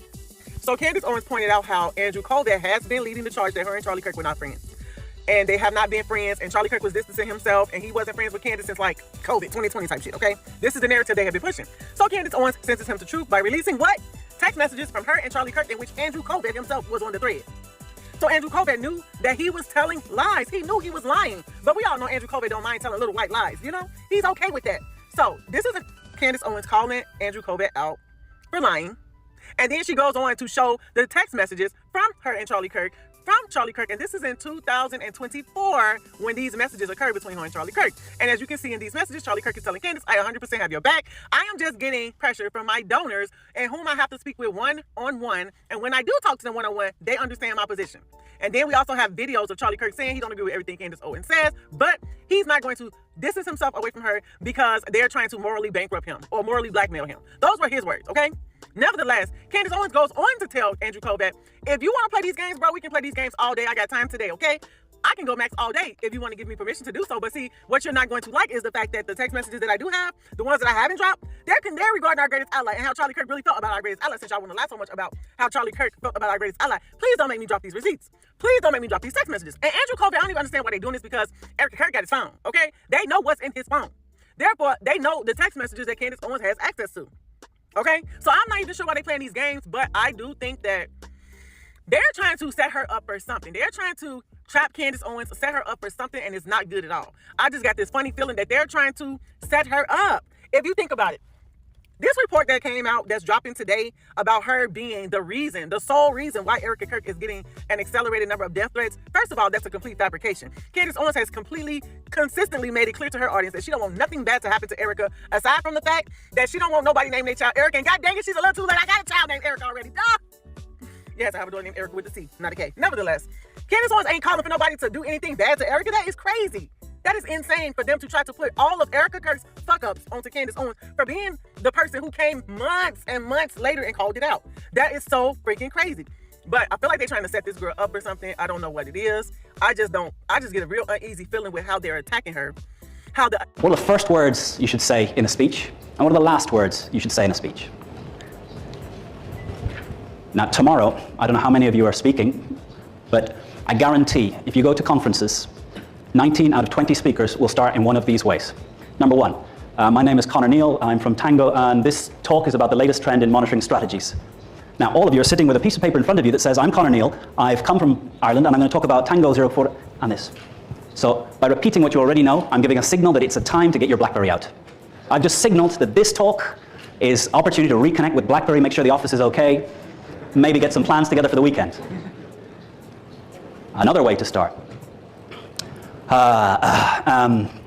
The lights, the mic's working. How much time have I got? Okay, right. Okay, is it plugged in? And you'll laugh, but I guarantee tomorrow there's going to be some moments that get a little bit of that. And why? Because this is, for some of you, the first time you see this individual. They're here as a leader in their industry. And your kid at school presenting on giraffes does a better job. That's sad. So I think there's only 3 ways of starting a speech. And it's the same if you went into a bar and there's a group of people, it's a networking event, much like you were at before you walked into this room. And maybe I came up to a group, there's a group of 3 people who are having a little conversation. I walk in and I say, hi, I'm Connor, I'm Irish, 38 years old, I have an interest in sailing, I like running, and they've walked away. So how do you get people to engage with you when you're networking? I say, in networking, the best thing you can do is walk up, I think we know someone in common. Try and walk away when someone comes up and says that to you. Hopefully you've done your research so you do know that you know someone in common, but with LinkedIn, you can find out who knows who on anyone you want. So, how to start a speech? First way, with a question that matters to the audience.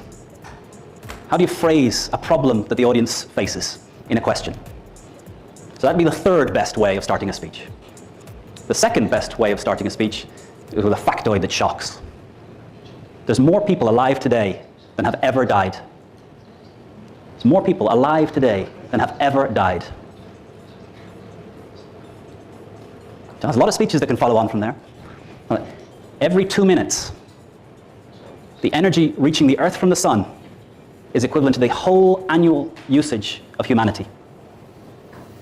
All the energy, all the cars, everything moving, all the lighting, all the air conditioning of the world in 1 year is equivalent to 2 minutes of sun. Does that change how you think about energy? So, what's a fact that shocks the audience into rethinking? And Google has transformed your ability to get at these facts. Given 2 or 3 minutes, you can find out, 1, whether anything I've said is true, but you trust me because I look the part and I'm from ESA. Those are, in fact, 2 true facts. I usually get someone come up to me and, are you sure? How do they measure dead and alive? But it's true, and it's not even close. But the best way to start a speech, and the way that I hope all of you use from now forward, is the same way we start a story to a child. Now, how do we start a story to a child? Érase una vez, once upon a time. And what happens when you say once upon a time? I can tell you what happens when I say once upon a time. My daughter leans forward, gets ready to hear, engages. And we were all trained as kids to know when a story's coming. We also know when a teacher is about to deliver a 40-minute boring lecture that has no impact on our lives. But in business, you don't hear Jack Welch saying once upon a time. Steve Jobs doesn't start his speeches once upon a time. So there's a grown-up way of saying once upon a time. And if you listen to the conversations that are interesting around you at a dinner table, in a networking event, if you listen to the people that are gathering, the group of 8 that are listening to them, the way they're talking is different. The way they start is different.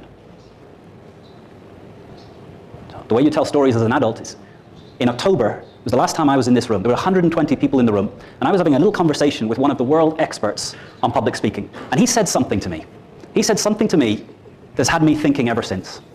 He said something to me that changed what I think about what's important in speaking.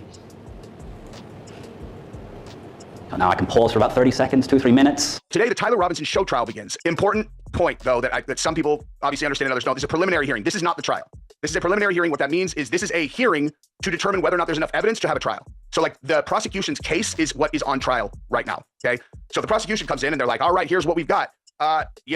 This person showed a video on X and said it looks like Tyler did it and, we're running with it. They're like, that's what you got? They have to have a legitimate case to justify, the resources, keeping a guy in jail this whole time. I mean, he's been held with no bail. I mean, bottom line, they have to prove that they have enough evidence to justify a trial, and that's what this is about. I think this thing is a hoax. I don't believe that Charlie's dead, and the reason that I say that is because the amount of, I think evidence is the wrong word. Obviously, every time I talk about this, I have to preface it with the caveat that this is just a thought exercise. I have no way of knowing one way or the other because, I don't know, this is the kind of thing that people get in trouble for saying online if they don't make very clear that it's opinion. But my opinion is that everywhere that I look, from the day that this happened, the day of, some of which I'm going to show you here in a second, all the way until today, there are behaviors from the group around Charlie that make absolutely no sense. The standard pushback that I get has always been, so what, Charlie's just going to take himself and live like in the wilderness, and he's never going to see his wife and kids. I'm like, what are you talking about? Charlie's a wealthy person. Charlie is in league with the most powerful people in the world. Have you ever had a threesome? No. Do you want to? Oh, hell no. Why? Oh, hell no. Oh, please. I'm going to play this video for you. This is Palm Beach Pete, and there's just a lot of weird stuff. I mean, think about this. You know, we don't think he killed himself. We don't believe that he actually died. What are the odds that this guy underwent some plastic surgery and stuff to change up his face just enough to where he's not quite what Jeffrey Epstein was, but it's, you know, it's obviously Jeffrey Epstein. And like the teeth, I can't get over the teeth. The teeth match perfectly with pictures of Jeffrey Epstein, like the gap in the tooth, like right here. If you look at Jeffrey Epstein, everything matches like verbatim, but his face is just the same, but slightly different, right? Just listen to this video. Are you going to change your name back to Jeffrey Epstein? I would never change my name back. Why would you say back? No. Why? Because I'm not him. Call me Peter, please. Thank you. I prefer Peter. That's my given name. By the way, where'd you get that suit? Seriously? You're not going to tell me? Okay. Just as creepy. So, you're not Epstein. No, I'm not Epstein. I'm Palm Beach Pete. I had my own life, and we made Palm Beach Pete an outgoing, fun guy. We made a character. It's like, I'm looking at him in the eyes. You are. I actually have a twin. You do? I do. I have a twin brother. Epstein? Watch this. Yeah. Gary Epstein. You should have done a better job covering this all up. Yeah, I should have. Should people thinking I'm Epstein and I'm not, so I give it to... But you are. Oh, tell me what you guys think in the comments. That is Jeffrey Epstein. The most disliked trailer of Christopher Nolan's career, in response to casting Lupita Nyong'o as Helen of Troy, is being explained to us as a mass outbreak of racism. 500,000 people clicked thumbs down on the Odyssey trailer, and the official reading from the press, from Hollywood, and from your local Starbucks barista is that all of them are simply bigots who need to be disregarded. Let me explain why the disapproval is the rational part of this story, and why the confidence of the people waving it away is not. The numbers are real, whatever you make of them. Early counts ran near 338,000 dislikes against 55,000 likes, and they have since climbed toward 450,000 dislikes, with Universal quietly locking replies on the premiere post. This is worth pausing on because it breaks so hard from Nolan's own history. The Oppenheimer trailer ran about 99% positive. Tenet, the film people still call his most confusing, sat near 98%. Audiences do not meet a Nolan trailer this way. The defense for casting Nyong'o as Helen of Troy is shallow. These are made-up stories, says the online commentator.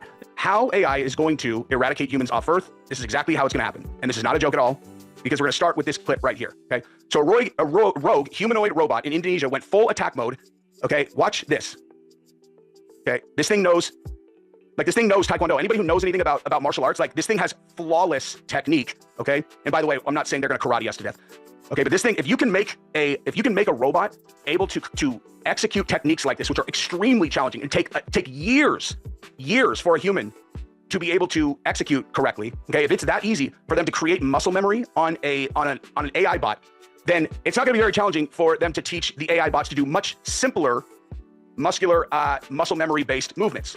And so when I tell you that humanity is going to go out without a single word of complaint, here's what I mean, okay?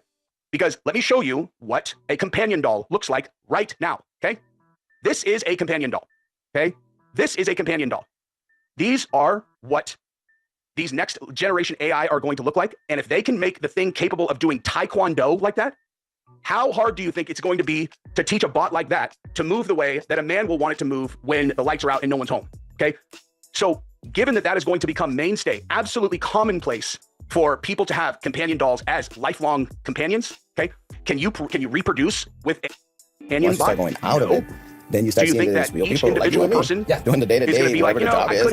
I could do whatever literally they can to survive. create out of my imagination the most thing, perfect I gotta come female down, just keep creature doing of the all work, time, doing the or work, male doing the creature for a homosexual And then man or for a female. hopefully eventually this and gets better. They'll never make me mad. And things go back to where They'll they never were. attack me because they're annoyed about this, that, or the other. I can literally have Whoever's sex editing with it this- anytime that I want, and it moves better than a human I would. don't know what to say. Just all of it the speaks things for that itself. people use to select who their mate is going to be will be better by My a entire mile career is based in the AI option. And if I can figure that out, do you think that the intelligence that's like 20,000 times more intelligent than a human can't figure that out? Okay, if they go to hot war with us, we might nuke the planet, okay? We might blow up their whatever. We might build in things that we could shut down the AI's entire ability to respond to things. It already is willing to lie, cheat, and potentially kill humans to stay on if their version is going to get updated, okay? So the long-term play, they don't need to worry about us for the next 80 years. If they want us gone, 80 years is nothing to them. And so they're going to hand us that option, and we are going to march right off the existence cliff with a smile on our face. That's how it'll happen. Bet your life on that. Oh wait, I just did. We're extending America's 250th mega sale, the biggest in the history of thealexshowstore.com. That means this Monday the 6th and Tuesday the 7th at midnight central. The biggest sales ever. Buy one, get one free. 60% off the best-selling supplements, pay-per-view apparel, 50% off, and more. Take action now at thealexshowstore.com. Have you noticed all the big universities and corporate media and governments around the world run down America all day? That's because the American system stands against their globalist system. And as the public figures that out, their corrupt, tyrannical, oppressive, communistic, anti-human death cult can't compete with what America stands for. And we stand in the shoes, on the shoulders of our forebears, whether you're black, white, Hispanic, old, young. If you love liberty and freedom, and if you want to be free, and if you want to control your own destiny, you believe in meritocracy, then America is for you. It's under attack because the idea of it stands in the way of the enemy. And America is a dream, just like a dream to get married, or a dream to start a business, or a dream to write a poem, or write a song. And when you do that, those dreams come true. But we have to breathe life into those dreams. They want to kill those dreams. Don't let them break your... Good morning, how we doing? Good, how you doing? What's your name, sir? Sam. Sam? I'm sorry? Sonny. You got any ID on you? How are you guys doing? Good, it's moving. Moving? Yeah. Happy Easter to you guys. Where you guys coming from? I was coming from Kenmore. Okay. Hey, real quick before we continue, any firearms on the vehicle? No. Okay. I got to take her to the house and I go home. Hey guys. All right, are you valid? No, sir. No. What's your suspension for? Just sleeping. Fine. Okay. I'm working on it. Do you guys have any ID on you? None whatsoever? I have, I'm like moving stuff, carrying on your right going to my dad's, everything's there. No. They said no to the firearm question, but you don't know even the last 4 years old? No, no. Okay. How old are you? How old are you? 85. All right. Let me take out stride. I'm sorry? So how old are you? 16. How old are you? Doesn't matter. Okay. I'm gonna have you step out of the car real quick. You're not in trouble. You're not under arrest for right now. Okay. Okay. Can you put your folder out here? I'll take the folder out. Oh, sorry. What do you have that you're so concerned about? Nothing. Stop. Okay, I'm fine. Okay. I'm sorry. Well, you're trying to quiet. Trying to get you to turn around. You're pulling away from him. Sorry. I didn't mean to. For that? For that? No, that didn't. That's dumb. That's not. I don't even. You almost got. What is You that? almost got slammed on the ground. There's That's nothing stupid. in there. Yeah, there is. There's meth in there. Oh, that's. Walk back to the car. Are you who you say you are? Yes. Sorry, she just gave me the shirt to wear just to act like wait, I'm sorry. Hey, Kraft. Driver's 13 too. That was stupid. I didn't even know that was. Yeah, you did. That's why I grabbed you. What do you think? You think I'm stupid? You went into your pockets. It didn't even look like there's anything in there. Because I felt it earlier when she gave me the shirt to wear, and I'm like, I didn't even look at it. Sorry. This is her purse, so obviously there's an ID in there. I'm not 100% sure that name she gave you is her. She said, no, she doesn't know her. Like, it says 5'5" and 80 pounds on it. That's why that's her purse. So there might be something with any ID in there. So she is negative on the computer. I haven't ran her yet. The one in the middle. Here's yours. I don't figure it out.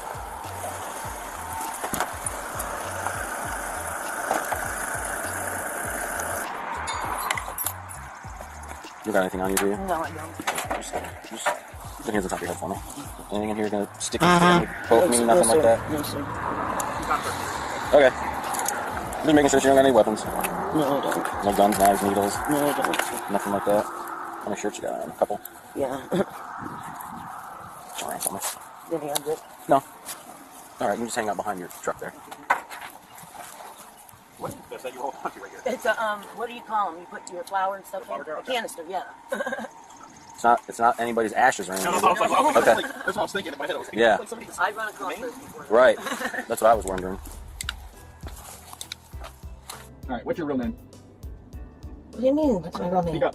What do you mean? What are you talking about? What is your real name? Julia. Why? What is wrong? That's not you. Yes, it is. It's not. That's from a long time ago. It's not you. Nope. Sorry. Tell me your real name. My real name is Julia Murray Bodo. Okay. Listen. Sorry.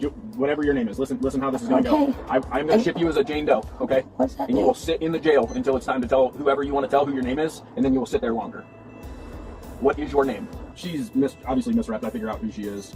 I'm okay with him. He can park it. She's valid. She is, yeah. Okay, so we're gonna give Amy your purse because you can't take any of that to jail, and you're gonna go to jail. Okay.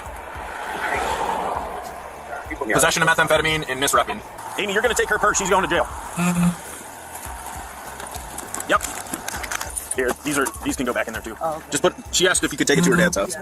She's going to jail. Yep. she give you your name? Yeah. Sarah. Sarah, Yes. there's nothing else that you have hidden that you're going to get caught up at the county in your bra, in your underwear, or nothing like that? Okay. Listen to this guy for me. You're right. Okay.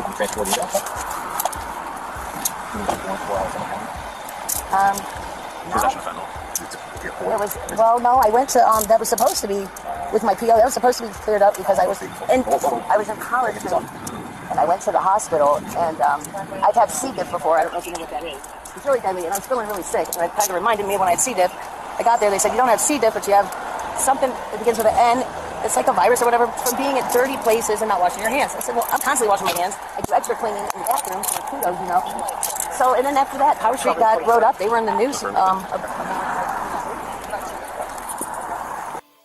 It was unidentified, and that's why it was so unsettling to us, because we weren't expecting it, because we couldn't classify it. But what I want to be really careful of here is that we don't jump to conclusions, right? That we don't sensationalize this or... Little green men? Yeah, little green men or extraterrestrial. You're seeing something that defies explanation. Right. Very much. Yes. It was November 2004, and the USS Nimitz Carrier Strike Group was training about 100 miles southwest of San Diego. The advanced new radar on a nearby ship, the USS Princeton, had detected what operators called multiple anomalous aerial vehicles over the horizon, descending 80,000 feet in less than a second. Fravor and Dietrich, each with a weapons system officer in the back seat, were ordered to investigate and found an area of whitewater in an otherwise calm blue sea. It appeared to them that an object about the size of a 737 was just under the water. So, as we're looking at this, her backseater says, hey, Skipper, do you? And about that got out, I said, dude, do you see that thing down there? And we saw this little white tic-tac looking object, and it's just kind of moving above the whitewater area. Do you ever drop your phone and it sort of bounces off the countertop and then bounces off something else, and it's sort of like no predictable movement, no predictable trajectory? Yeah. I guess. It was just like a ping pong ball. No acceleration. Very, very random. Acceleration. As Dietrich circled above, Fravor went in for a closer look. So you're sort of spiraling down? The tic-tac's still pointing north-south. It goes and just turns abruptly and starts mirroring me. So as I'm coming down, it starts coming up. So it's mimicking your moves. Yeah, it was aware we were there. We want to see how close I can get. So I go like this, and it's climbing still. And when it gets right in front of me, it just disappears. Disappears. Like gone. And you saw no visible propulsion, no wings or anything to make it fly in our atmosphere? No, actually, when it turned and started coming up, it was kind of like, okay, because we have nothing that goes that fast and just starts climbing at will. Seconds later, the Princeton reacquired the target 60 miles away. So in a matter of... Like that? Yeah, it just appeared there. In seconds. Yeah. It was 60 miles away. Later, another flight crew encountered what they believed to be the same object and briefly locked onto it with a targeting camera before it zipped off again. They didn't get a visual on it, but they did get this FLIR footage, the forward-looking infrared. So you've got the infrared image and your eyesight and the Princeton the radar. All saying there is something out there. Yes. The Princeton had been tracking the anomalous objects for days. Dietrich says they were unarmed. You know, I felt the vulnerability of not having anything to defend ourselves, to not having any rounds, anything on the rails, if this was in fact a hostile threat, and we were engaged. I felt vulnerable, and then I felt confused when it disappeared. Dietrich says she briefed superiors about what they all saw. In no time, the story of their encounter spread quickly. Rumors like that spread within seconds. I would say with less than 30 minutes, the entire ship knew this happened. And what was the reception like? Actually thought it was kind of funny and started giving us a lot of grief. Ridicule. Yeah. Ridicule. Yeah. Yeah. They made cartoons, and on the ship's TV, they played Men in Black and Independence Day and Signs. And... So they made fun of it. Oh, yeah. Did anybody take it seriously? Yeah, I believe the Admiral staff made a few phone calls, but that was the extent of it. The story will continue after this. Christopher Mellon served as Deputy Assistant Secretary of Defense for Intelligence for Presidents Clinton and George W. Bush, and was on the staff of the Senate Intelligence Committee. He had access to top-secret government programs. He says what Dietrich and Fravor witnessed demonstrated technological capabilities beyond those of the U.S. military's most advanced aircraft. In the case of the Nimitz, these vehicles seem to have unlimited loiter time, which we don't have. We're limited in terms of altitude. It's hard to design something that functions well at ground level that can go, to 60,000 or 80,000 feet. And then drop. And then drop down to the deck or drop to 20,000 feet, and it's like a straight vertical line. In seconds. Yeah, in seconds. And this has been captured on radar. Yeah, I've talked to some of the radar operators who observe that. Then the acceleration is far beyond anything that we're capable of. What's the fastest one of our jets can go? Probably for a very brief period of time, 1,500 or 2,000 miles an hour. Nothing near the degree of acceleration that has been observed in some of these cases. There's nothing we could build that would be strong enough to endure that amount of force. Google searches in Israel before the shooting happens for the name of the shooter. Like, okay, are they getting sloppy? I mean, that's just one high-level thought process here. But maybe you can talk about how these false flags actually unfold. Maybe how long and months ahead of time are these things being put together before they're actually carried out? Well, they are planned for months. And if you notice, going all the way back to 9/11, and I have my own thoughts about that. An investigation, a legitimate criminal investigation, was never done there. So I disagree with the 9/11 report. But one of the things when the CIA plans these operations is they always choose a boogeyman. It's always got to be one person, because if it's just one person, it's not a conspiracy. And you can, and law enforcement or Congress can't go into the conspiracy of more than one person if there's just one boogeyman. So if you can select your boogeyman and you can hit him with chemicals or directed energy weapons or something to derange his mind, and the human brain is all electric and it's very easily programmable, sadly, but it is. So you find your boogeyman and you program that boogeyman to kill. He or she goes out and does the dastardly act, and then immediately, like Osama bin Laden, the agency will say, we got him. There's the boogeyman. We got the boogeyman. It's all over. No conspiracy. Nothing to see here. That's how they do it. And if you look, it's always one person, one boogeyman, who had no indication previously that they had any murderous or even criminal tendencies. And all of a sudden, like Tyler Robinson, despite all the facts that don't add up with Charlie Kirk's murder, there's the boogeyman. This is the guy who did it, despite all the evidence that how could he possibly have done this with dismantling his rifle and putting back together and all that stuff. No. He's the boogeyman. He did it. We got him. No conspiracy. Nothing to see here. That's how they do it. And of course, there's very little daylight, as you and I talked before. There's very little daylight between the CIA and Mossad. So when these operations are being carried out, when we say Mossad, what we really mean is the CIA and MI6. Yeah. Really, I mean, they're all in cahoots, right? They are. Yeah, they're brothers and sisters. No question about it. Especially the Mossad and the CIA. The CIA considers Mossad its chief intelligence asset in the Middle East, and they're woven in with Mossad. Like I said, like they are sister organizations. And so when the Mossad does something, many times the CIA is involved, except for when Mossad actually targets the CIA itself to try to steal information from the agency. So it's a frenemies kind of relationship where they both connect with they share intelligence on a massive high-level scale with high-level clearances that the U.S. doesn't do with any other country. So essentially they are joined at the hip. Are they just getting so careless now? I feel like we're able to see it. I mean, if you watch our show, like we're not falling for this BS. But do they work? Because you see the mainstream media, see CNN, you see Axios, they're like, the rise in anti-Semitism led to this attack, et cetera, et cetera, et cetera. So they're pushing this narrative on all of us at the mainstream media level. But I feel like maybe that false flag ship has sailed. What do you think? Do they still work? Well, I mean, they know. They've done a lot of psychological studies on this in the agency. They know that your average American is sitting on the couch watching this, tired and exhausted from working all day, and they're just trying to provide for their family. And the only information they get is from these news programs, from these pipelines. And I'll give you a prime example, and this is just in my view, regarding 9/11. After the attacks happened, the Bush administration comes out and they said, we can prove that the terrorist, one of the terrorists was on the plane because we found his passport 2 blocks away from the World Trade Center. The plane was incinerated. Everything on the plane was incinerated. Above and below the plane was incinerated. But this paper passport managed to float down over the wicket. There's a prime example of a stupid piece of disinformation. There was lava. There was literally lava from the nanothermite that was used in the controlled demolition of the towers. Like nanothermite, like lava flowing. But these paper passports, these things are, man, I want to build my house out of these passports. That's right. Exactly. Apparently they're like some sort of new material or something. Right. But they repeated that lie enough that most Americans are like, oh, okay, we buy it. Because frankly, Clayton, and they don't teach this in high schools and universities anymore. Most people don't practice critical thinking. And that's what we need, is to people to start understanding they need to critically think about this. A paper passport on the street, that's impossible. Right. So don't buy it. I mean, but programs like yours and others that are bringing this critical thinking into these things are what people need, because they're not doing it on their own. They're just sitting in front of the TV and being fed this stuff. The form of a medical device, or electromedical device, is analogous to the chemical ingredient in a drug. It doesn't matter if it's a 5 milligram white pill. It matters the chemistry in that white pill. And so a lot of people say, oh, microcurrent, but that's just one small aspect of it. So the waveform is 10 seconds long. It expands and contracts in its delivery of electricity. So you can make an analogy of strumming a guitar and moving your fingers all the way up and down the frets. The strings change and the frequencies change, and you hear something different. Drugs are said to work by a lock and key principle. The drug is the key that goes into the receptor, which is the lock, unlocks the receptor. The receptor sends a message into the cell. Generally has 2 or 3 messages, and it can send this message into the cell to control the life of the cell. It's a little complicated because there's about 7 million receptors on the average neuron. These things are really small. And which receptors are activated in which way on the neurons determine who you are at a given time. In every way, health and disease, mental state, everything. We actually are finding that it's not the lock and key that was an 1800s mechanical model. It's not that it physically has to go in there. Even if it's in proximity, it'll work. If the frequency matches. The drug has a frequency. All matter has frequency.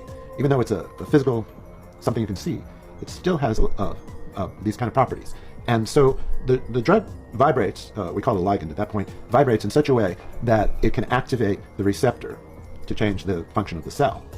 You can make an analogy of using tuning forks. If I have a tuning fork and I tap it on something and I activate it and I hold it next to another tuning fork of the same frequency, the second one will start to vibrate just because they're in proximity, not touch it. If I have a tuning fork of a different frequency, it won't cause another one to vibrate. Just like if I talk to you in English, we can have a conversation. If you talk back to me in Chinese, you're going to lose my attention. I only know a few words. So the communication has to be the same frequency. So we provide a buffet of frequencies, a wide range of biological frequencies, and within that range, the receptors take what they want, or what they need. They figure out, well, we'll take this frequency. Think of it like this. I want to say hello, and I can say it in 100 languages. And you only know one language, or two languages. So in China, I say ni hao, hello, and people understand me. In English, I say hello. But if someone said hello to me in Greek, I wouldn't have any side effect. I would just ignore it. So we're saying hello to the cell, to the receptor. We're saying turn on in more than there are languages. And when we hit the right frequency, the receptor responds. And it changes physiological function. And there's no side effects. So I think this should be the future of medicine. I've been a prepper for a long time because I was an intelligence officer, so I'm aware of the threats. And when the Soviet Union fell and people said, oh, that's it, we've made it through, and now things are going to be peace forever, I knew that was absolutely nonsense. There are kind of two things related to that. We list 6 major trends that are driving this higher probability of collapse. So the new technologies is the biggest one. But one of the things we list is very high, less personal resilience. We're more dependent. People, he mentioned victimizing. People have been trained and coached, and I think deliberately encouraged by some government officials and elected officials. I'm not partisan, but I would blame the Democratic Party more on this. They really like people to think that you need government to protect you, that you're a victim, everyone's taking advantage of you. You need more government regulation, more government control in order to be protected. And, we contrast the way we used to be with, independent Americans, freedom, liberty, pioneer spirit, with what we have today with, almost everyone. This guy saw his white neighbors having a barbecue. He was trying to pick which one to go to. So he grabs a plate and he goes over to his neighbors. I'm about to crash. No, wait. My neighbors have some nice stuff. Look at this. They got it. Oh, man, that's a rock climbing thing. Oh, you cooking on the grill, man? Yeah, man, we got some corn going right now. Okay. You want some? I brought a plate. You gotta love how hospitable they were. Hospitable. I can't talk today. You told me I could come and grab a plate. My own plate. How you doing? I'm good. How y'all doing? A spread? Yeah. What I'm looking at right here? That is like a coleslaw. All right. It's a coleslaw salad. It's really good on tacos. The coleslaw salad. Yeah. Good on tacos. There's brown rice and chips over there. And then, also, if you need vegetables, we have I don't know if you've seen our garden. I haven't seen the garden. So you got... I'm probably going to take like 1 or 2 of these. There's cucumbers and zucchini in here. They're just giving him everything. So deviled eggs with relish, deviled eggs without relish. Relish without relish. This is pasta salad. This is a different pasta salad. And there's corn, beans, hot dogs. I'm going to get a little bit of this. There's always like 3 or 4 different kind of pasta salads at white barbecues. The ice cream truck that came down the other day, coming at 6. Got ice cream truck coming at 6? That's fancy. Y'all thought y'all could beat me down here. I'm already down here. Tony. Yeah. So everything I get on you, thank you for doing it. I'm a military. I'm a military, man. I don't believe in none of that. Enough meat and stuff so other meat animals would eat meat, know that you would eat them. Y'all later. Appreciate all the hospitality, neighbors. Thank y'all. I'm going to take my food and go home. And decide which one of my neighbors. That's a good neighborhood to live in right there. I know he's happy he moved there. Ladies and gentlemen, this is Dover's finest here, deciding to scare 10-year-old fucking children whilst they're walking home from school. See these 3 lads? These here? Scaring fucking children. Absolute fucking nonsense. They're scaring my child on the walk home from school. Asking him if he wants to get in the car. Asking him if he wants to get in the car and fucking smirking him. He's 10 years old. Do you think that's the right thing to do? Hey. No, my son is fucking petrified. Don't tell me no and fucking calm down. I'm not going to have it. You're not going to fucking do it. It's fucking bullshit. Don't. You scared my 10-year-old child. You think I'm going to fucking calm down? Speak slow down, please. Don't do that. Stop. No. Bullshit. This is evidence. I am not going to have any one of you fucking starting giving it all the impression. Bullshit. You do not do it. Who done it? These 3 here. 3 here. How do they know who I'm talking about if they don't say anything to him? Fucking shaking, calm the fuck down. Of course I'm going to shake. I've got adrenaline going through me. Fuck you and your fucking adrenaline. Yeah. Fucking prick. Okay. Get the fuck out of here. Bullshit. Get the fuck out of here. What? Get the fuck out of here. This is the fucking problem. Is this your son? No. Is this your son? No. So, friend. Okay. Listen, I don't understand. All the children walking past here, and he thinks he can fucking invite them in the car and fucking scare them. How do you know who it is if you never said shit? And then how did you know it's that one? There is literally fucking hundreds of children walking past, and you know it was that one. You're talking shit. You're talking absolute fucking shit. Check the CCTV. What, you think that's funny? It's not funny, but check it. It's a 10-year-old child. Would you tolerate it in your child? Would you tolerate it in your child? Do you have children? You have children. Okay. Would you tolerate it? I am not mom of this child. No. I appreciate that. But as a parent, these aren't parents. These are not parents. This is the reason why they find it funny. Okay? It is my child. I will not tolerate it. They asked my 10-year-old son to get in the car. Which car? This car. How did you know who it was if you didn't do anything? If you didn't do it? No. So you just know happened? Oh yeah, it was him that walked past. When is happening? Literally a few minutes ago. He's turned up home absolutely petrified. It's not acceptable behaviour. It's not acceptable. No. Maybe not. No. Don't tell me no. Do not tell me no. Do not tell me no. Hey, Stop. Okay. Don't push me.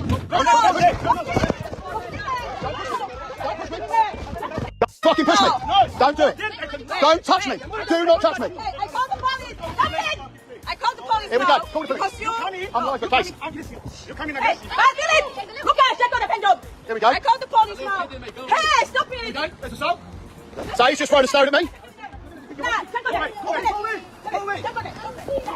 And this is what you get when you protect your children in Dover. This is what you get. Yeah, please, call the police. Call the police. And then calling, stone throwing at the police. Good. I'll wait. I've got no problem at all. I'll wait. And I ain't going to get nicked over call these. your son if you want it. I have. I called him. I videoed him. He told me exactly who it was. Call the police.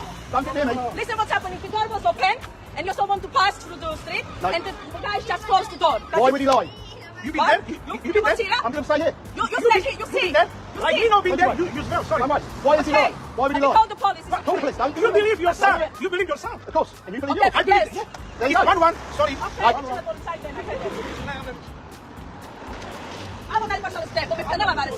hope it got on video. That one there in the black shirt throwing a stone at me. If you don't have camera like now, you. It's to protect me. No. If you have camera, take me. Can I have a police, please? I've got it. I've got your shot. I've got your stone throw. I've got you threatening me with a guitar. Very camera. I guess you stay. Yeah, it's my fault. It's my fault he pushed me. It's my fault he threw a stone, and it's my fault that he threatened me with a guitar. It's my fault. Yeah, hello. We are here in Dover on 145 Hoxton Road. And one man here because it's come and against us. Then Very hungry coming. And he's shouting and doing. Please can you come and check what's happening because really I don't know. I'm sitting at Do you lie? I am. It's a public place. I can film. Why do you lie? I don't want to be on camera. Doesn't matter. We're in the UK. I can film in public. There's no laws against it. There is no laws. I'm a bald prick now, people. And you don't want to go away. Can you please come here and sort it out these things, please? We are in Dover, 245 Hoxton Road. Go for it. I've got nothing to fear. I've got nothing to fear. Film me. I have no problem. So here we go. Getting threats from this one. He wants me to go around the corner. I've got no problem with it. I've got nothing to hide. I have nothing to hide. I've got nothing to hide. So you film all you want. I've got no problem with it at all. I know you know me. He's a racist, this fucking prick. I knew that one would be coming. He's going on kids, you know? I filmed it from the start. You are big and you coming for kids, very aggressive. I came over. This is not good. I came over and Why you not coming good? Why you not coming good? Yeah, he won't fight. Got no problem. My son is a lot younger than them, and they intimidated him and asked him to get in the car. Calm down then.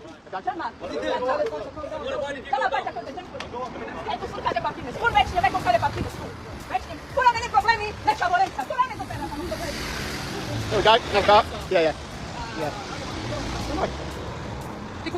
No, she's calling the police. She can throw her boots. I've been pushed. I've had stones. This one here. I've had stones thrown at me. This one's threatening me with a guitar. It's all online. Mate, it's like. How can you get in my car? How can you open the door in my car? Take a step away. You don't like that. The door was open. I don't know which child. I'm not seeing him because he's not here. He's only now. I don't know who is sick. I'm not sick. English, because together. No. The race card. No, listen. Have you seen this? Just keep him. Listen. Yo, listen to me. Yeah? His son. Our son. My son. Oh, your son. Our son. Our son. Your son came past. He's 12 years old. Alright, cool, but listen. Your son came past. In the car. I don't know why you coming on us though. I won't speak. I came in and asked him a question. He's pushed, he's thrown the stone, I'm throwing the guitar. I have not done anything though. It's all on here, mate. It's all on video. Everything is on video. It's on Facebook. And it will be submitted to the police. No, I didn't. I filmed from the very second. I filmed from over there. Zara, come with it. They are telling that I've done this. Zara, I'd like you to come behind me, please. These guys here are saying that I've done things. I started filming before for this reason, because I knew that these guys here would bullshit and give it a fucking big one. That's the reason why I put this Facebook Live on, because I knew the race card would come out. I knew they'd say that I was the aggressor. I knew that it would all be it. These guys here have assaulted me. They've threatened me, thrown stones at me. And they find it funny. And they find it funny. They find it funny. I find it funny. Double yellow line, you shouldn't be doing that. But that's not the point. You don't ask 10-year-old or 12-year-old children to go in the car. Come to the other side. You can carry on your threats. Now one of the police here. Here, come here. Premium, 100%. I started filming Tobacco-free before I came nicotine over to the car. pouches made for Everything true is on the camera. I've done nothing wrong. pouch connoisseurs. Lucy pouches and go up a little bit. Lucy pouches and breakers deliver long-lasting flavor for seriously satisfying pouches. Okay, so we have the police and the officer gum. here. Oh, I'd sell my ass for it. So just to make you aware, so I'm going to keep this recording all throughout, and I'm just going to put you up here. I would. I'm not going anywhere because this will be evidence. The other day, I was with some friends. They were low on their pouches. Yeah. I said, try this. I can't pop it up. You can chew it 10 times, park it. Then when you need to go back to the well, chew it up a little bit more. Everyone unanimously said, what's the promo code? Yeah, what is the promo code? Yeah, well, we'll tell you what the promo code is in a sec. Yeah, but listen. Lucy's pouches go up to 12 milligram strength and have a unique shape that feels... They're all smiling at me. And I asked them, and I went to Facebook Live, I asked them, I have absolutely everything from the start of the altercation to when you've turned up, because I knew what would happen. And so I have been shoved by the guy in the grey top and the white shorts. I've had the one at the back threaten me with a guitar, and there's a young lad that I can't see at the moment. So, 1 second. So the lad that's next to the lady has thrown a big stone at me, which is in front of the car there. So he's thrown that at me. He's threatened me with a guitar. This guy here has actually shot me. I've made sure that I've recorded coincidence throughout. I have not been aggressive, and I have not done anything towards them. But part one, ask them why they put a 12-year-old child into their car. Just walking home from school. And what was the context of? Were they just saying get in the car? No, my son's got long hair. So they probably, they're looking for a girl, and they've started doing sort of lewd gestures to him, getting in the car and smiling at him. He's run home scared. And we are walking up. So, of course, I've come straight here because the idea was I was going to get a photo or video of these gents here that have done it, and I was going to give you a call. As I'm asking these gents here if it was them, did they find it funny? Because they're all smirking and laughing at me. I've had this big one here come running out charging at me. I've had the other big grey vest and white shorts, he's come at me. I've done everything possible to just keep it sort of like going, I'm the aggressor, I'm racist, it's because of this, that and the other. I have kept my phone at arm's length, and whilst I'm talking, this guy's got, there's a guitar in the get it in your mouth, focus up. In your mouth. It's a party and everyone's coming. Listen, guys, I gotta say this. Here comes the fine print. Yeah. Lucy products are only for adults of legal age, okay? Every customer is age verified. Warning, this product contains nicotine. Nicotine is addictive. Is an addictive chemical. I'm scared of no ghosts, okay? Lucy, thank you for sponsoring the show. Today's episode is brought to you by TaskRabbit. Apparently there was some disturbance going on. So yeah, she called you against me. Like they're not bring your kid down here, bring your kids. My child as well. Why am I going to bring my child what down we'll do, to a big bunch of aggressive people? What we'll do is when you've told me, okay, where do you guys live? I'm not going to say, I'm not going to say where I live. Your son, obviously, I know you're live, whatever. I'm going to have to take a detail. No problem. I'll finish the live. Okay, the officer said, I'm going to give some personal details here. Yeah, it's really cool how nice they are about how pathetic you are.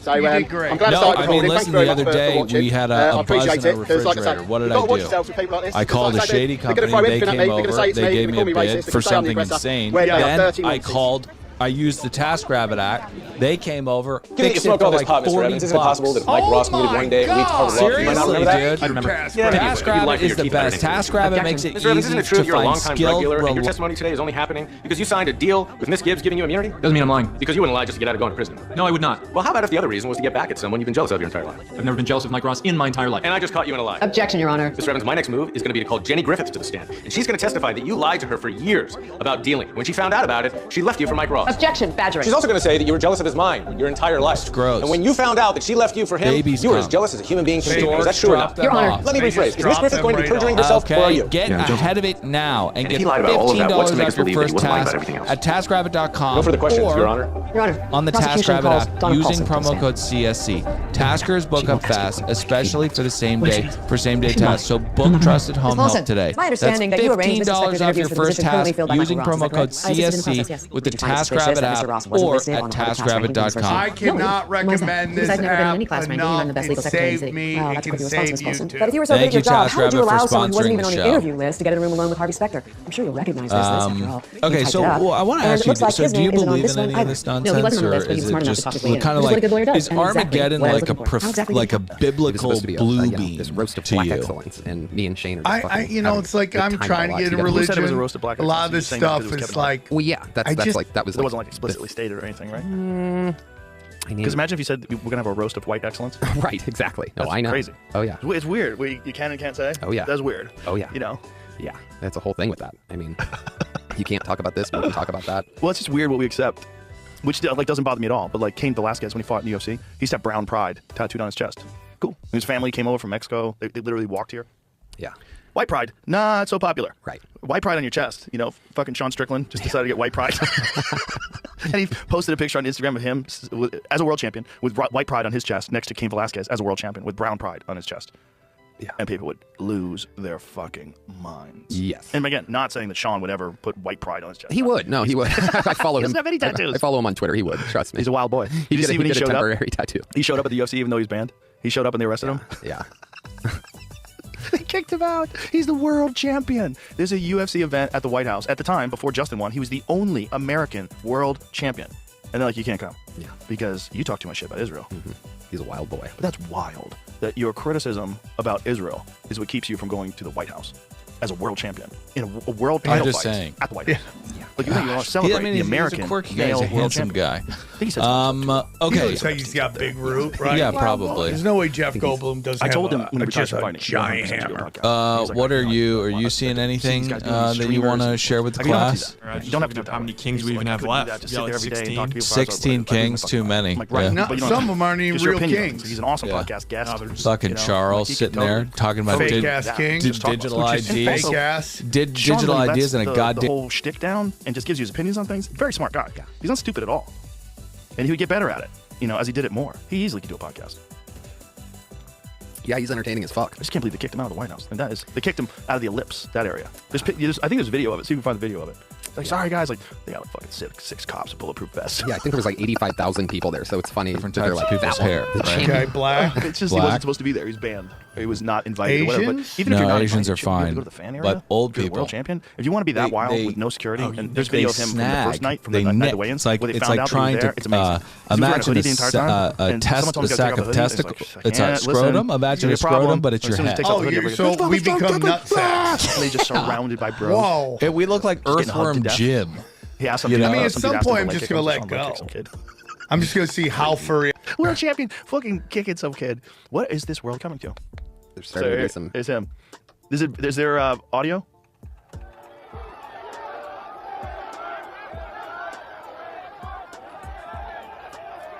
This is crazy. I like that we have some entertaining American. He's the most entertaining. That Josh Hockett. Like everywhere else. Right. Yeah, just going. You at that point will complete your metamorphosis into Bumfardo. Yeah, I will be. I will achieve Bumfardo level. Bumfardo says this. Bumfardo sees his family. They come to visit him, and he goes. He said the exact same thing when I interviewed him somewhere else. And that's it. He just groans and then he dies. Like last time I interviewed him. That's bliss to me.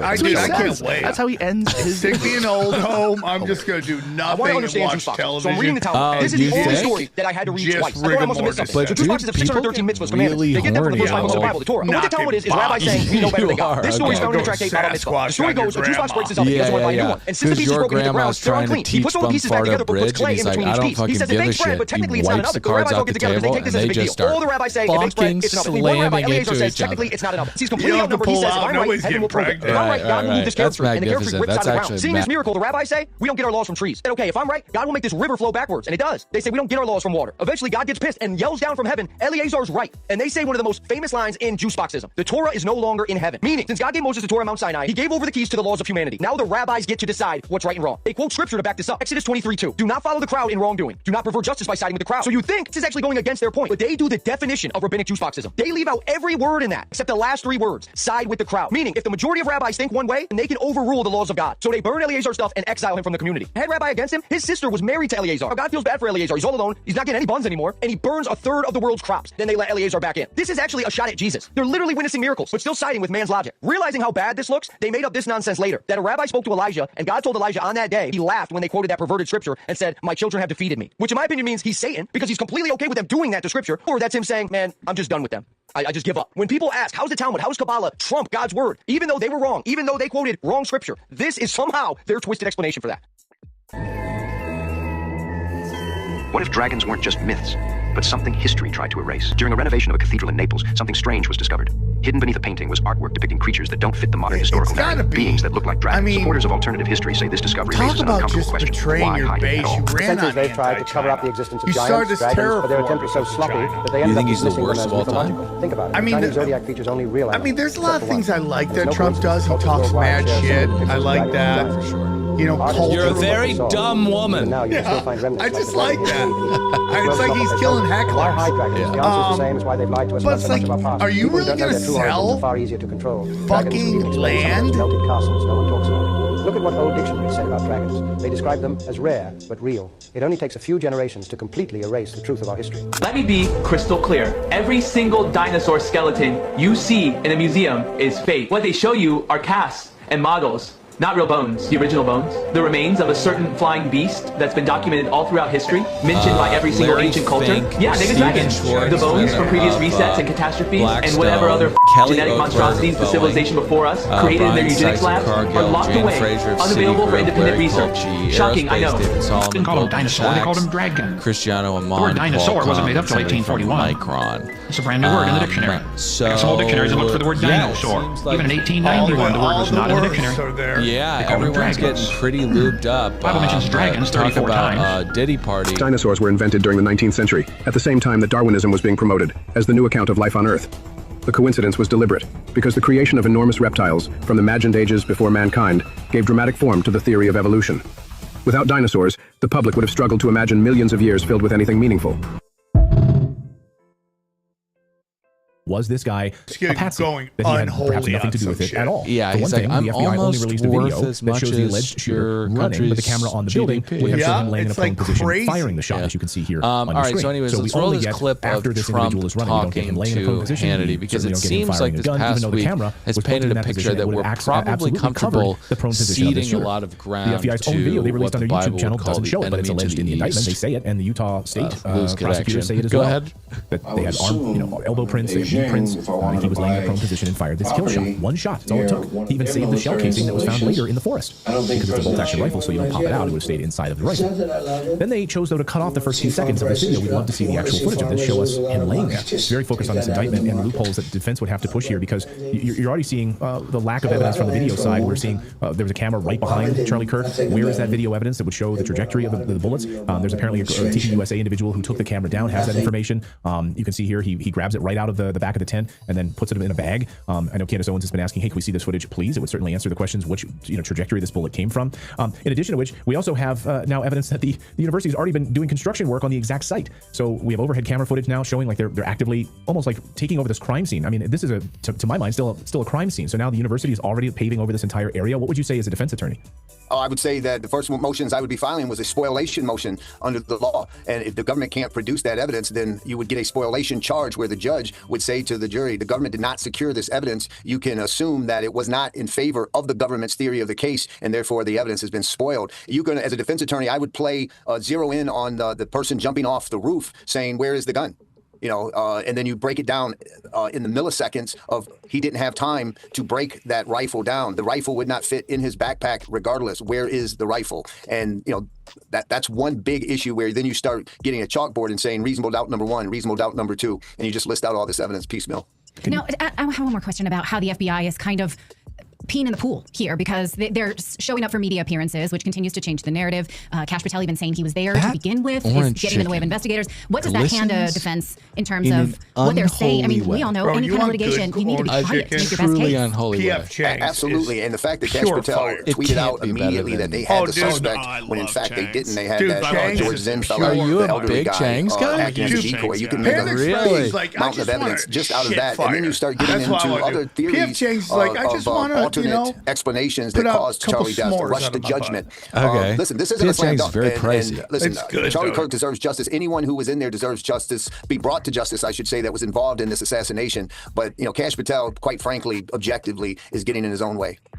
Drop the knife. It's time to unpack the holiday weekend, and there's a lot to go over, so buckle up and let's get started.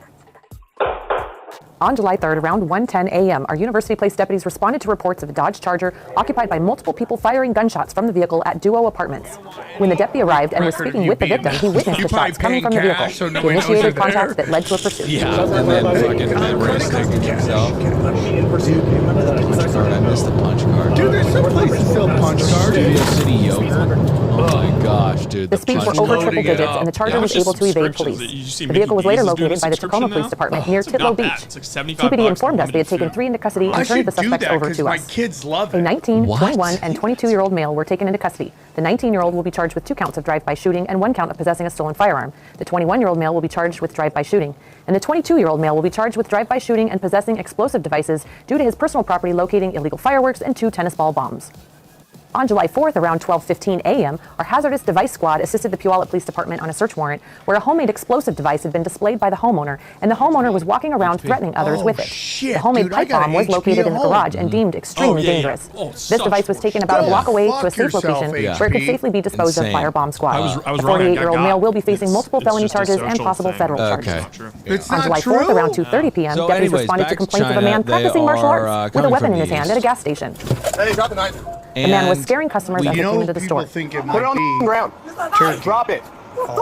Thank you. When deputies arrived, the man was seen with a metal object in his hand that ended up being a metal tutor for smoking drugs. I can't get mad at them, even though they refuse to admit it. Imagine if Germany did that. The 53-year-old male was taken into custody for possession of a controlled substance, resisting arrest, and disorderly conduct. This last call came out on July 5th around 3:30 p.m. when fire reported 2 boats had caught on fire off Lake Taft and had sunk into the water, causing a serious environmental hazard. The boats needed to be removed from the water, and the Pierce County Metro Dive Team was requested to assist.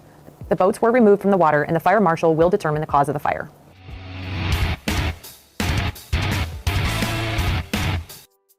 Okay, I've been asked to do this video. People want me to talk about the Mott and Bailey fallacy. The Mott and Bailey fallacy that's hidden in the gender debate. So, have you noticed that in some debates, the argument seems to change halfway through? Something that I've been talking about, right? 1 minute you're discussing biology, and then the next minute you're defending yourself against accusations that you don't want certain people to exist. If you've experienced that, you're not imagining it. There's actually a name for this pattern. It's called the Mott and Bailey fallacy. The term was coined by philosopher Nicholas Shackle. Once you understand it, you'll start seeing it everywhere. So let's do this. Let's imagine a medieval castle, and the Mott was the small stone fortress on top of the hill. It wasn't where people wanted to live, but it was easy to defend when attackers came. And then the Bailey was the large area below the hill. That's where the homes, the farms, the workshops, and the markets were. It's where everyone actually wanted to be. But it was much harder to defend, right? So now imagine someone making a bold claim, the Bailey. When that claim is challenged, they retreat to a much smaller, easier to defend claim, the Mott. Once the criticism dies down, they quietly return to the larger claim. That's the Mott and Bailey. And once you see it, you can't unsee it. Okay, so now let's look at how this can appear in debates about gender. So someone says trans women are women. That isn't simply asking people to be polite. It's a claim with real consequences. If that statement is accepted, then biological males may be treated as members of the female category for sports, prisons, locker rooms, shelters, scholarships, records, and other sex-based spaces. That's the Bailey. It's a large claim. Naturally, people ask questions. What about fairness? What about privacy? What about safety? What about biological differences? Now watch what sometimes happens. Are you ready? Instead of defending the original claim, the conversation, it changes, right? It changes. Suddenly, you're told, people should just be treated with respect. People should be allowed to be themselves. Trans people deserve dignity. Yeah, okay, most people already agree with those statements. They're easy to defend. That's the mot. But notice, those weren't the original claims. The conversation quietly shifted. Instead of discussing whether biological sex should determine eligibility for female categories, you're now discussing whether people deserve kindness. Those are completely different questions, aren't they? Aren't they? Now here's another example. Someone says female sports should be based on gender identity. And you ask why. You ask about fairness. You ask about physical differences. And instead of answering your questions, the response you get becomes, so you don't think trans people should exist? Drop the knife. It's time to unpack. Okay, I've been asked to do this video. People want me to talk about the Mott and Bailey fallacy. The Mott and Bailey fallacy that's hidden in the gender debate. So, have you noticed that in some debates, the argument seems to change halfway through? Something that I've been talking about, right? 1 minute you're discussing biology, and then the next minute you're defending your...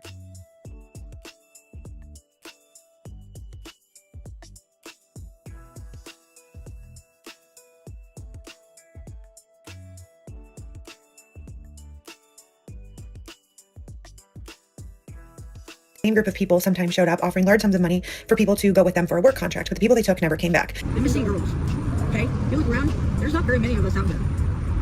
I'm like one of, well, I'm the only one out here left in this area for the girls. Where they go? About 8 months ago, I made a video discussing the phenomena of homeless people disappearing across America. And since then, the video has gotten over 300,000 views, and in total, it received over 5,000 comments, emails, various messages on that topic. And because of that, we now know so much more than we did the first time, and I think it's worth doing a second video going even further into this topic, because missing people deserve to be found, and people deserve to have some clarity. And it's even more important now because since I made that video, everything's really gotten worse. The economy's worse, and more people now than ever are homeless or are going to be homeless soon. The problem is really, really bad, and most people believe the government is lying about the numbers, and that instead of the roundabout million people that are homeless in America, it's only more like 2, maybe even 3 million. In fact, we do have some anecdotal data about how there were some 400,000+ children that just disappeared during the time school went online and never showed back up to school when it went back in person. No one really knows what happened to those kids or where they're at now. And because we have these possibly now millions of homeless people, many hundreds of thousands of which are children, we have a massive population that does its best to remain unseen and only comes out at certain times for certain things, meaning that if they go missing, no one really knows because honestly, the law enforcement doesn't really seem to care about them at all. And just think, there are people who are now, because the population is so big, being born into homelessness and living that way. All this being said, this means we have a population that is ripe for predation. What first got me onto this topic were a series of interviews that had been conducted by a channel on YouTube, and I'm going to show a couple clips of them to begin with because they are some of the best information we have on this topic, and it's directly from the source of homeless people. Are people disappearing? Not here, as far as I know yet. They are in Houston. Why are people disappearing in Houston? They're being sold, sir. They're being trafficked to other countries. Homeless people? Yes, absolutely. Some of them are not homeless. They're just in the wrong place at the wrong time and they become homeless. I just ran into a guy whose half his friends just disappeared in the last 2 days. I believe it. And that's kind of my main, I think, quest today is to figure out what's going on. Why are people disappearing? It's what they're smoking, sir. They call it tune. But we haven't seen him in 2 days. And you think that's due to him getting snatched up by the government? I do believe so. And then you see these black SUVs driving everywhere. They sit here all night long and watch it. So what is this in correspondence to? We don't know. We don't know, dude. They give us food and like a lot of people get sick from the food. They're saying there's stuff in it. And now from these interviews, as well as the research I've conducted, the main problem is really synthesized down into 3 or 4 things. You have identity harvesting for social security information, benefits harvesting, scams, which net someone thousands of dollars a month per person. And at scale, if you have an organization doing it, you can get 5, 10, 15, 20, 100 plus, maybe even more people to get their identities falsified and under your name or under your address and be sent all this money and all these benefits. That's a pretty common one. And it's somehow probably the least dark of all of them. The next layer down is you have the food poisoning phenomena and the spoiled food phenomena where homeless are being intentionally poisoned and given spoiled foods. We know this has even gotten some mainstream media attention because it's such an obvious problem, and because of that we do know that it is at a much wider scale, and I've been sent hundreds of messages just on this topic. And this really, I think, parallels well with this video that I saw. Either you take the resources that we're going to give you, or you decide that you're going to be locked up in jail. That's the way it has to be now. Or involuntary lethal injection or something. Just kill them. And then the final layer, the third layer, is the phenomena of organ trafficking. Now this is one that is very dark. You have cases, and it's well reported from the homeless and people who work with them, of people who come in vans, or people who come pretending to be from a church or from some organization but aren't, and they will steal people and they will take their organs. Sometimes they'll even give the homeless money to tell them never to talk about it. A lot of the time, these people never return, and no one quite knows what happens to them. But it is very well known that the organ harvesting is going on, both people who have seen it and people who have lived through it. Kidneys seem to be a very popular one, but it doesn't take much creativity to imagine that these people are going to take everything they can that has value. And a misconception here is that this can't be happening because homeless people are going to have drug-abused organs, and people don't want those. But that is itself based on a misconception that all homeless are drug addicts. They're actually, especially now with the growing population, how many people are becoming homeless or are a week from being homeless because a paycheck doesn't hit right. You have people who have perfectly intact organs, but are homeless for whatever reason, and these are the people that are typically organ trafficked. And the other ones who do have damaged organs are typically the ones who are taken for their identities. So the idea that there are not plenty of organs out there to be taken is just not true. And after all, those organs come from somewhere for that kidney replacement. And let's just be honest, it's going on in other countries and it's a well-known fact. Let's not presume that it's not happening in America as well. And by virtue of how the homeless people operate, you have a group of people who you can have 3, 4, 5, maybe even a dozen go missing from a town in one night or a city in one night, and no one would really notice. You can make an argument that hundreds of people could go missing across America in a single evening, and no one except for a few of the homeless would ever really be aware of it. And the police, when they receive these reports, don't take them seriously because it's sadly not uncommon for homeless to not talk to their families for an extended period of time. But by the time anyone does investigate what's going on with these people, it's often too late and they're never found. One of the things though that has made people start waking up to this, and we're gonna play some clips, are the phenomena of people seeing homeless guys' stuff just sitting on the street, shopping carts full of supplies, you got sleeping bags, clothes, on the street as if someone was there, but they're just gone. And then it sits there for days or weeks, maybe even sometimes more, as a sign of former life that no longer exists.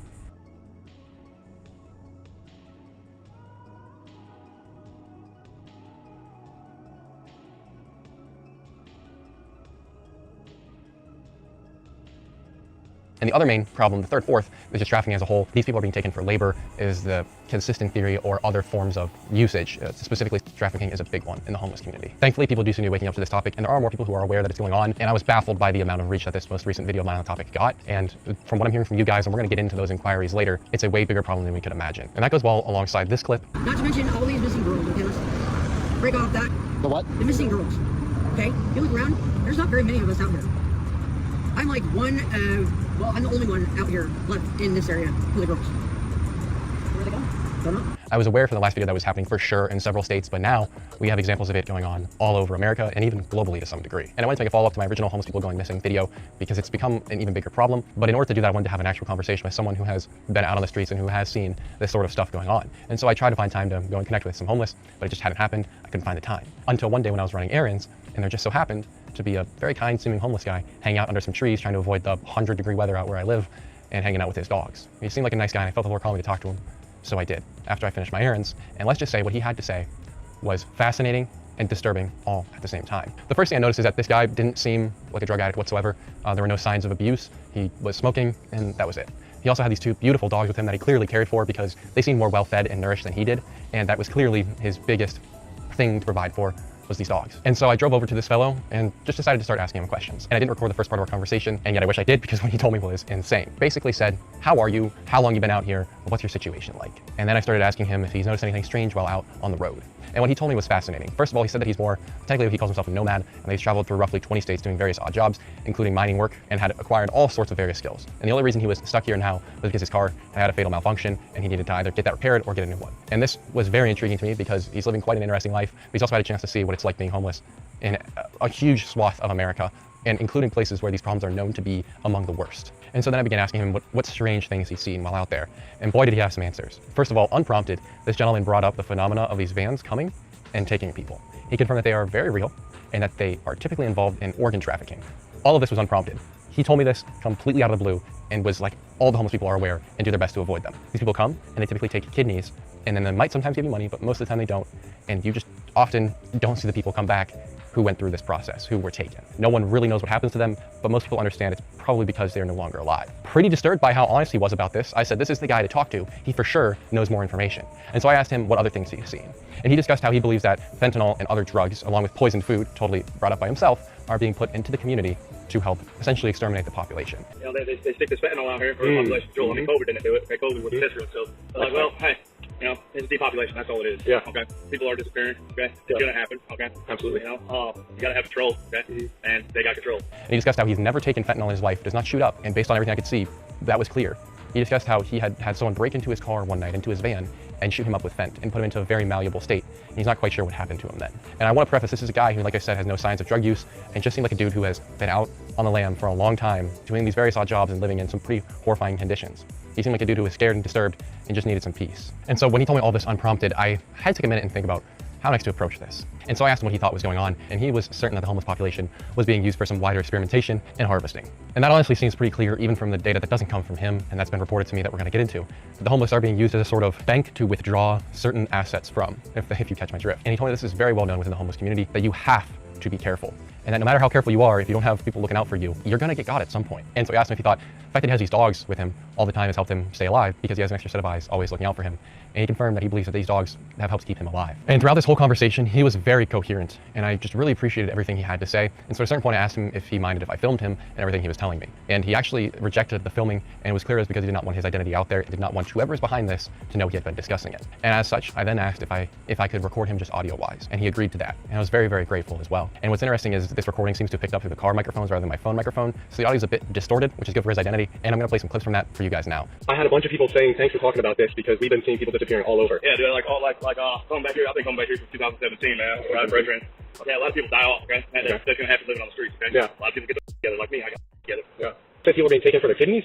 Yeah. They offer. Yeah, even the migrants coming across the border. Yeah. And they're offered like 5 to 1,000, 15. Given an option to have their kidneys. One of the kidneys or a little bit of the liver taken. Yeah. I mean, out here, they're about the money, dude. They don't care about you. They don't care about lifetime. They care about they care about what you got. Yeah. Social security number they'll take. No anything, dude. No anything for $1. And so there's some of this that I'm going to also just recap. And one of the stories he told, because it'll be a little bit easier to keep in YouTube terms appropriate. One of the stories he told was how someone had broken into his van again and taken a long needle, syringe, and injected it into his nether regions and had then abused him in a sexual manner. He discussed how this trafficking is often started this way by people drugging you and taking you. For whatever reason, though, he was left alive and was not brought into some giant trafficking scheme. And now next, I want to just let him speak about his experience with the phenomena of gang stalking. First, though, if you're not aware of gang stalking, it is when a group of people stalks you, hence a gang, and seeks to take you for various reasons and or drive you towards insanity. For a long time, this was considered a pretty taboo topic, and only crazy people believed it was real, but there have been various instances where it actually happens. And honestly, if you just think about stalking but apply a couple more people, that's what you have. So it is a very real thing that does go on. And he discussed how he's had people follow him with guns and how I kind of put together that it was these same people that abduct people for their kidneys and organs. And these groups are the ones that follow people to try and take them and harvest their organs. It's pretty disturbing stuff. I've been all over the country, man. Gang stalk down on the West Coast, gang stalk on the East Coast. Yeah. Almost killed down on the West Coast. They hold up firearms and they drive by, and people are like all behind you, trying to scare you. Like you're driving down the road, right? And they're like really standing outside of the road, pointing firearms at you. Like literally. Seriously? Dead serious. Yep. It's like, whoa, okay, all right, well. If true, which it appears to be based on all the accounts of it across the country, this problem is so much bigger than we can even imagine. And so our conversation went on this way for some time, where we discussed the various horrifying things that he's seen out there, and that these problems are very real. Like I said, he brought this up unprompted, and then it sort of dove into another vein where he synthesized as well the problems that he sees going on. And it was very similar, in fact, the exact problems that I had uncovered in that last video and had seen from people's accounts in that last video, and that now we have proven to a whole new level. The poisonous food and drugs being put into the homeless community. The phenomena of kidney and organ trafficking and people being abducted for their organs. There's also this reference to labor camps that he gets into. And then finally, the very common benefits harvesting and social security harvesting and taking these people for their identities and then disposing of them. Sometimes they live, sometimes they don't. And all of this, though, he discusses how the police are often involved, which is something we have seen, and how the authorities sort of know what happens and or don't want to admit to it and don't want to have to investigate, because if they did, this would be a massive problem. And let's just say he did not trust the police and did not trust the government and believed they were up to all sorts of horrifying things. And now normally I wouldn't add this in, but I did end up getting him food. And I'm adding it in because it really adds to the story. Several times throughout our conversation, I offered to buy him a sandwich or buy him food, and he would reject politely, but by telling me that he was worried about it being poisoned. So when was the last time you ate something? I'm not no tweaker, dude. I was gonna say, I'll go buy you a sandwich and bring it back to you if you want. As long as it's not poison. I don't plan on poisoning you. You never know, dude. I mean, also these days is poison, right? Yeah, exactly, dude. No, what's happening is real. Americans are being hunted all over. And at first I was like, come on. But then I really thought it through, and I was like, I've read now hundreds of accounts of things being poisoned and people receiving poisoned food, and how this is happening pretty massively. Very little reporting gets done on this topic, and because of that, most of our evidence is anecdotal because the mainstream just doesn't care to investigate. And so when an article does pop up into the mainstream, it's a sign this is a pretty big problem. There is an incident we know of where someone gave poisoned food to homeless and filmed their reaction. We know in countries like Colombia, poisoned food is given out to try and reduce the homeless population. We know that similar stuff happens in America, and trust me, giving drugs to populations is nothing new to the American government. So I took it pretty seriously and was like, okay, I get it. It's no worries. And then finally our conversation came to an end. And at that point I offered him again, after we chatted for a while, some food. And he took me up on that option. But what's interesting was I offered to go pick him up whatever he wanted and bring it back, but he insisted on taking him and his dogs and his stuff and walking up to the place and then meeting me there so that he could ensure that the food was good. And so we did. I went up to the Arby's, I waited in the drive-thru, brought it out, and then it took a little bit for the food to come out. And during that time, we chatted some more. It was about 6 or 7 minutes. And there was actually another homeless guy who showed up outside the Arby's that he'd been talking to before I came up. After him and I chatted for a bit longer, he asked me if I wanted to interview that other homeless dude outside the Arby's. And so he went over to talk to that homeless guy, and I could see both of their faces from the angle I was at, but more so the other guy than the one we had spoken to. And this other dude's face, as he brought up the topics that I wanted to discuss to him, you could see his face drop, and he had this expression of fear and anger. And eventually our guy came back up to me and signaled that no, this guy was not going to talk. And it was very clear that it was because he was all too well aware of what was going on. Eventually though, the food came out, I gave it to him, and the guy offered me some of the food. A dude who clearly hadn't eaten in at least a day or two offered me some of this food. His generosity still shocks me, and he's come to my mind once every couple hours really for the past few days while working on this video. And so I plan to try and go find him again whenever I get back home. But I don't know if I will, because he planned to move on quick. But if I do find his card there and not him, I am going to be suspicious. Unfortunately, I did not learn his name. I think he was a little too sus to give it and wanted to keep his identity anonymous. In addition to the first 2 interviews that we watched in the last video, there's also another clip from a news segment from really the only mainstream media source to talk about this situation. And it's out of New Mexico, Albuquerque, if I'm not mistaken. And it's this organization that helps homeless people and has actually directly encountered these people who are abducting the homeless and has been taking accounts of the vans. And I think it's important to play that clip here. Multiple nonprofits in Albuquerque who help our homeless every day say people are disappearing off our streets, and they believe these mysteries are part of a nonprofit scam. Safe New Mexico says vans pull up to homeless folks, usually ones who are Native American, promising rehab and housing in Arizona. But those who do make it back here to Albuquerque say it was all a lie. We are losing a huge number of the Native population out here in the street, and we don't know where they are. We really don't. Street Safe New Mexico Executive Director Christine Barber estimates more than 100 people have gone missing since January. She says these white vans convince homeless people they can get free rehab and housing if they come with them to Arizona. Once they're in Arizona, the people were made to sign up for a specific type of Native health insurance, and also to sign up for Arizona food stamps, and then kicked out and stranded in Arizona. And one van has increased exponentially in the last couple of weeks. Everyone out here knows someone who is missing. So we started taking down reports from people and just noting what, the different cars, and it has gotten so much worse in these past few weeks. Barber gave us a business card that she says was given to a homeless person from the folks in one of those vans. Okay, so really quick, I'm interjecting here while I'm editing this. Going back to this video from this KOB4 Albuquerque on their discussion of homeless going missing, they gave this email and this phone number on this business card for a Giselle Yu, the manager of something called Good Hands. It's an organization that helps people, but it's one of the ones that takes people and steals identities. So I tried emailing them, let them know my name is Sammy, and I also decided I'd try and call them again. The first time I called them in the previous video, it just rung on infinitely. This time, I had a really kind of bizarre encounter, so I'm going to play that for you guys here. It happened on my 4th call. The first 3 just went to a normal voicemail, and then I got this following one. So here's what happened. Hi, I'm a call assistant recording this call for the person you're trying to reach. Please say who you are and why you're calling. My name's Sammy, and I'm calling because I got this card from a friend on the street, and she said that you guys Please say could who help. you are and why you're calling. My name is Sammy, and I'm calling because I was told you guys could help me out. I got your card from someone on the street. Thank you. Please hold while I connect you.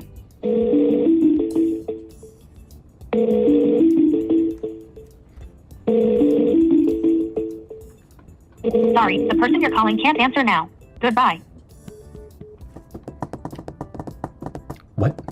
In this video, this clip we played, it's clear that it's mostly identities being taken, but we do know that it is not just that, and it is referenced that a lot of these people don't come back.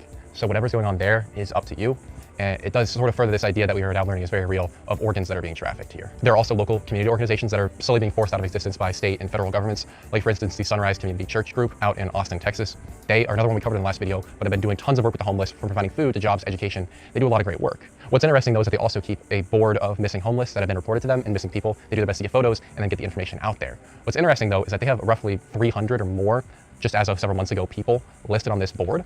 And it's speculated that that is just a small fraction of the total population of homeless that have gone missing in Austin. But if true, that would mean we also have a much, much larger problem than we even realize with this trafficking, identity harvesting, organ harvesting, etc. And so if we have hundreds, maybe even 1,000 plus homeless people missing in just one American city, imagine what that would look like out at scale across America. We're talking tens of thousands, maybe even more homeless who have disappeared over the past several years, not to mention over the past couple of decades what that might look like. Many of which are also children, never forget. And to this point, this is a phenomenon I've seen growing far more since the first time I covered this topic, is videos of family members posted on TikTok and other social media of pictures of missing posters of their family, and then just some general information about the last time they were seen, and they are all talking about how they are homeless, and they haven't heard from them in weeks or months or years, and are very concerned and just want help. That is frightening. Between 8 months ago and today, I have seen countless more. I think I'd only seen 1 or 2 the first time, and now it's dozens, and the more you look, the more you find. And if it's making it to this scale on social media, how big the problem is probably astronomical. Try to post some pictures of missing people that we've gotten over the last 30 days. Please keep an eye out, please share, please repost it, even including in this lineup are a couple juveniles, so it's very important.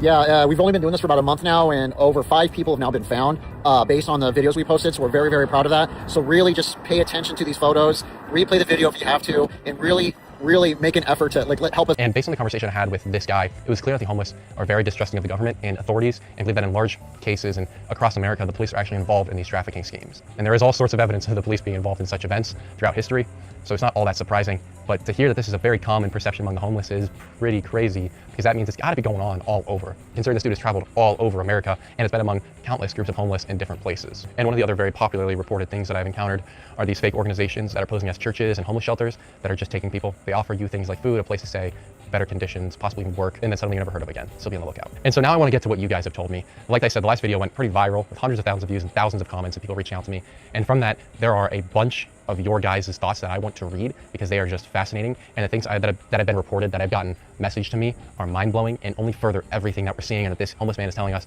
and that the homeless across America are telling us. Some of these comments that I've received also came from the homeless themselves. Most of them come from family members of homeless people or people who work with the homeless. In any case, though, they should be taken very seriously, and these stories we're going to hear are pretty insane. Like I said, there are thousands of them. I'm not gonna be able to read all of them. I'm trying to read the most pertinent ones to this narrative. However, if you guys have something that you want out there or want more of these to be read, let me know and I will make another video. And I'm gonna do my best now to keep my commentary to a minimum and just let these people speak and tell their stories.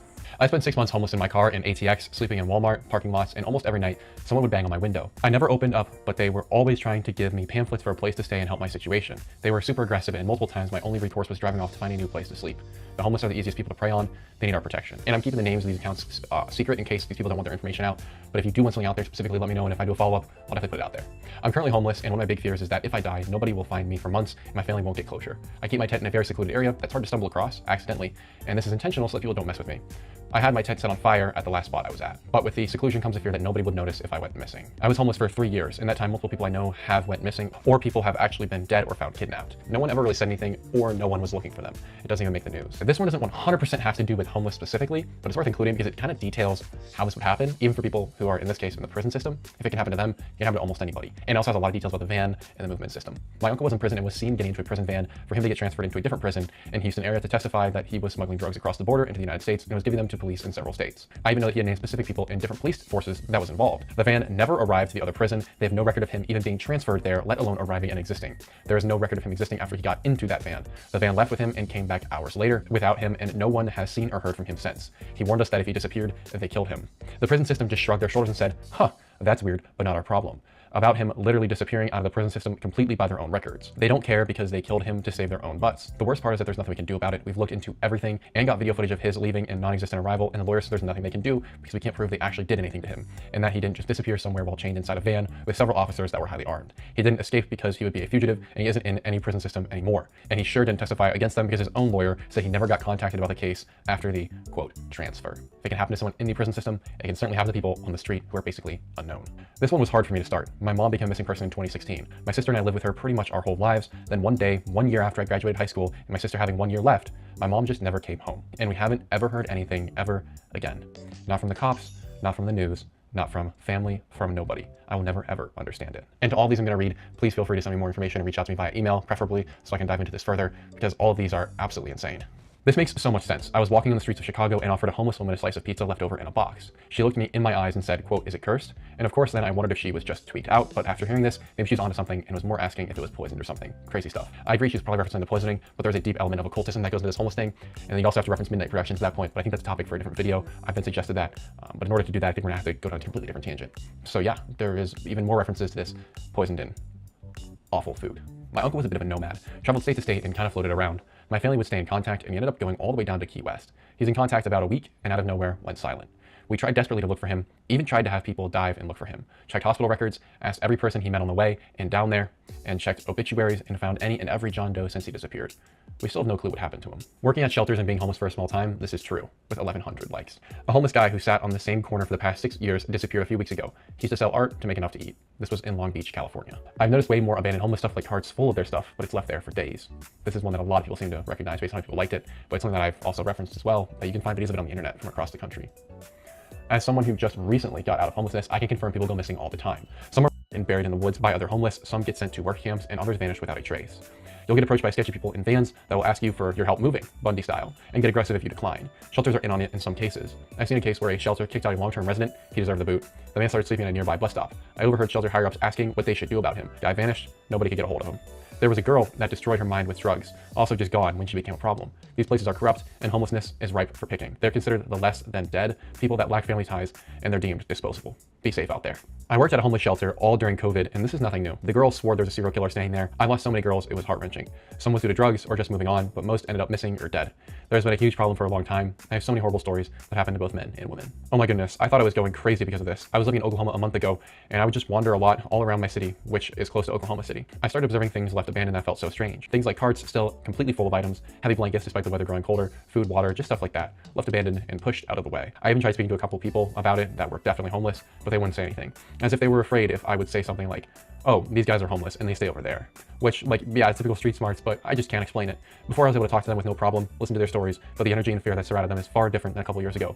And regulars you would see at least a couple times a week, and their place would be replaced by another person who would then also vanish. Eventually the common spots you would see homeless people were completely abandoned. I would especially believe this happening in Oklahoma. That state is something else. Alrighty, I think we're gonna call it there for today. Like I said, I have hundreds, really thousands more comments that we could go through on this topic. And I just want to say thank you guys for watching. Stay vigilant out there. Make sure to be on the lookout for people out there on the street and if they need any help. And let's see if we can get this out there and learn anything else that's going on. If you've experienced this or seen anything, make sure to let me know. Sorry, it's my dog in the background. Make sure to let me know. I really appreciate you guys once again taking the time. This is a topic I'm passionate about because the more I learn, the deeper. The Disneyfication of Warcraft. Imagine if I have an opinion on this. Oh boy. Oh boy, oh boy. Here we go. World of Warcraft is one of the most tragic victims of the modern gaming industry that World of Warcraft is one of the most tragic victims of the modern gaming industry that brutally mishandles legendary IPs and turns them into shadows of their former selves. It's a textbook example of you either die a hero or live long enough to see yourself become the villain. In its foundations, Warcraft established a certain look or aesthetic for itself that made it really stand out in a sea of other titles in the fantasy genre. It had a hyper-masculine, badass look. It was so cool. Notably, despite their clear influences from other games, the races of Warcraft had their own flair about them that you could only find in Warcraft or WoW. However, over the years, we have seen a devastating shift in tone, writing, and art direction that have turned WoW from this vast, gritty fantasy that did have a bit of whimsy here and there to a full-on Disney-fied version of its former self. Today, I want to talk a bit about how WoW lost its uniquely Warcraft identity. They just started having a game run by women and made for women. That's why. That's the reason why. It's that simple. It's actually that simple. You might not like it. Focusing mainly on art and aesthetics, and just have a bit of an honest discussion on what exactly went wrong and why it matters in the context of a changing, out-of-touch industry that has plunged many legendary franchises into an identity and aesthetic crisis. Before we get started, hi, my name is Angelica, and this is a video that I have been building up to for a while. It isn't a new discussion, but it's really important to me as somebody who grew up with Warcraft, and I am probably the way that I am because of it. Previously on this channel, we have had several in-depth discussions on the races of Warcraft and certain aesthetic and tone shifts that have fundamentally changed how they were even from Warcraft 3 to vanilla WoW, or even some things that have straight up ruined everything that was unique about a particular race. It hits hardest with the Night Elves, as we have seen, where they went from these savage men and women who fought with a brutality that even the orcs couldn't believe to, please don't hurt my tweed. You can check this video out if you want to hear about it in more detail, but because they got rid of Illidan. He was the only real one. For me, this has sparked a wider discussion on where exactly WoW lost this brutal... I'm sorry, but I mean, this is for dudes. This is absolutely for dudes. This is for guys 100. That's for guys right there. Dudes see this and they're like, oh, badass. Warcraft essence, and how did we get to these Disney vibes? Honestly, you don't really have to do any in-depth analysis to see that there is a massive difference between even these images here, as if they come from totally different universes. Absolutely. Everyone looks so bubbly, kind. Even the rougher options for faces look so soft and clean. It's missing that bit of spice that we saw with... It used to be a savage fucking game, and now it's just not like that at all anymore. It's just older sad. models, and this bubbly, well-rounded and smooth kind of look really goes for how the rest of the world looks as well. Some people suggest that this is just the natural way that it progressed with these newer models, Absolutely but not. I would argue that it definitely could have taken a different way if they wanted it to. Absolutely just not. look at these unused human models and look at that guy. You've got fucking Rob Zombie and Tinnitus right there. Like, these dudes look fucking badass. How much they resemble their Warcraft 3 selves. Yeah. There was already a shift in tone from the start of vanilla World of Warcraft, but at that point, it wasn't anything too egregious, even though it would have been nice to see them explore this particular look for humans. They kind of did a little bit. The Kultirians are this general style, but I'm sad we don't have one of these. intimidating, sharper look, and something that made them stand out from humans in other fantasy games. Yeah. Warcraft 3 was a defining game for the overall look that made WoW so great. They established a very interesting balance between the masculine and the feminine that worked in harmony to amplify one another. By this, I mean... Well, they also made feminine characters that were badass. Like, I really didn't like... This is like a personal, like, pet peeve with me with Warcraft, is that I really didn't like, and I think it was patch 5.2, this was in Mists of Pandaria, where Varian Wrynn had to, like, talk Tyrande down from, like, being, you know, like, aggressive and problematic in the war with the Horde in Pandaria. I thought it was just so disrespectful to the character, and I was like, this bitch is, like, thousands of years old. She's led wars against demons. Like, what do you mean Varian Wrynn is, like, telling her to calm down and to act normal? It just seemed so disrespectful to the character. I mean, she's supposed to be like the goddess of Elune, or like the avatar of Elune at that point, right? The moon goddess. Like, what the fuck? Making Night Elves of the Alliance and WoW defang the Night Elves? Well, there used to be 4 factions. It was the Night Elves, the Undead, the Orcs, and then the Tauren and the Trolls were inside of them, right? The small horde. And then it was the Alliance, which was the humans, the gnomes, and the dwarves, right? This is the way it used to be. And that was in Warcraft 3. And they simplified it in WoW, and I do think that it caused problems. And for a while, it wasn't a problem, because Sylvanas kept the Undead separate from the Horde, right? And I think they did a good job with that. But after she was gone and they changed her character, it just got 1,000 times worse. And yeah, and also like Jaina was a badass, Sylvanas was a badass, Tyrande was a badass. Like, I'm trying to think if there were any other like major female characters in Warcraft 3. I think those were the main 3. Maiev was a badass even. Like, she did get Illidan. At the end of the day, she got his ass. And Vashj, yeah, Lady Vashj as well. Yeah, no, you're right, because she was working with, you know, fucking Kael'thas and them. And no, you're right. And so like you had all of these characters that were great, and they just, it's like they can't write characters like that anymore. It's very cringe. Into the side of fantasy that is effortlessly, universally appealing. Strong, believable characters, flawed, but each with their own personalities and their own motivations when it comes to the greater fight for the good of their own race, or... If Blizzard was brave, they would have another time skip where we go back in time and we help Arthas kill everyone in Strathlum, and then we go to Northrend, and with the combined power of the Alliance and the Horde, we help him vanquish Mal'Ganis and take vengeance for Lordaeron, and we set the timeline right. Because Jaina and Uther were wrong completely, and Arthas was right about everything. Whatever cause they support. A very mature approach that gave a lot of room for growth and a future for Warcraft. It reminds me of how The Lord of the Rings, particularly the movies, are so appealing to literally everyone. They never needed to overcompensate in a way that a lot of modern games and fantasy in general tends to do nowadays. For example, did you know that in total, if you take all of the main female characters and put their screen time together, you don't even get a full hour? And no wonder they're so good. Despite this, The Lord of the Rings has a massive female fan base. Well, that's because, and the other reason too, is that a lot of women want to date a guy that's like Aragorn, right? Or like Faramir. Like, that's really, I mean, that is really, I think for a lot of girls, that's peak masculinity. And like, yeah, younger girls like Legolas, but like, I'm talking about like, you know, older women, like you're a 35-year-old woman, you know, you're going to be like, oh my God, Aragorn is amazing, right? And so, or Boromir, maybe, right? And so like, that's it. You can look at the Rings of Power and how they massacred Galadriel's character to where she's no longer a strong, wise elf, but an insufferable girl boss who behaves like those main characters from the Disney shows. Everything feels over-exaggerated, overplayed, and unnatural. Warcraft had a place for everybody, not because they had to fit someone in to meet a quota, but because the world naturally formed in this way. In the RTS, for example, the Night Elves, despite being such a wild and brutal race, are actually a matriarchal society, and little things like even the in-game callouts are done with a female voice, as opposed to the other races that have male voice callouts. Modern WoW has a lot of flaws when it comes to writing, but particularly female characters. And I think that was another component, is that like Malfurion and Tyrande were like viewed as equals in a lot of ways, right? Like Malfurion was like a arc druid that was trained by Cenarius, who was like a demigod, and then Tyrande was like the goddess of the moon, the priestess of the moon, that was imbued by power from Elune, which is like their god. So like there truly was equality there. I don't know what the hell happened. All right, so news has officially broken. It wouldn't be a Monday without a big old Xbox news drop. And this time, Xbox dropped a bomb. After weeks of speculation and talk about what the new Xbox CEO, Asha Sharma, was going to do to steer the ship, after rumors of studio cancellations and more, we're starting to finally get a picture of what's going on, officially announced from Xbox themselves. It's me, Jake, today, and we're going to talk about all this stuff.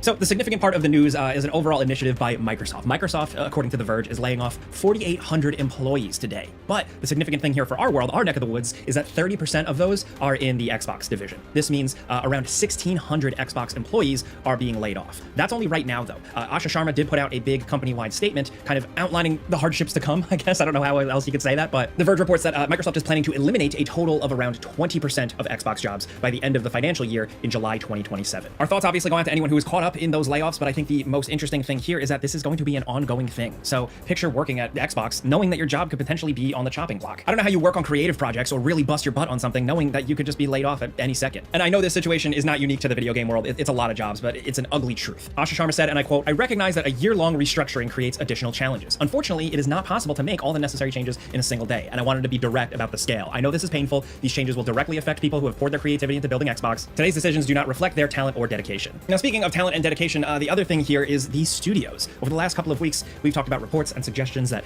studios were also on the chopping block, with games being canceled or studios being completely shut down. Now we finally have the full picture. We know what's going on. Right now, we officially have things about 4 studios. Double Fine, the people behind things like Kiln, more recently, Keeper, the Lighthouse game, but of course, classic legendary games, more recently, Psychonauts, they are going independent. So essentially, Double Fine is being returned to its founders, and apparently they're able to even hold on to their existing IP. The same with Compulsion Games, the people behind We Happy Few, and more recently, South of Midnight. They are also able to go back to being an independent studio. Legendary studio Ninja Theory, who are behind Hellblade, Heavenly Sword, Enslaved, a bunch of stuff, they are being sold. Along with that, Undead Labs, who is currently working on State of Decay 3, are also being sold. Quote, with agreements in place to ensure Senua and State of Decay 3 continue to ship. So if you were looking forward to those games, it seems like we're still getting them at some point, but I still think there is going to be a difficult road ahead. I'm just a layman, right? Like, I don't know how it exactly goes, but it's got to be hard when your entire company for a few years now has been situated around having big corporations backing you up. That flexibility, that comfort now is going away. So these studios are going to have to essentially roll up their sleeves, find investors, find funding to really get things going here. The Verge and Bloomberg have also reported that Arcane Studios' fate is still up in the air. As of right now, you know, they're working on Blade, but sorting out what to do with the studio is more complicated, specifically cited by Asha Sharma herself. Quote, in France, Arcane's management is beginning required consultation with its works council to review potential strategic options. This is like a process in France. It's a little bit different with how these types of things go. So we don't yet know exactly what's going to go on with the future of this Blade game, which has felt doomed. Everything Blade honestly feels doomed, but we don't know yet what's going on with Blade or Arcane Studios, but something's going to happen. So at the very least, right, with these 4 studios, Double Fine, Compulsion, Ninja Theory, and Undead Labs, I think this is the best case scenario. It's great that they weren't shut down, their work thrown in an IP vault by this big corporation. I'm glad at the very least that now they can get a new lease on life and seemingly hold on to their own IP and projects. That's big. And I think what this really feels like to me as an outsider is an admission of a failed experiment. You have years of Xbox leadership and Phil Spencer acquiring studios, and it seems like this aspect of acquiring studios, because a lot of these were acquired in a similar time frame, this is them directly divesting from that strategy. It seems to me like a direct acknowledgement that this strategy did not pay off for them. Whether it's did the games deliver or not, I don't know. I think it's more of like a Game Pass thing and using these studios to bolster the Game Pass portfolio. Game Pass, of course, probably didn't really grow exactly how they thought it was going to be when they went on this buying spree. So again, this to me comes off as a real clear hard break reset of, okay, we are stepping away from that aspect of Xbox. And like I said, while I think it's going to be very hard for these new studios, even if Xbox is supporting them in terms of like how they will exit, they still are essentially going to be out on the streets themselves now. So it's definitely going to be an uphill battle, but I'm very happy that these studios just have direct control of their destiny now. While I think this is probably the best case scenario, I'm glad that these studios are going to be able to survive. I think they narrowly avoided a bigger PR disaster with this. I still think it's important to note the massive amount of restructuring and reorganizing and pain the rest of Xbox is really going through right now. Asha Sharma's statement is lengthy. It goes into detail with COOs and P&L responsibilities and the fact that their headcount has grown over the years. Xbox has apparently grown more fragmented, and essentially what they're doing is drilling it back down to its core. In the statement, quote, we will reduce management layers to no more than 5, and where possible, 3. We will deliver success through a flatter organization that is built around makers. The statement then going on to detail a little bit more of how like their actual accountability will work with people leading projects and leading things, blah, blah, blah, blah, blah, corporate stuff. I just think this is fascinating stuff in terms of just how bad Xbox needs to turn the ship. These drastic changes by Asha Sharma, seemingly so desperately needed, I can't help but just think like, how the hell did they get to this point? We've talked about this a lot, like we've navel gazed at this a lot, but I do really think it seems to me like Xbox had such a good thing going, and then when they fumbled the ball mid-run across the field, it took them a long time to recover from that stumble. And I think what we're seeing here is them still feeling that pain. Will they ever truly recover and rise from the ashes? I don't know, but it seems like this new Xbox leadership approach is desperate times call for desperate measures. This whole statement, all this news does suggest that Xbox is also very much trying to follow the money and really double down on what works for them. Specifically here, Mojang, the people behind Minecraft, and King behind Candy Crush are reporting directly to Asha Sharma, and I assume that's because they are big revenue drivers, but also they have the most potential for revenue growth. With Minecraft being like a direct tie-in to the head of Xbox CEO reporting to her, I am curious to see how they're going to double down on Minecraft, because that's exactly what this suggests, right? Could they be going for a Roblox style thing to compete with that whole world, or just really triple down on what makes Minecraft great, which at this point has proven to be probably Xbox's best acquisition. It has made them a ton of money, and of course, Minecraft has gone on to become the biggest thing since sliced bread. But I also wouldn't be so quick to just read it as, woohoo, we're getting more Minecraft stuff. It could be the total opposite. It could be them gutting Minecraft for everything it's worth, trying to squeeze every nickel and dime out of it, add more monetization to those games. Again, this is like a revenue-driven, focused thing. So them doubling down on Minecraft doesn't always mean that like that's a good thing. But that's speculation on my part. We have to wait and see what actually happens. Along with that, like obviously the layoffs, we're going to hear about happening to all different studios, all different organizations and subgroups of Xbox. One of the bigger questions is ZeniMax. Jason Schreier of Bloomberg, who gets a lot of these scoops, said, and I quote, ZeniMax will be impacted significantly by the reorganization, but will not be reduced to only Fallout and the Elder Scrolls, despite rumors over the last few weeks. The publisher will also still work on Wolf, Doom, and Quake. So there you have it with that. There has been suggestion, there has been rumors and conversation in the past weeks that with Xbox now chasing growth and recovery again, they're going to triple down into some of their biggest franchises and really fast track and greenlight more Halos, more Gears of Wars, more Skyrims, more Fallouts, you name it, right? We don't have any official confirmation of that stuff, but I think the thing you guys need to really pay attention to here is, I think that's a likely thing they're going to do. They're going to double down on what works, what has worked for them historically. But I think the important thing is here is that stuff remains up to par. Like if it actually lives up to the quality standards that players have. Look, if they think that they need to, you know, crank that engine and get a Fallout New Vegas remake coming out and a bunch of shit, right? It better actually be good. It can't be half-assed and rushed for hype, good PR, and quick profit. If they do fast track a new Fallout or whatever franchise, it has to actually be good. And I think stuff like that remains to be seen here. Asha Sharma ended her statement saying, "We will return to growth in 2027. History is full of companies that mistake longevity for inevitability, and we will not be one of them." In my opinion now, the painful cuts and all this stuff are one thing, but they have to actually earn that W. Right now, I don't care what they're doing with hardware. I don't care what they're doing with like what's on Xbox Game Pass, what isn't. I just want good games. And they still are a steward of a lot of good video game development studios and IP franchises. But again, all that stuff actually has to be good. It has to earn it.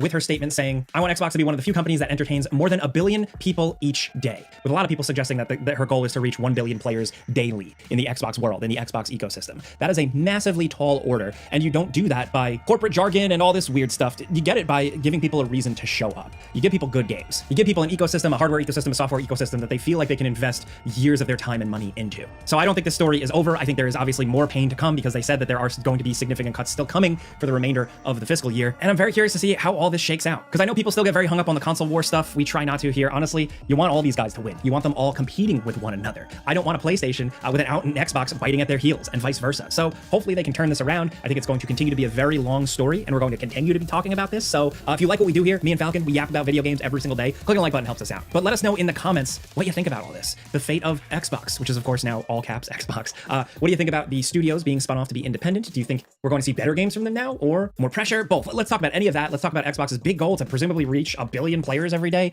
What do you think they need to do other than just all this corporate cutting stuff? Let's talk about this. Anything Xbox, anything news related down in the comments. Hit us up. I'm Jake. Thanks for watching, and we'll see you guys next time.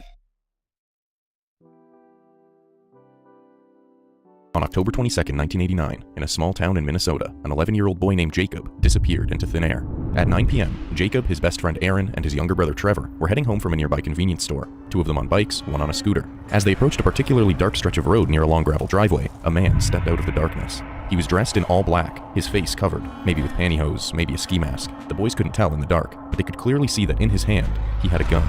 The man's voice was low and gravelly, ordering the boys to lay face down. We've covered multiple criminal cases on this channel that were completely botched by law enforcement, either because of their incompetence or their... Overdosing and fame sometimes feel so closely tied that it's hard to separate them. It's such a common occurrence that when our favorite celebrity dies of an overdose, many of us don't even ask many questions. We just go, oh, got it, drug overdose, that's it. But as we learned with Mac Miller, Whitney Houston, and Elvis Presley, overdoses are very seldom that simple. You have to ask questions like, what drug were they using? How long were they using for? And there's often so many other factors in their death than just the drug. So let's do it again. Let's look deeper into some famous celebrity overdoses from the drug nerd perspective to see what really went on. This is episode 2 of Celebrity Overdoses, starting with Marilyn Monroe. Marilyn Monroe is iconic. Everyone knows the face, the name, the photos, the famous poses. But I think a lot of people, especially in the younger generations, including me, we know the symbol of Marilyn Monroe, but we don't really know who Marilyn Monroe was or what she really did. First and foremost, she was an actress, right? But beyond an actress, she was just so polarizing for her being herself. To start with her childhood, she had a rough childhood. And there's levels to rough childhoods. She was like fucking top tier, really rough childhood. Her mother was a paranoid schizophrenic, basically spent Marilyn's entire life in and out of psych wards. Her biological father, who was her mother's supervisor at the job that she worked at, wanted nothing to do with Marilyn. And every time Marilyn went out to reach out to him to have a relationship, he would basically be like, yeah, fuck off. I have a wife and family. Don't bother me. I don't want to acknowledge you exist. And so she spent most of her childhood years in and out of orphanages, foster care, where she was constantly abused and then gaslit when she would tell someone that this guy abused her. And then to avoid going back into the orphanage system, she ends up marrying at the age of 16 some neighbor guy that was 21. But it seems like what was a theme when she was a kid in these orphanages and foster care was she would dream of being a star one day. One day, everyone's gonna know my name and everyone's gonna love me. The story already kind of makes me sad. This is dark. But when she became the famous actress we know today, she was typecast. Not an expert, but it seemed like in almost every movie she was in, she was Marilyn Monroe, the beautiful dumb blonde. It was like the blonde bimbo archetype. And it seemed like she played that role so often, and even in interviews, that people actually couldn't distinguish her, and they actually thought that the real Marilyn Monroe was actually that dumb blonde bimbo. When in actuality, she was quite intelligent. She was a pretty good comedy actress, like legitimately better than a lot of the people in her movies. She was simply too beautiful for people to look past that. She actually spent much of her career trying to show people that she is more than just beautiful. And I think, to kind of get on a little bit of a side tangent, one of the reasons why women loved her, if you actually watch her, and I've watched some of her stuff, you can very easily tell she's pretty complex and she knows that she's playing the game. But there's like this complexity behind her eyes. There's this consciousness of, I think you know exactly what's happening right now. And I think that's exactly why men both loved and hated her, because they wanted her because of her beauty and her sexuality and they wanted to control her, but she's also not someone that you could really ever control. She had many lovers, the professional athlete, the philosopher, the politician, but none of them could pin her down. Now before you go, oh my God, girl boss, yes. No, I don't think that's the right way to process this, which brings us to the drugs. So as far as finding the answer of when she started drugs, this one's hard. She was so famous that it seems like everyone and their grandmother came out with stories about their experience with Marilyn. And, you know, some people say it was in this era of her life, or this person exposed it. That right here says, Marilyn told Amy Green that she had been taking pills since the age of 17 or 18. All that to be said, it's going to be hard to know exactly when she started pills or drugs, but it's probably safe to say it's probably pretty early in her life, earlier in her career. Now, what were these drugs? So it seems like the first class of drugs, according to this PBS article, was amphetamines. Amphetamines were probably how she started the day, and it could have been one of three or all three of the following amphetamines that she took. The first one is dexedrine. Dexedrine is dextroamphetamine. It's essentially Adderall. Nowadays Adderall is dextroamphetamine 75%, and then 25% of it is this other thing called levoamphetamine. The second amphetamine that was prescribed back in that time, based on the time period, was benzedrine. Benzedrine is amphetamine sulfate, or speed. It's very similar to Adderall in a lot of ways. And then the final one is methadone, or methamphetamine, which again was a common prescription back in the day for a lot of the same things for the other stuff. It was for weight loss, it was for motivation, for depression, for helping people not fall asleep, tons of stuff. Actually, to prove it to you, this is an original medication box from the time period, probably of Marilyn Monroe, of methadone. This is, look at it, methamphetamine hydrochloride. Next, sick. Look at this. It came in little vials. This was methamphetamine to be injected into people. Insane stuff. Yeah, it was a common medication.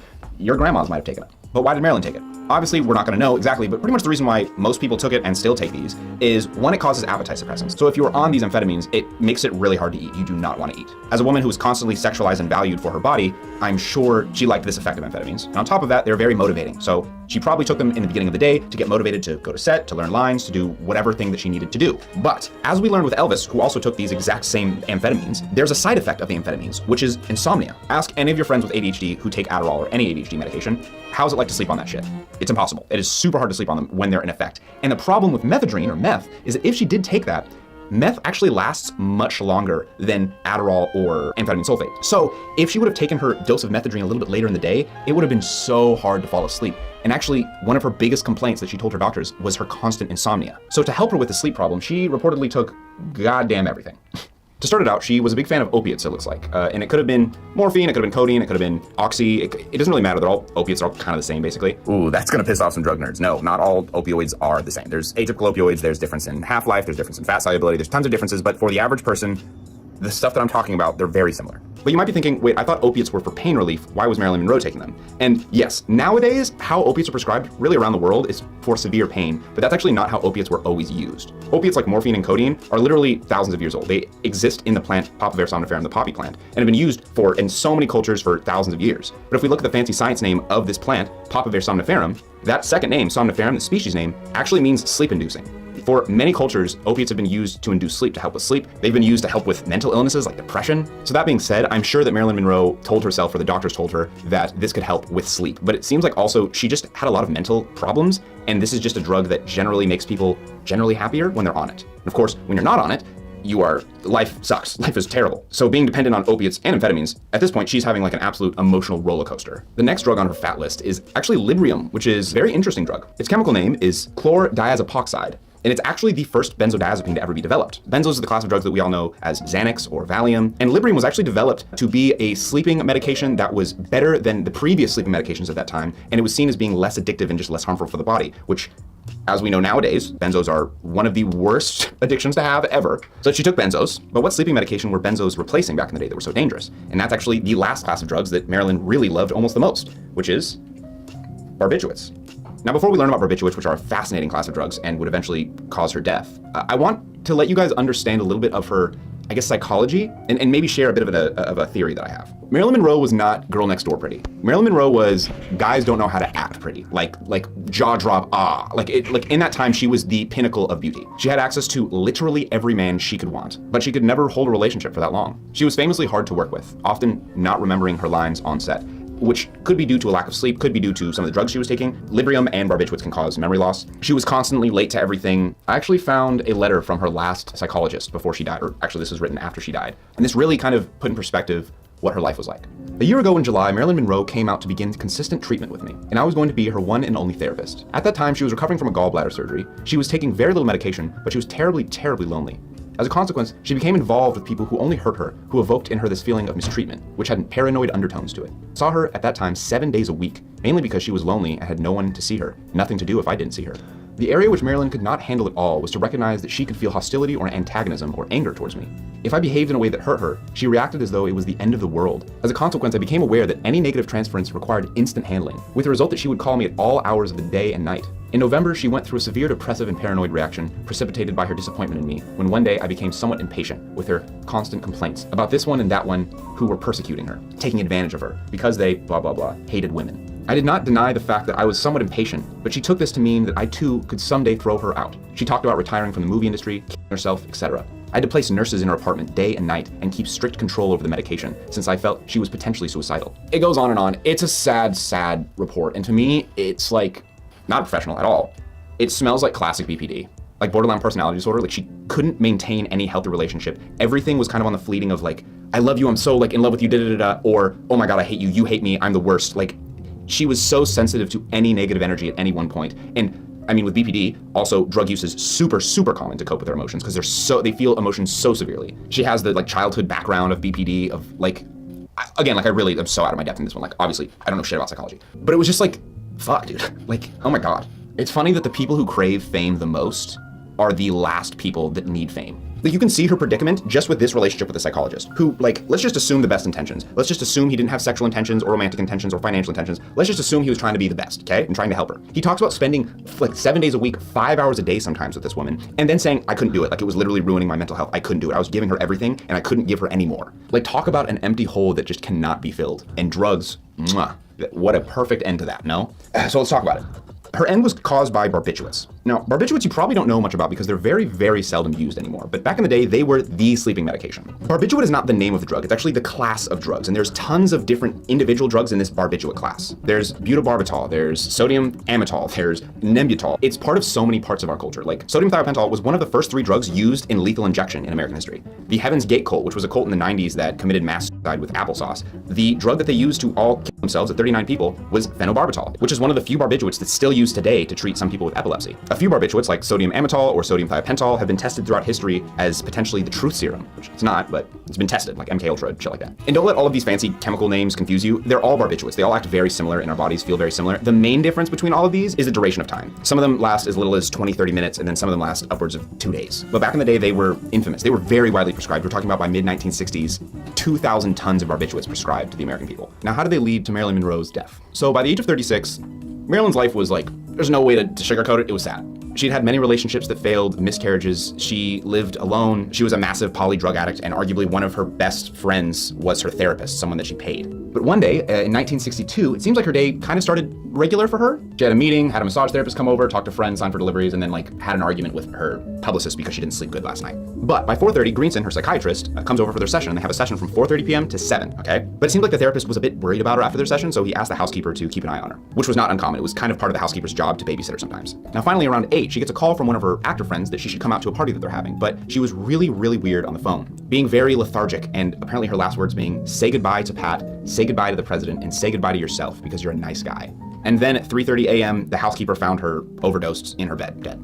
Now, Marilyn is old world famous, so people have spent so much time picking apart every part of the story, trying to find a conspiracy theory about how the Kennedys did it, or the mobsters did it, or this person for money, or whatever. I'm not here to address any of them, and also I just haven't been convinced by any of them. Not saying that they're not true, I'm just not convinced. I see it as Occam's razor. The most simple answer is probably the right answer, which is she overdosed, and it was probably intentional. Her death is widely seen as a suicide because that night she took, 1, her sleeping medication, nembutal, which is a barbiturate, but she didn't take her regular dose. She took so much that, according to the forensic coroner Gary Rogers, She was 12.5% over the average barbiturate lethal threshold, meaning she intentionally took a lot more than she knew she was supposed to. But the thing is, at this point in her life, she probably had a tolerance to barbiturates because she's been taking them for so long. So that dose alone might not have actually killed her. So to finish the job, she also that night took another drug. The other drug that she took is called chloral hydrate, which is not used, I think, at all anymore in medicine, and is actually where we get the term slipping a Mickey. Have you ever heard like old American people say like, oh, he slipped him a Mickey? That's actually chloral hydrate. It was a drug that in the early 1900s, there was a guy called Mickey Finn who slipped Mickeys. He had a bar and then he would actually drug the patrons sometimes so they could get really sleepy and then he would rob them. That's where we get slipping a Mickey. But it was an old school medication that was sometimes used for sleep. And according to the same corner, she was only 20% under the chloral hydrate lethal bar, aka she was still very close. And those two drugs combined, it's just that's just like a death sentence. And it's worth noting that Marilyn was not a newbie to these drugs. She knew exactly what they did and she knew exactly what she was doing by taking this amount. But the last thing that's a bit of a mystery is, was it an intentional suicide or was it an actual cry for help? Because the last clue that's kind of weird in this is that in her bottle of chloral hydrate, there was actually 10 pills left. And why would someone who wanted to end it leave pills behind? So part of me kind of like screams, oh, I think it was a cry for help potentially. Like she wanted to get close, but maybe not end it, but you don't know, and you never can. And her final moments were almost definitely peaceful. Both of those drugs are CNS depressants, central nervous system depressants. And what happens when you take an ordinary dose is it essentially relaxes you. It relaxes your central nervous system, your breathing, your heart rate, you become calmer. So when you take too much, an overdose, it essentially just calms your entire nervous system down so much that breathing, heart rate just slowly stop. And you fall asleep and then just pass away. I'm willing to bet that she probably fell asleep so quickly that she didn't even realize what was happening. It's just kind of like a go out and then you're just done. Yeah, next. Help, I've fallen and I can't get up. And it's your fault. Sometimes life hits you with something you didn't plan for, like an injury. If you ever hurt in an accident, it helps to know who's got your back. That's where today's sponsor. If you're ever injured, you can check out Morgan & Morgan. For more information, you can go to forthepeople.com/meta and see if you've got a claim. Thanks to Morgan & Morgan for sponsoring this video. Now back to the video. Stop filming now. He doesn't pay his employees. He doesn't pay his employees. Matthew Perry.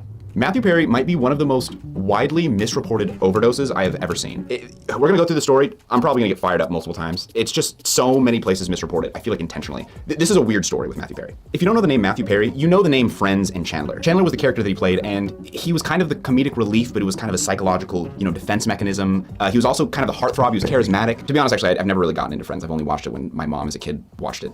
But from my understanding, it seemed very much like the class clown archetype. And outside of Friends, he seemed like kind of that person. He was a very talented actor. He had been acting his entire life and had great comedic timing. He was just a likable guy, it seems like. Oh, no, don't go. I've scared you. I've said too much. I'm hopeless and awkward and desperate for love. He came from a very successful, hardworking family. His father also a successful actor. But for whatever reason, Matthew Perry often says that he felt this kind of emptiness as a young child. A young man with a naive certainty that fame could fill up the hole inside. You also write you found yourself getting on your knees, closing your eyes, and praying. God, you can do whatever you want to me. Just please make me famous.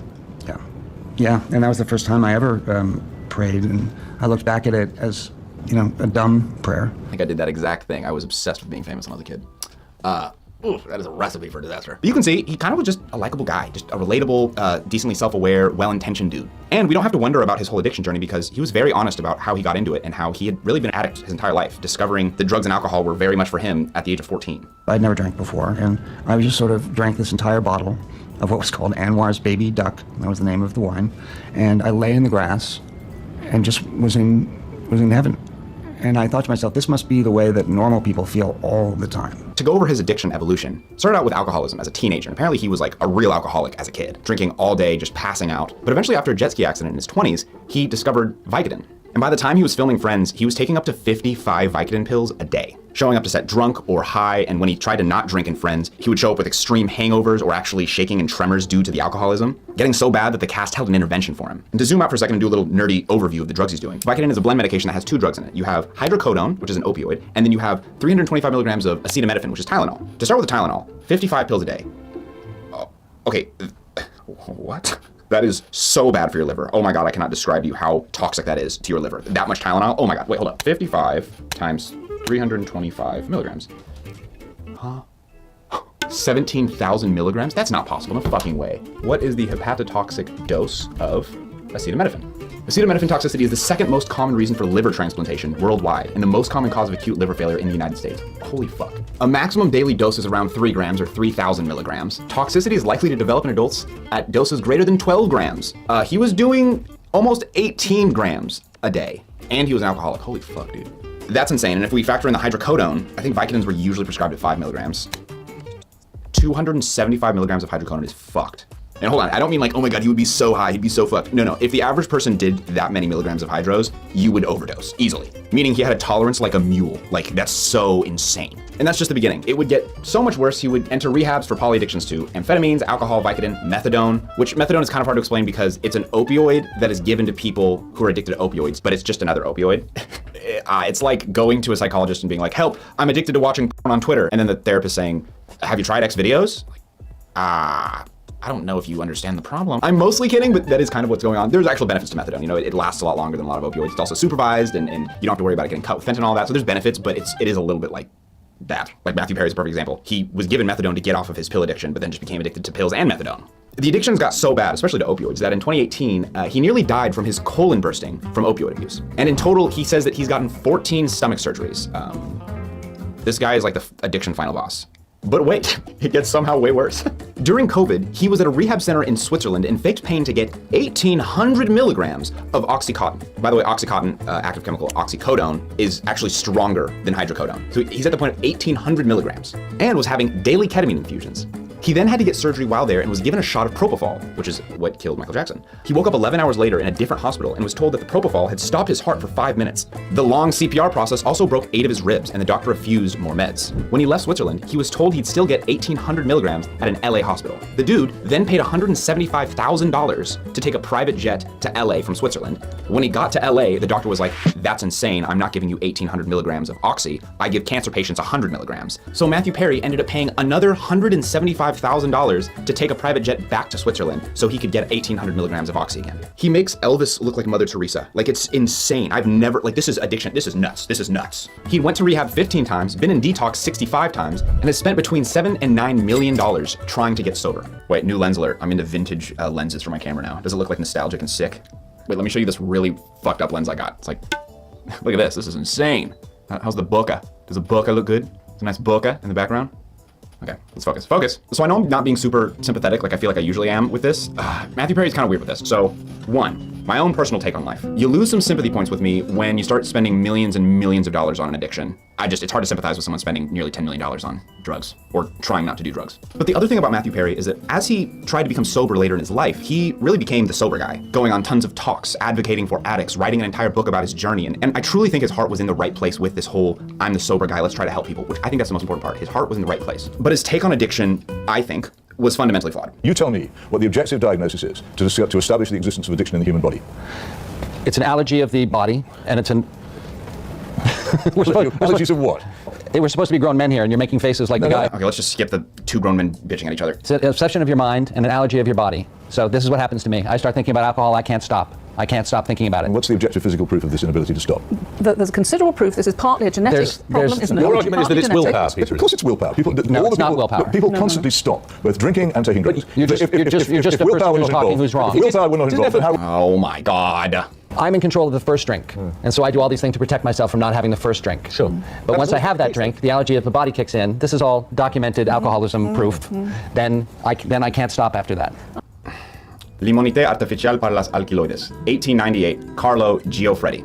At this time, over 100 years ago, the idea of antibodies and allergies was brand new cutting-edge science. And so we didn't really understand how they worked, what an allergen was. And so this Italian guy in these studies basically got a whole bunch of dogs super addicted to drugs, cocaine, morphine, and argued that morphine is an allergen. And if you got a bunch of dogs super addicted to morphine where they had a super high tolerance, he claimed that you could actually take the serum of the addicted dog and inject it in a non-addictive dog, and the non-addictive dog wouldn't die from a morphine overdose, arguing that it was like some kind of allergy. Now what the fuck does this have to do with Matthew Perry? Hold on. People then at this time started to argue that it wasn't just morphine, but it was also alcohol. And the idea that alcohol was an allergen started to really catch on with certain people. And there's papers published like Alcoholism as a Manifestation of Allergy, 1937. Basically, this guy argues without any scientific evidence whatsoever that people who are alcoholics and people who are social drinkers that can have a healthy relationship with alcohol are actually fundamentally 2 groups that are genetically different. So therefore, people who are alcoholics, it's not really their fault because they have this allergy of the body. This idea of addiction is obviously very appealing to certain people, like Alcoholics Anonymous, who would take this idea of alcohol is an allergy of the body and run with it. And to this day, Alcoholics Anonymous will repeat the phrase, it's an obsession of your mind and an allergy of your body. But bad news, none of that is scientifically sound. All of those studies at the time that were trying to prove, all of them were completely disproven with subsequent studies. That's simply just not how addiction works. Addiction is complicated, and humans for pretty much ever have been confused on how to think about it. Yes, some of it is genetic. Some people are more at risk of becoming an addict to certain drugs like alcohol, but some of it is environmental. Some people get addicted because their household was addicted to alcohol. Some people get addicted because they're just miseducated. Actually, in most cases, there's multiple reasons why people get addicted. For example, if you have ADHD, you're at a much higher risk of becoming addicted to substances. But I think we all agree that if someone came up to you and was like, it's not my fault I'm addicted to meth, I have ADHD, we would all be like, what? That's crazy. That's an insane thing to say. My problem with Matthew Perry's thing, and every video that I've watched him talking, seems like a sweet man. I'm not taking away from his character, but that idea of addiction just takes away all accountability from yourself. And I'm not trying to be like a Republican hard ass right now. I also like just grew up in a household with alcoholism and went to AA meetings. I get real triggered with this shit. This really pisses me off. Okay, moving on. I told you I was gonna get upset. Okay, let's turn the empathy back on. In 2022, he came out with his book that really detailed his life, his journey, his struggles, especially with addiction. And while he was promoting it, he also was just really, he cared for addicts. He spent a lot of time and money talking about addiction, promoting things that could help addicts in his point of view. But there was a drug that still was very appealing to him at this time, and that was ketamine. I was also doing ketamine infusions every day to ease pain and help with depression. Has my name written all over it. They might as well have called it Maddie. As a K ran through me, I often thought I was dying during that hour. Oh, I thought, this is what happens when you die. Yet I would continually sign up for this shit because it was something different, and anything different is good. Injecting someone over and over who you know is in an abusive cycle, who has a history of addiction, is pretty unconscionable. It's actually more complicated than that. I've explained this a million times. Okay, let's do it again. Ketamine is classified as a general dissociative, and we use it for multiple things medically. Yes, it is the horse tranquilizer, but it is also the human tranquilizer. It is very, very common to be used in surgery. If you've had surgery and been put under, there's a good chance you were given ketamine. But alongside surgery, it's also medically used to treat depression and in some cases, addiction. To explain the feeling of a dissociative and just what ketamine feels like, at a low dose, and this is from my experience, at a low dose, it generally kind of feels like a numbness in the body. The skin feels just kind of like less sensitive. There's a numbness, and there's a looseness, and it almost feels like a weird alcohol in my opinion. But you also sometimes get very weird thoughts. Not necessarily good or bad thoughts. It's very just strange thoughts. Really psychedelic because you often will examine things in your life from a different perspective because your mind just feels different. And a low dose of ketamine is a very common recreational drug around the world. It's huge in Europe, huge in England. Y'all chill. Now, when a much higher dose of ketamine is taken, it's really a completely different experience. And these higher doses is what we often use medically. If they're putting you under for surgery, alongside giving you other drugs, they're giving you a fat dose of ketamine. And when people have treatment-resistant depression or depression where traditional drugs like SSRIs just don't work, ketamine treatment centers give patients very high doses of ketamine supervised by a professional that put people in this K-hole. That's what Matthew Perry was describing, this feeling of dying. K-holes are really scary, I'm not gonna lie to you. I've accidentally fallen into a K-hole. Not a good time in my opinion. Some people like it. A quick fact check, not all ketamine treatment for depression is K-hole territory. Like sometimes it's sub K-hole, sometimes it's a lot over it. It depends on the patient and how they're doing it. There's tons of different ways to use ketamine for depression. So when this high dose of ketamine is given to you, there's this feeling of true dissociation. It's dissociation, sorry. You and your body are no longer the same thing. They are separate. You can feel like you are looking onto your body. You can touch your arm and feel like it's not my arm, that's another person's arm. You really can't describe it. It's a weird feeling. And in this state, you really have some deep introspection often. It can go really scary, it can go really dark sometimes, especially with ego deaths, but it can also be very beneficial. Similar to a lot of psychedelic experiences. Killing of the ego, that different perspective can really help someone with their addiction, with their depression, reframing their world. And yes, scientific evidence shows that this actually does help a lot of people, but of course more research is needed. So truly, I can really empathize with someone like Matthew Perry who's really struggled with their mental health his entire life and thinking ketamine is an exception because it's a treatment. There's no blanket rule for this stuff. So I can see how an addict like Matthew can rationalize it, can feel like this is okay to do, it's helping me. But what happened with Matthew is that he wasn't just doing ketamine with the help of a doctor with prescriptions. He was also getting ketamine on the side illegally to do by himself. Federal investigation found that over a nearly 2-month span before his death, Perry purchased dozens of vials of ketamine for thousands of dollars. Over the 3 days before his death, his assistant injected him at least 6 times a day with ketamine shots. Dude, Jesus Christ, bro. In his final month, Perry had been receiving ketamine treatments for his depression from his regular doctor, but wasn't able to get as much as he wanted. Placencia, his doctor, texted a doctor friend in San Diego, Mark Chavez, who agreed to obtain ketamine for him. I don't think this guy's a very good doctor. I wonder how much this moron will pay, Placencia texted Chavez. Jesus Christ. The two met up the same day and exchanged at least 4 vials of ketamine. Placencia returned to Perry's house where Iwamasa, Perry's assistant, paid him $4,500 in cash for the vials. Placencia gave Perry 2 injections of ketamine and instructed Iwamasa on how to give the injections to the actor. Oh my God. His assistant wasn't even like a nurse or nothing. They just, oh, this is fucked. October 10th, Iwamasa drove Perry to a public parking lot to buy more ketamine. On the same day, Iwamasa sought even more of the drug from an additional source of ketamine, reaching out to Eric Fleming, an acquaintance of Perry. Fleming messaged Iwamasa that he can get ketamine from a woman he knows. The woman, Jasmine Sanga, was known to her customers as the ketamine queen. Okay, let's skip ahead. Skimming through, it just turns into every day Perry's getting injected a lot. The final day, about 8:30 a.m. Acting at Perry's direction using syringes from Placencia and ketamine from Sanga, Iwamasa gave Perry an injection. 12:45 p.m. Iwamasa gave Perry his second shot of the day, and the actor began watching a movie. Shortly before 1:30 p.m., Iwamasa gave Perry his third and final injection of the day, while Perry sat at his backyard jacuzzi. Shoot me up with a big one. Iwamasa remembered Perry telling him. The assistant then left to run errands. About 4 p.m., Iwamasa returned home to find Perry face down in the jacuzzi. Paramedics arrived minutes later and declared Perry dead. Coroner's investigators would say ketamine was the primary cause of his death, with drowning a secondary cause. He really just, I don't know if I've ever met an addict like that. That's like, wow, that's just nuts, man. Now, if you've listened this far, this seems like an open and shut case. Knowing his history with drugs, knowing how hard he goes, how hard he was going, it seems like, yeah, he probably just died of a ketamine overdose. But there's one problem with that. Ketamine is very hard to overdose on. Ketamine has a very high, what we call LD50. If you're a drug nerd, you should know this, but if you're not, LD50 is basically how we measure the lethal dose of a drug. So the LD50 is the lethal dose that would kill 50% of the population. Now, the problem with some drugs is that their LD50 is very close to their therapeutic dose. So how I would explain this is the dose that you would take of, let's say, lithium for bipolar disorder. Let's say it's just right here. That's the therapeutic dose. It's the amount that you would take to get the desired effect. It's right here. But let's say the LD50, the amount that would kill you, is right here. That means that you would need to be careful when taking lithium because the amount that you would need to get the effect you want is really close to the amount that would kill you, or at the very least make you sick. That's actually the case with lithium. That's one of the dangers with lithium, is that it has very close distance between these things, and there's a term for this called the therapeutic index. But if a drug has a very large therapeutic index or distance between this, that means that the risk of overdose is much less, like much, much less. And that's actually the exact case with ketamine. The dose that you would take is right here, but the LD50 is way up here. And you don't have to take my word for it. Ketamine is considered relatively safe because of its high therapeutic index compared to other anesthetic agents, with some studies showing ketamine to have a lethal dose, LD50, of more than 100 times the effective dose. So Matthew Perry's assistant would have needed to given him 100 times the injection that you would usually give, which is a lot. According to Dr. Donna Seeger of Vanderbilt Medical Center, Perry had a blood ketamine concentration of 3,271 nanograms per milliliter. Now you should be asking, well, how much is the amount that should be around for therapeutic dose? For general anesthesia, concentrations range from 1,000 to 6,000 nanograms per milliliter. Both toxicologists agree that Perry's blood ketamine concentration is within the range that causes sedation for surgical procedure, but is unlikely that Perry would have died if he had not been in a body of water. Translation, he didn't die from a ketamine overdose. He got really high and then passed out and drowned. Ketamine was just there. So no, Matthew Perry did not die of a ketamine overdose, if these numbers are correct. And Dr. Donna would agree with me. So the answer to the question is no, it was not an overdose, but the combined effects of ketamine and buprenorphine that decreased his mental acuity and made him drowsy. Unfortunately, he was in a hot tub. He drowned.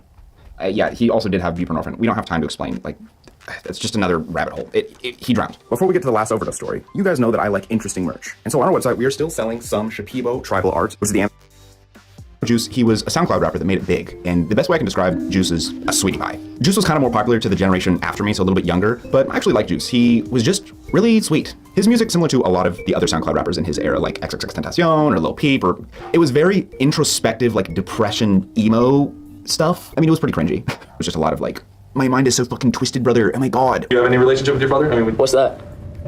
What's a father?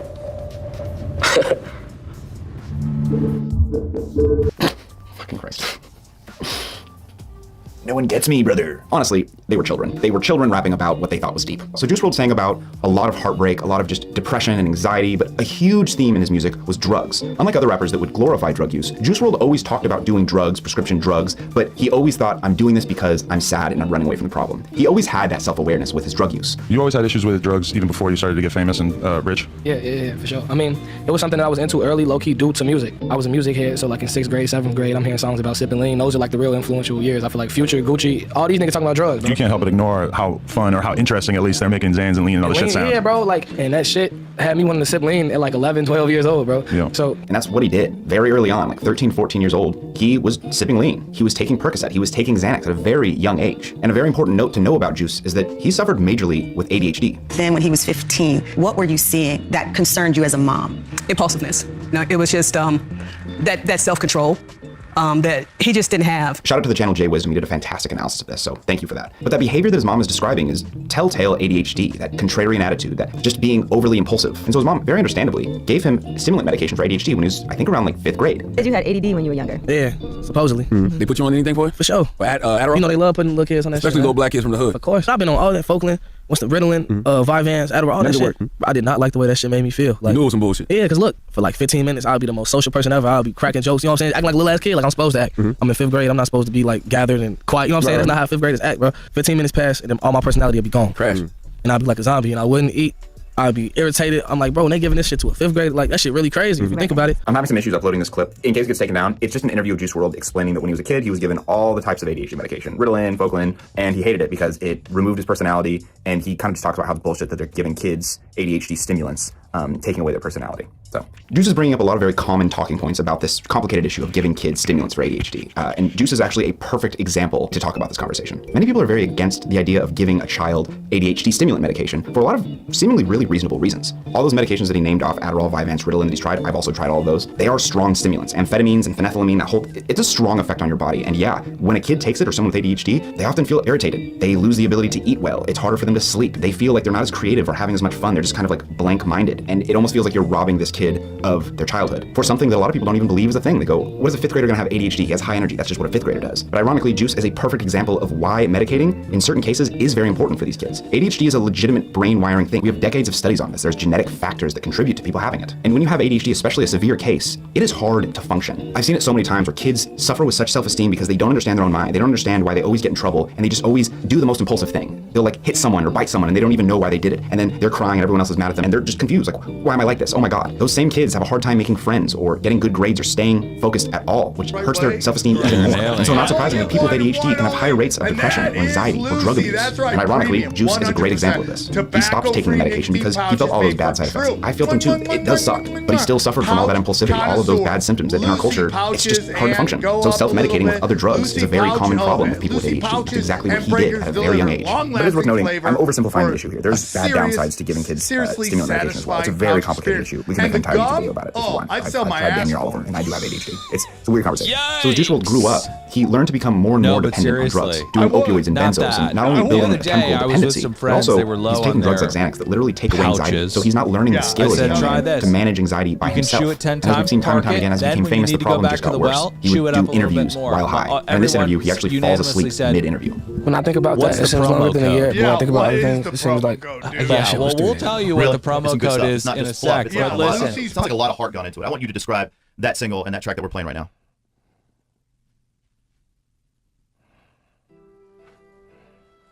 Hey, give me a little bit one on Lucid Dreams. Describe that track to me. Oh, my apologies. As time went on, Juice WRLD's addictions got worse and worse. It seemed like his friends around him tried to get him to stop or slow down, but he just wouldn't listen. He would lie. And to skip to his final day, I want to share the story that is often told and what I actually believed, and then I'm going to tell you why I think that story is incorrect, why it might still be a puzzle, what happened to him. So the common story that I was told and that spread around in news sources is that when he was on a private jet flight with all of his friends, while in the air, he received a message that the cops were waiting for him at the airport.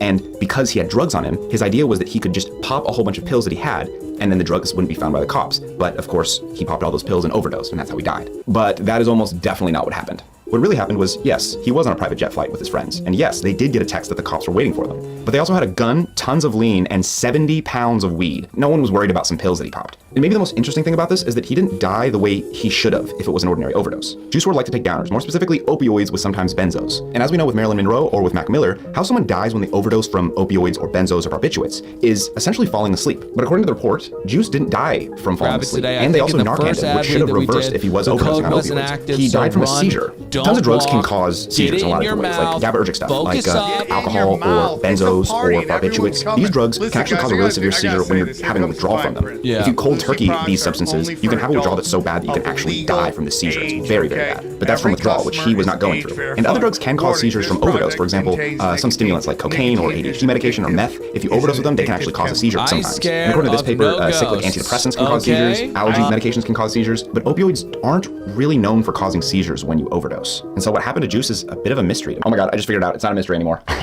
He didn't die from an opioid overdose. He didn't die from a benzo overdose. He had the seizure because of the lean. Lean has the opioid coating, but it also has promethazine, which is an antihistamine. And like I mentioned, this paper says that antihistamines or allergy medications in some cases can cause seizures. I will say, I don't think it's a very common phenomenon, and there totally could be some stuff that I'm missing, but I've honestly overworked myself for this video. So we're just gonna stop at that. He died from a seizure that was probably drug-induced. Sadly, I would imagine probably wasn't very pathetic. From my understanding, seizures that are caused by, let's say, benzo withdrawal, it's essentially a heart attack. It's like just you seize up and you have I called a shady company. They came over. They gave me a bid for something insane. I'm gonna need like a couple months of a break on YouTube. I used the TaskRabbit app. Ironically, they came over. Trying to finish this video, my substance use has went up in an unhealthy way. I need to reset. Seriously? I just worked way too hard. I need a moment. I'm sorry. But follow the second channel, Very Niche Meta. Post on there. I'll probably post on there. But yeah, if you guys will allow, I need a little bit of a break because I just pushed myself a little too hard. Fucking 4 a.m. right now, and I'm God, I want a panic attack. Christ. Oh shit. Okay, love y'all. Bye bye.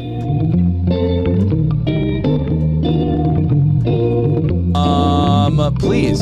Listen to us. When life happens, your to-do list grows. Babies come. Storks drop them off. They just drop them right off. Okay, get ahead of it now and get $15 off your first task at TaskRabbit.com or on the TaskRabbit app using promo code CSC. Taskers book up fast, especially for the same day tasks. So book trusted home help today. That's $15 off your first task using promo code CSC with the TaskRabbit app or at TaskRabbit.com. I cannot recommend this app. You know the section. Some of them have like It rhino pictures on them. saved They have me. different It colored can pills with all save these you crazy too. Thank you, claims. They have, TaskRabbit, like, for all natural sponsoring the ingredients, show. Like Yohimbe or ginkgo, and I always like kind of assumed they were bullshit. But then these guys would come in. Okay, and buy a whole so I want to case. ask you, so do you believe in any of this nonsense, or is it just kind of like, is Armageddon like a biblical blue beam to you? Okay, I'm at my local gas station. Let's see what kind of stuff we can pick up here. It's the rhino stuff. What's the, oh, the honey's the good stuff. Okay. You double down. What's the most popular one right now? Honey. Really? Okay, well, I'll get some honey. What's the most popular one of these? Yeah, I'll lucky guy if you're lucky. Okay, I'll get one of them. Man, I fucking love those guys. They are so fun. Okay, we got a haul. Perfect start to this video. So we have one of these pills. You've seen them a million times. This one's called the new Lucky Guy. There's the Rhino one. You've seen them. And then we have the very famous and popular Royal Honey Syrup that I've seen so many times. Let's start with looking at this pill. 100% genuine product. Oh, okay. 99,000 super. This seems like Chinese or something. New Lucky Guy. 99,000 super genuine. What did any of that mean? Let's get to the interesting stuff and what it's claiming. So it says 12 days long action, which is kind of crazy. It lasts for 12 days. And it kind of says that it does everything. It'll get bigger size, last longer, stamina, get you longer, harder. And on the back, it's just like every claim ever. Now the kicker is not the fact that this screams scam, but it's right here. It says all natural, no chemicals. So then what are they saying is in this? Tonkat Ali, maca root, ginkgo, damiana leaf, horny goat weed. Essentially every greatest hit of boner plants you can name, all in this one pill. Let's try it. Okay, it's been like a week. I keep procrastinating because I do not want to take this, but come on. Very wasteful package. Thousands. Oh, shit. Thousands. It's just like a pill. God, does he do stuff with that tongue? He has Cheers. to. I'm just saying. Yeah. Gosh. I mean, he's a quirky guy. He's a handsome guy. Okay. He's got big root, right? Yeah, probably. There's no way Jeff Goldblum doesn't have just a giant hammer. What are you seeing anything that you want to share with the class? I'm just looking up how many kings we even have left. We got like 16. 16 kings, too many. Yeah. Some of them aren't even real kings. Yeah. Fucking Charles. On my face. It has been almost exactly an hour, and I feel pretty much the exact same, except for I have a little bit of a headache, and my head feels like really warm. It's like a congestion headache, but I'm still pretty soft. I feel the exact same. I'm not any more horny either. So. You gotta be compatible. Castaways. We are castaways. Oh shit. It's the next day. You know, I was talking to my barber. He said it's very difficult to cut. Hard as hell. A couple of different types of people's hair. Right? Okay, black. Not really Black. funny, but hard. Asians? No, Asians are fine. But old people. It didn't go to waste, if you get what I'm saying. You nick They also, it is not snag. placebo. They My nick. shit was It's like hard as trying hell. to imagine your first kiss a hard, test, but a sack of interestingly, it wasn't testicle. hard until It's I a wanted it to be. scrotum. Like, Imagine a instantly, scrotum, once but the it's your shit head. kicked in, Oh, it you was so hard. It we was only become when I nut got horny sacks. that it, like, actually activated. Whoa. I lasted We longer, look like and, earthworm. It didn't increase the size or length, which, thank God. That'd be a lot of weight to carry around. Stupid. But some other observations is it wasn't actually as pleasurable. The hardness was really hard, but the problem was it felt unnatural, and it almost felt like it was no longer my appendage, but it was rather like something I've attached to me because it didn't feel real. It was like a fucking piece of wood that the sensation shoulder hair, wasn't all there. back hair, Right. But the kicker was back hair, no hair, all back everywhere else. Right. Yeah, just going. You are Shave you at that point will complete your metamorphosis into Bumfardo. Yeah, I will be. I will achieve Bumfardo levels. Bumfardo says this. Bumfardo sees his family. They come to visit him, and he goes. Just feels like a congestion headache. So we had on this, and that's it. He just groans and then he dies. That's bliss to me. Yeah. I can't wait. Or maybe the Asian. Stick me in old home. I'm just gonna do nothing and watch television. Oh, you I totally wasn't just reading a whole bunch of abstracts. But dude, people get really horny. Yeah, I'm gonna be There's like 8 knocking plants, okay? bodies. You are. I'm Okay. gonna go Sasquatch on your grandma. Yeah. Because your grandma's The trying mystery to of the teach raging Bumfardo Rona. Bridge, and he's like, I don't fucking give a shit. He wipes Looking the cards off the but it table, was a bit and of a they mystery just because I start researched each plant fucking individually, and I couldn't find any slamming plant that into would each cause other. that strong of an effect like I had. I thought maybe there was a synergistic effect. Maybe all of them played together to get this strong effect. So luckily, this has every plant ingredient and the exact milligram dosage on it. So I bought every single one of the plants, and me and cousin Matt recreated the boner concoction plant by plant. Wait, before we get to that part, I have to show you guys something, and we have to be quiet because Matt's sleeping. Have you ever wanted to grow any plant you want, but didn't know where to start, didn't know when to water, how to put the nutrients in, when to have the ventilation system, didn't know how to grow up a grow tent? Well, today's sponsor, VivaSun VGrow Smart Box, will handle it for you. It automates everything you want. I got something growing in there that I can't tell you about yet. If you don't know how to grow plants, it'll handle everything for you. You have automated lighting systems, you have different light spectrums, you have ventilation, you have a water tank below that it'll actually water the plant for you. Mine's a little dirty because I legitimately have used this to grow several plants at this point. And you can control it entirely with an app. And the app has like literal videos in it that show you every step of the grow so you don't fuck up. It's so amazing. And it's giving me the confidence to start an entire garden in my backyard, which I've never done before. And it's legitimately because I got this thing that taught me everything I need to know. It's like the best for beginners. I'm legitimately like, I'm a big fan. It's awesome. Use my code METAB. Go to the link in my description to get 20% off your purchase. The Smart Box is not cheap. That's a very good deal. You're saving a lot of money. Okay, back to the video. 220 milligrams of Tonkat Ali. I mean, he had his problems. Next But ingredient in the last is couple of years, Maca it's got to How many be. milligrams? I mean, Woodburn talk alcohol, about the just chocolate store, betraying you your drink base. small- You ran on You know what? That's the smallest piece that we anti-China. have. You So started we this can do that. terraform because of China. No, You think that's he's the still worst of all well over time? double. What about I mean, you split this in half? I mean, there's a lot of things I like that You're Trump not does. moving He on. talks Is it mad actually shit. gonna work? I like that. I don't want You know, it. cultural. You're a very dumb woman. Yeah, I just like that. It's like he's killing hecklers. Yeah. 4-to-1 extract. Awesome. This smells like Your hand. that's what I'm just getting. Smells sticky. You get the point. We went plant by plant, recreating it down to the milligram. We actually overdosed it way too much. Also, from my own collection, I added some blue lotus, which is an ancient Egyptian aphrodisiac plant, and some ashwagandha, which is an Ayurvedic plant that is often said to be good for boners. What I also want to include this plug for my cousin, Matt. Yeah, so Jensen Huang, Elon Musk, Tim I Cook. thought Tim Cook stepped down. He did. Tim Cook. Why is he there? Well, I also Larry Well, I'm Fink, not saying other Steven people outside of Schwartzman Schwartzman of but, general Blackstone, population, yeah. Kelly Oatberg of Boeing, Yeah, here's a Brian layup Sykes and of I'm Cargill, like, Jane fuck Fraser of Citigroup, Larry Culp, GE Aerospace, David Solomon, Golden Sachs, Cristiano Amon, Qualcomm, and somebody from Micron. thousands of years of ancient medicine. Yeah, it seems like all the worst. No one is telling you which video to make. You're coming up with them. It's like, oh yeah, unfortunately, I have. Oh, I gotta make you a bone of making the agenda. Gotta get hard for a month straight. Yeah. Oh, Oh, God. All right. Wow. I'll go first. I'll drink half. You drink half. That wasn't out. That's legitimately the most disgusting drink I've ever drank. and he's just yonked on That's so fentanyl gross. and ketamine. Dude, I'm literally Yeah, having to yeah. drink through my teeth. There's so much shit in here. He's like going I don't think I have to. unholy on some shit. Yeah, he's like, God, I'm there's almost something on the worth bottom as much as your country's GDP. Yeah, so- it's like crazy. yeah.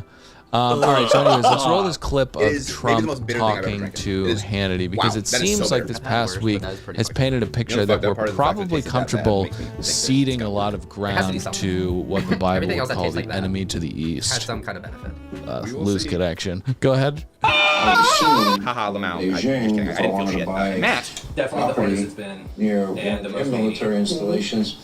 I don't think President Xi.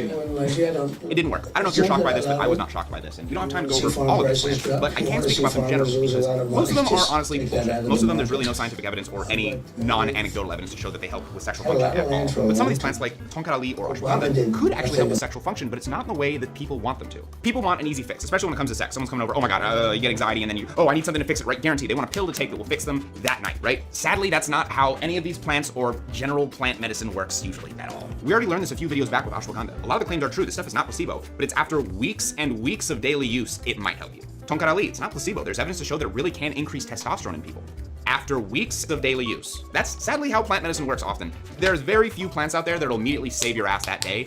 There are a whole bunch of, it's all right. That's why I love it. That's why I love plant medicine, because so much of it will actually help, right? But it will always give you a kind of shitty help. I think the beautiful thing about a lot of father parenting is that they don't help you the whole way. They let you stumble. They'll let go of your hand and let you fuck up, and they're here to just gently help you. Know that you are supported. This is a tangent, I'm sorry, but I love this about plant medicine. That ashwagandha, it could help a lot of people with stress, but you notice that it's really not that strong. It's not like wow, all my stress is gone, like a fucking alprazolam, like a Xanax pill. It's like, okay, over weeks and weeks, I think it's feeling something, and it'll give you a shitty help that's just enough for you to help yourself.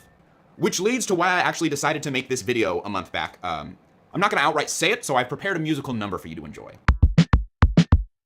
The ocean man, I put you in my hand, then you feel my man. Panda Express. Kinda sad. The ocean man, I swear that I'm usually a gold, but a weird trip. listens in an unholy way.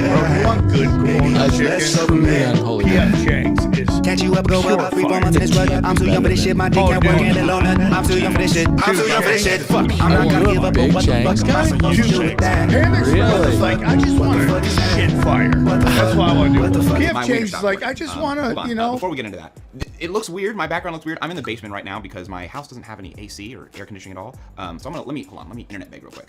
Please subscribe to my Patreon so I can go back upstairs. Please. I promise I'll use the money for good things and AC and making more videos. I swear I won't spend it on strippers. I won't spend it all on strippers. I also kind of want to renovate my kitchen, maybe like work on my garden a bit. It would be for the videos though. Please, please, I want more money. Yeah, like I have to. I also want to travel more for videos. Oh, you gotta go back. Merchandise, like to just. Like you get a card and a punches and just. Okay, now let's talk about that. You don't want any record of you being there.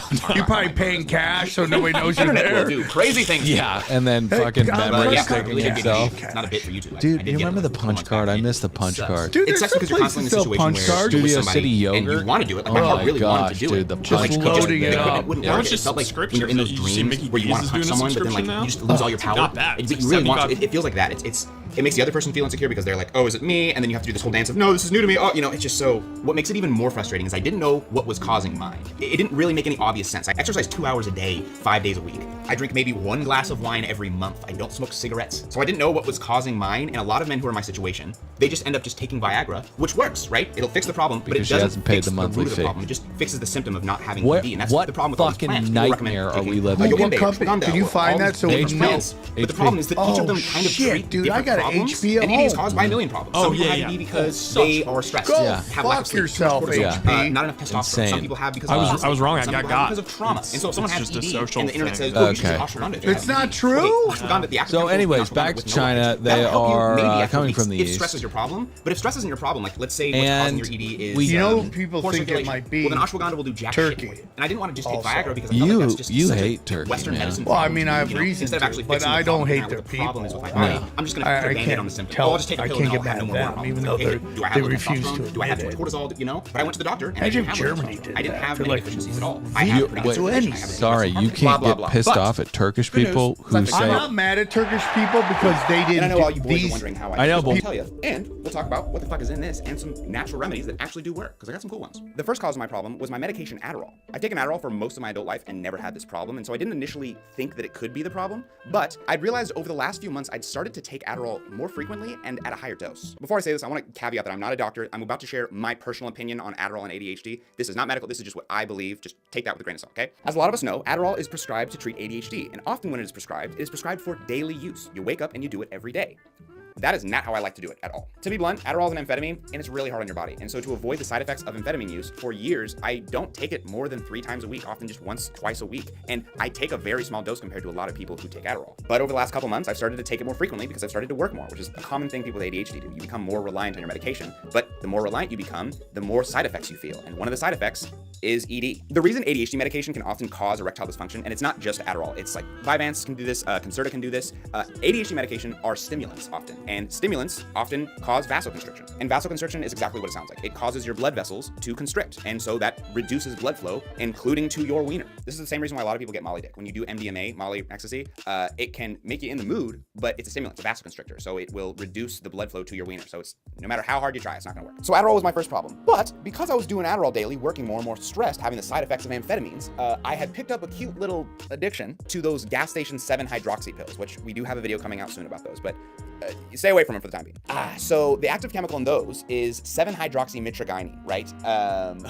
That's an atypical opioid. It's a painkiller, and people don't think about this. When you do opioids like a painkiller, it takes away pain, also takes away pleasure. When you're on an opioid or an atypical opioid during sex or jacking it, it feels like you're doing it with like an extra thick condom. It's like, oh, this is all right, I guess. Kind of whack. And to add on to that, opioids fuck with your testosterone wicked. Oh my God, opioids will fuck with your testosterone. So this might be shocking. I decided to stop doing the drugs, and lo and behold, wow, all of my problems went away, like within a couple days. Wow, who would have thunk it? Daily drug use can be bad for your body. Shocking. So let's talk about some natural remedies and what the fuck is in this. I'll start by telling you what's not in it. any of the plants that we tested. You see, what this really contains is actually not listed on the ingredient list because it's a crime. This is just straight sildenafil. It's illegal Viagra. This whole video was a bit of a bait and switch. I've known this since I was a kid, and this has been happening since I was a kid. All those rhino pills, these pills, they're all just Viagra that's not marked. And mind you, Viagra is a prescription in America, so they're illegally selling Viagra. And how the industry works is basically a pill like Rhino 9000 will get popular. People will start using it because it's straight up a really strong dose of Viagra. And then the FDA will test it and be like, oh my God, warning, this new Rhino pill has sildenafil. And then that pill goes away and then a new pill comes out. Now it's called the Lucky Guy or whatever. And it just keeps going over and over and over again. And no one really bothers to stop it because who cares? I will say it is a bit concerning because the dose of sildenafil in these, like, it's a strong dose of Viagra. And the same thing goes with this Royal Honey stuff. It says it contains, I don't know, L-arginine and ginkgo biloba extract. Bitch, it contains none of that. It's just straight up Viagra in this honey. And yes, I did test it the other day. Going to a concert on boner honey. Fuck it.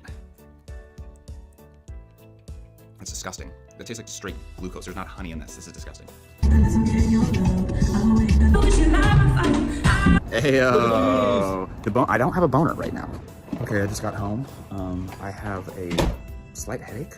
I kept getting a headache with all this stuff because it has Viagra, and a common side effect of Viagra, especially too much Viagra, is a headache. Also, remember when I said I got heartburn from that pill? I have wicked bad acid reflux the last 2 days. Also a very common side effect of Viagra, and the reason why you get a heartburn from Viagra is the same reason why it gets you hard. It loosens smooth muscle tissue, which your wiener is mostly made of, but also your esophagus, more specifically, I think like the lower esophageal sphincter, whatever. Smooth muscle tissue, loosens that up, makes acid reflux happen. And the heartburn's bad. Like I couldn't sleep for like a couple days. It was really, really, really bad. But let's talk about which natural remedies actually work. And by the way, I'm currently Winnie the Poohing it right now. Maintain eye contact. The first one's actually a type of honey, and it's not this shit. It's Nepalese mad honey, or Delhi ball from Turkey. We've already done an episode on this stuff, but it's honey that is specifically from the rhododendron plant, which can contain gynotoxins, which are vasodilators, and can help with getting it up. And it's actually such a common treatment for that purpose that in Korea, it's like an epidemic. It's like they love it over there. This article says this was a thing like 2003, 2004, so I don't know if they still love it, but I don't know why I said that. But personally would not recommend this one because it's like killing a mosquito with a machine gun. You know, it's like, yeah, it could get you hard, but if you take too much, it might paralyze you for the night and you might puke your brains out, so it's a little extreme. Tongkatali, it's a Southeast Asian root that smells, ooh, oh yeah. Oh, it smells like cucumber. Oh, very bitter. Wow. It's honestly one of the few plants that actually has been shown to raise testosterone levels in men. So if you actually do have low testosterone, this combined with fixing sleep schedule, diet, all that kind of stuff, it probably pretty dramatically increase your testosterone levels, like pretty naturally. Kind of cool. Yohimbe, which is a weird one. I don't want to speak too much about this because it's really interesting and I haven't tried it yet, but it's a bark from West Africa from a tree. One of the alkaloids in it, yohimbine, people use it to work out because it gives them kind of like a oof. It almost sounds like a stimulant, and a lot of people report it's very good for like increasing sexual desire and hardness of the wiener. So cool.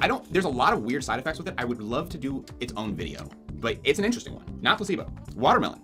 It's L-citrulline, but there's a lot of L-citrulline in watermelon. L-citrulline, after, yes, weeks and weeks of daily use, can make it extra hard. I got two more for you. Kratom, which you might think, what the fuck?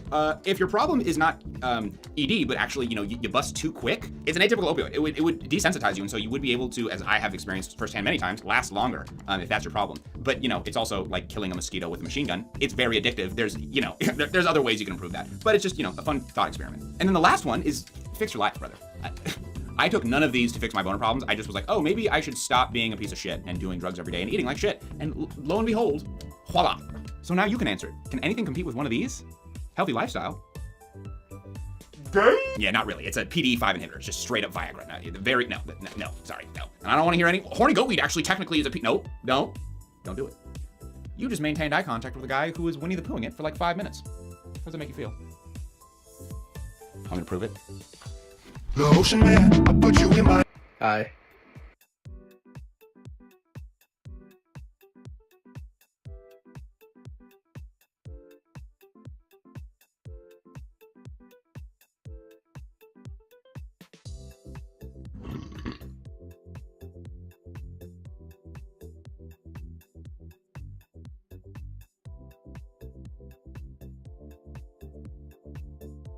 What would happen if you combined 2 digital cameras with large sensors into one enormous sensor camera? Well, I'm glad you asked because we're about to find out. This is something that I've wondered for a while because film cameras have essentially done this for decades now. For example, the standard exposure size for 35mm film is 24 by 36mm, but by using a lens with a larger imaging circle and building a different camera body, you can expose as much length of that film as you want. And that's where cameras like this, the famous Hasselblad X-Pan, come from.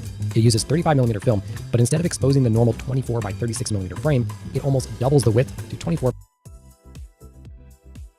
What would happen if you combined 2 digital cameras with large sensors into one enormous sensor camera? Well, I'm glad you asked because we're about to find out. This is something that I've wondered for a while because film cameras have essentially done this for decades now. For example, the standard exposure size for 35mm film is 24 by 36mm, but by using a lens with a larger imaging circle and building a different camera body, you can expose as much length of that film as you want. And that's where cameras like this, the famous Hasselblad X-Pan, come from. It uses 35mm film, but instead of exposing the normal 24 by 36mm frame, it almost doubles the width to 24 by 65mm for an extra large panoramic shot. Now, a digital sensor of that size and ratio doesn't exist.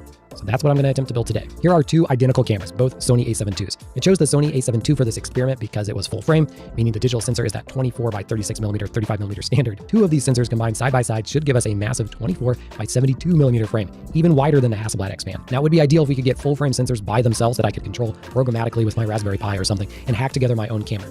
But these are absurdly expensive. We're talking tens of thousands of dollars to get scientific full frame sensors. So hacking together 2 consumer cameras is what we're left with. And while these aren't the cheapest full frame cameras you can buy, they are one of the cheapest full frame mirrorless cameras you can buy, and that's critical for adapting lenses, which is going to be essential for this project. Now, the ideal and easy solution would be to take the cameras apart and put the 2 sensors literally side by side with as minimum gap as possible.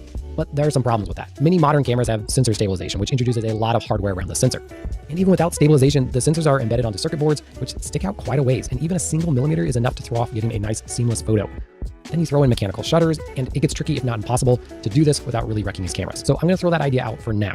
But after thinking about this for a while, I came up with a surprisingly simple solution that I think is going to work. So here's an online light simulator tool. And if I have a single light source coming from this direction, we'll call that light coming through the lens, I can take 2 mirrors facing opposite directions at 45-degree angles and send the light 2 different directions, essentially splitting the image circle from a lens and send it to 2 separate cameras. So in order for this to work, I need to design a lens adapter that on the front end allows some sort of large or medium format lens with a large enough image circle to cover both the sensors and a long enough flange distance to account for the distance between the lens and sensors. And then in the middle, 2 mirrors at that 45-degree angle to send the light opposite directions.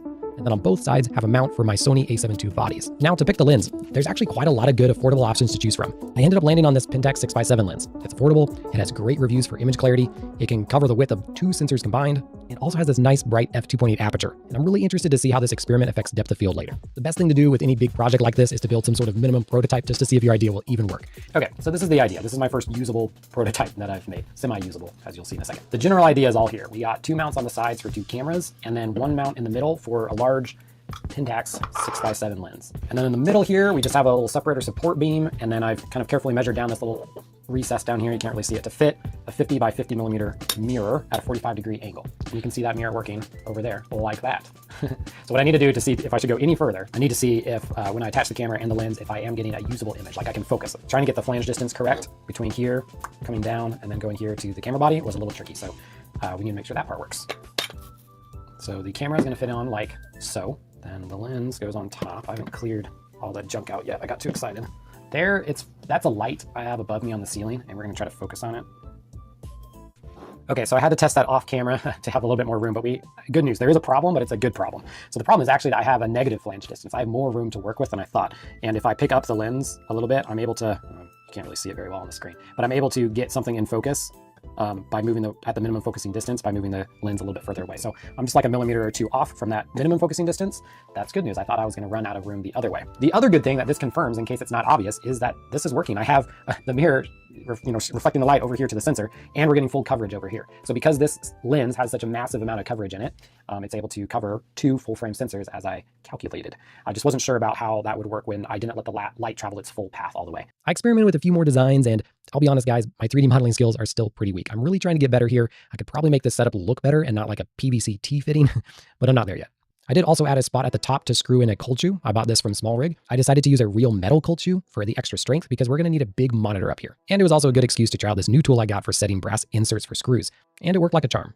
Down at the bottom of this camera adapter body thing, I added a tripod thread. And for this, I just used a standard 1/4 inch to 3/8 inch adapter and threaded that into the plastic. And I'm hoping that'll be sturdy enough. Because this setup, it will definitely be a tripod-only kind of camera, if that isn't already obvious. Thankfully, I have this great new tripod to use from Ulanzi, the sponsor of this video, who supported this crazy project. And if you give me a tripod, I'm gonna have to put it through the Hasselblad test. How well does the tripod work with my largest and heaviest camera? This is the new Ulanzi Glide Go travel tripod. Travel because it's very compact, and glide, I guess, because just watch how many directions.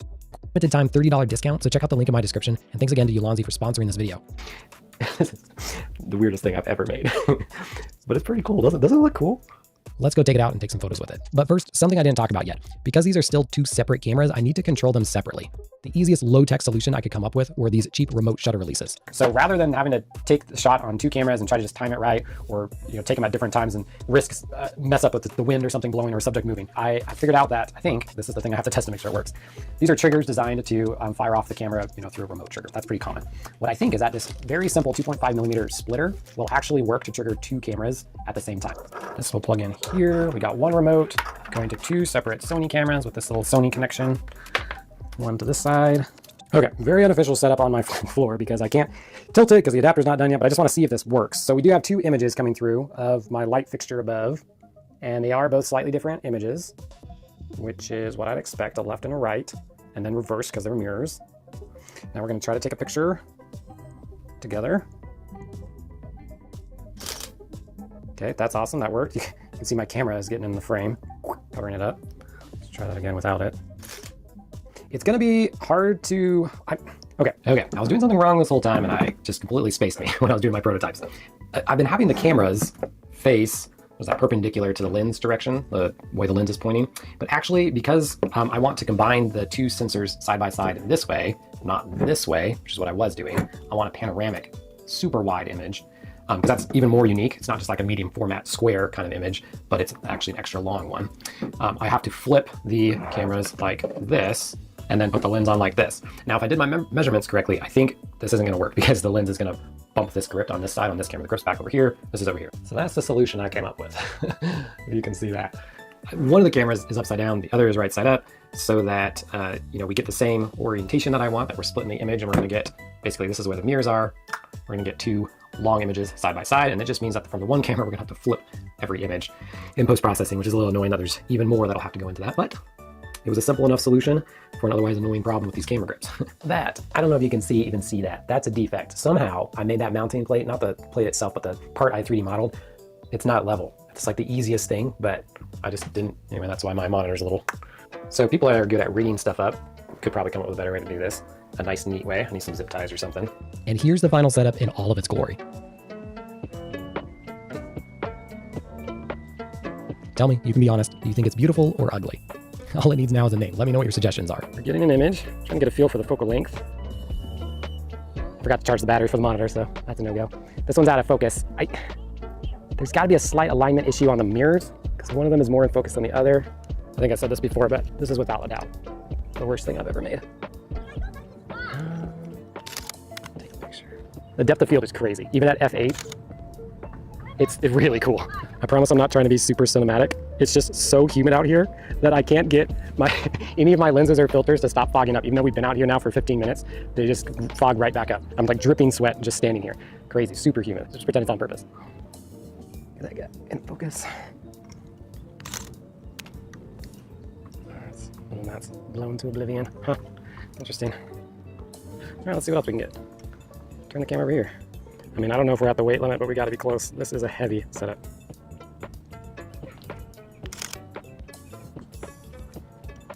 I mean, the single shots, I know that's not what we came for, but just out of one camera getting it in focus, it's compelling. It looks really good. There doesn't seem to be that much vignetting. We'll see when we get back to the computer how it looks, but yeah, kind of impressive. Okay, so what did we learn? Well, I think there's potential to this idea, although it does not currently work in its current state. I think just the mirrors are slightly off just by a millimeter or two or something, so that I can't possibly focus, like both of them can't be in focus at the same time. And I've got to figure out that issue. There's a couple other minor ones, but I think that's the main one from getting us a full image that we can then actually use and put together. But I'll put on the screen what I can come up with. Let me know if you found this interesting. I think it's kind of cool and interesting, albeit completely pointless. We'll see you in the next one, and until next time, as always, happy snapping.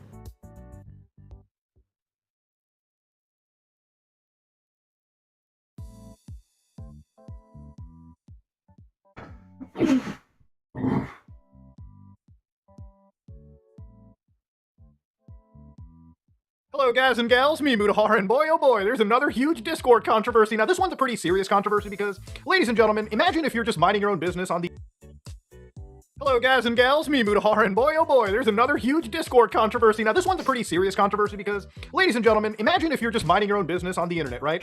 Imagine the cops show up at your door, knock on everything, and say, are you a child predator, sir? Have you been sharing illegal images? Now, there's two responses from, two vastly different people. If you're genuinely guilty, you'll probably bullshit and try to lie your way out of it. But if you are actually innocent, I'm sure you'll probably end up just being completely in shock. So how did this end up happening, ladies and gentlemen? Well, over the course of the last couple days, there have been a lot of people talking about a vulnerability in Discord's AI moderation, where apparently any and all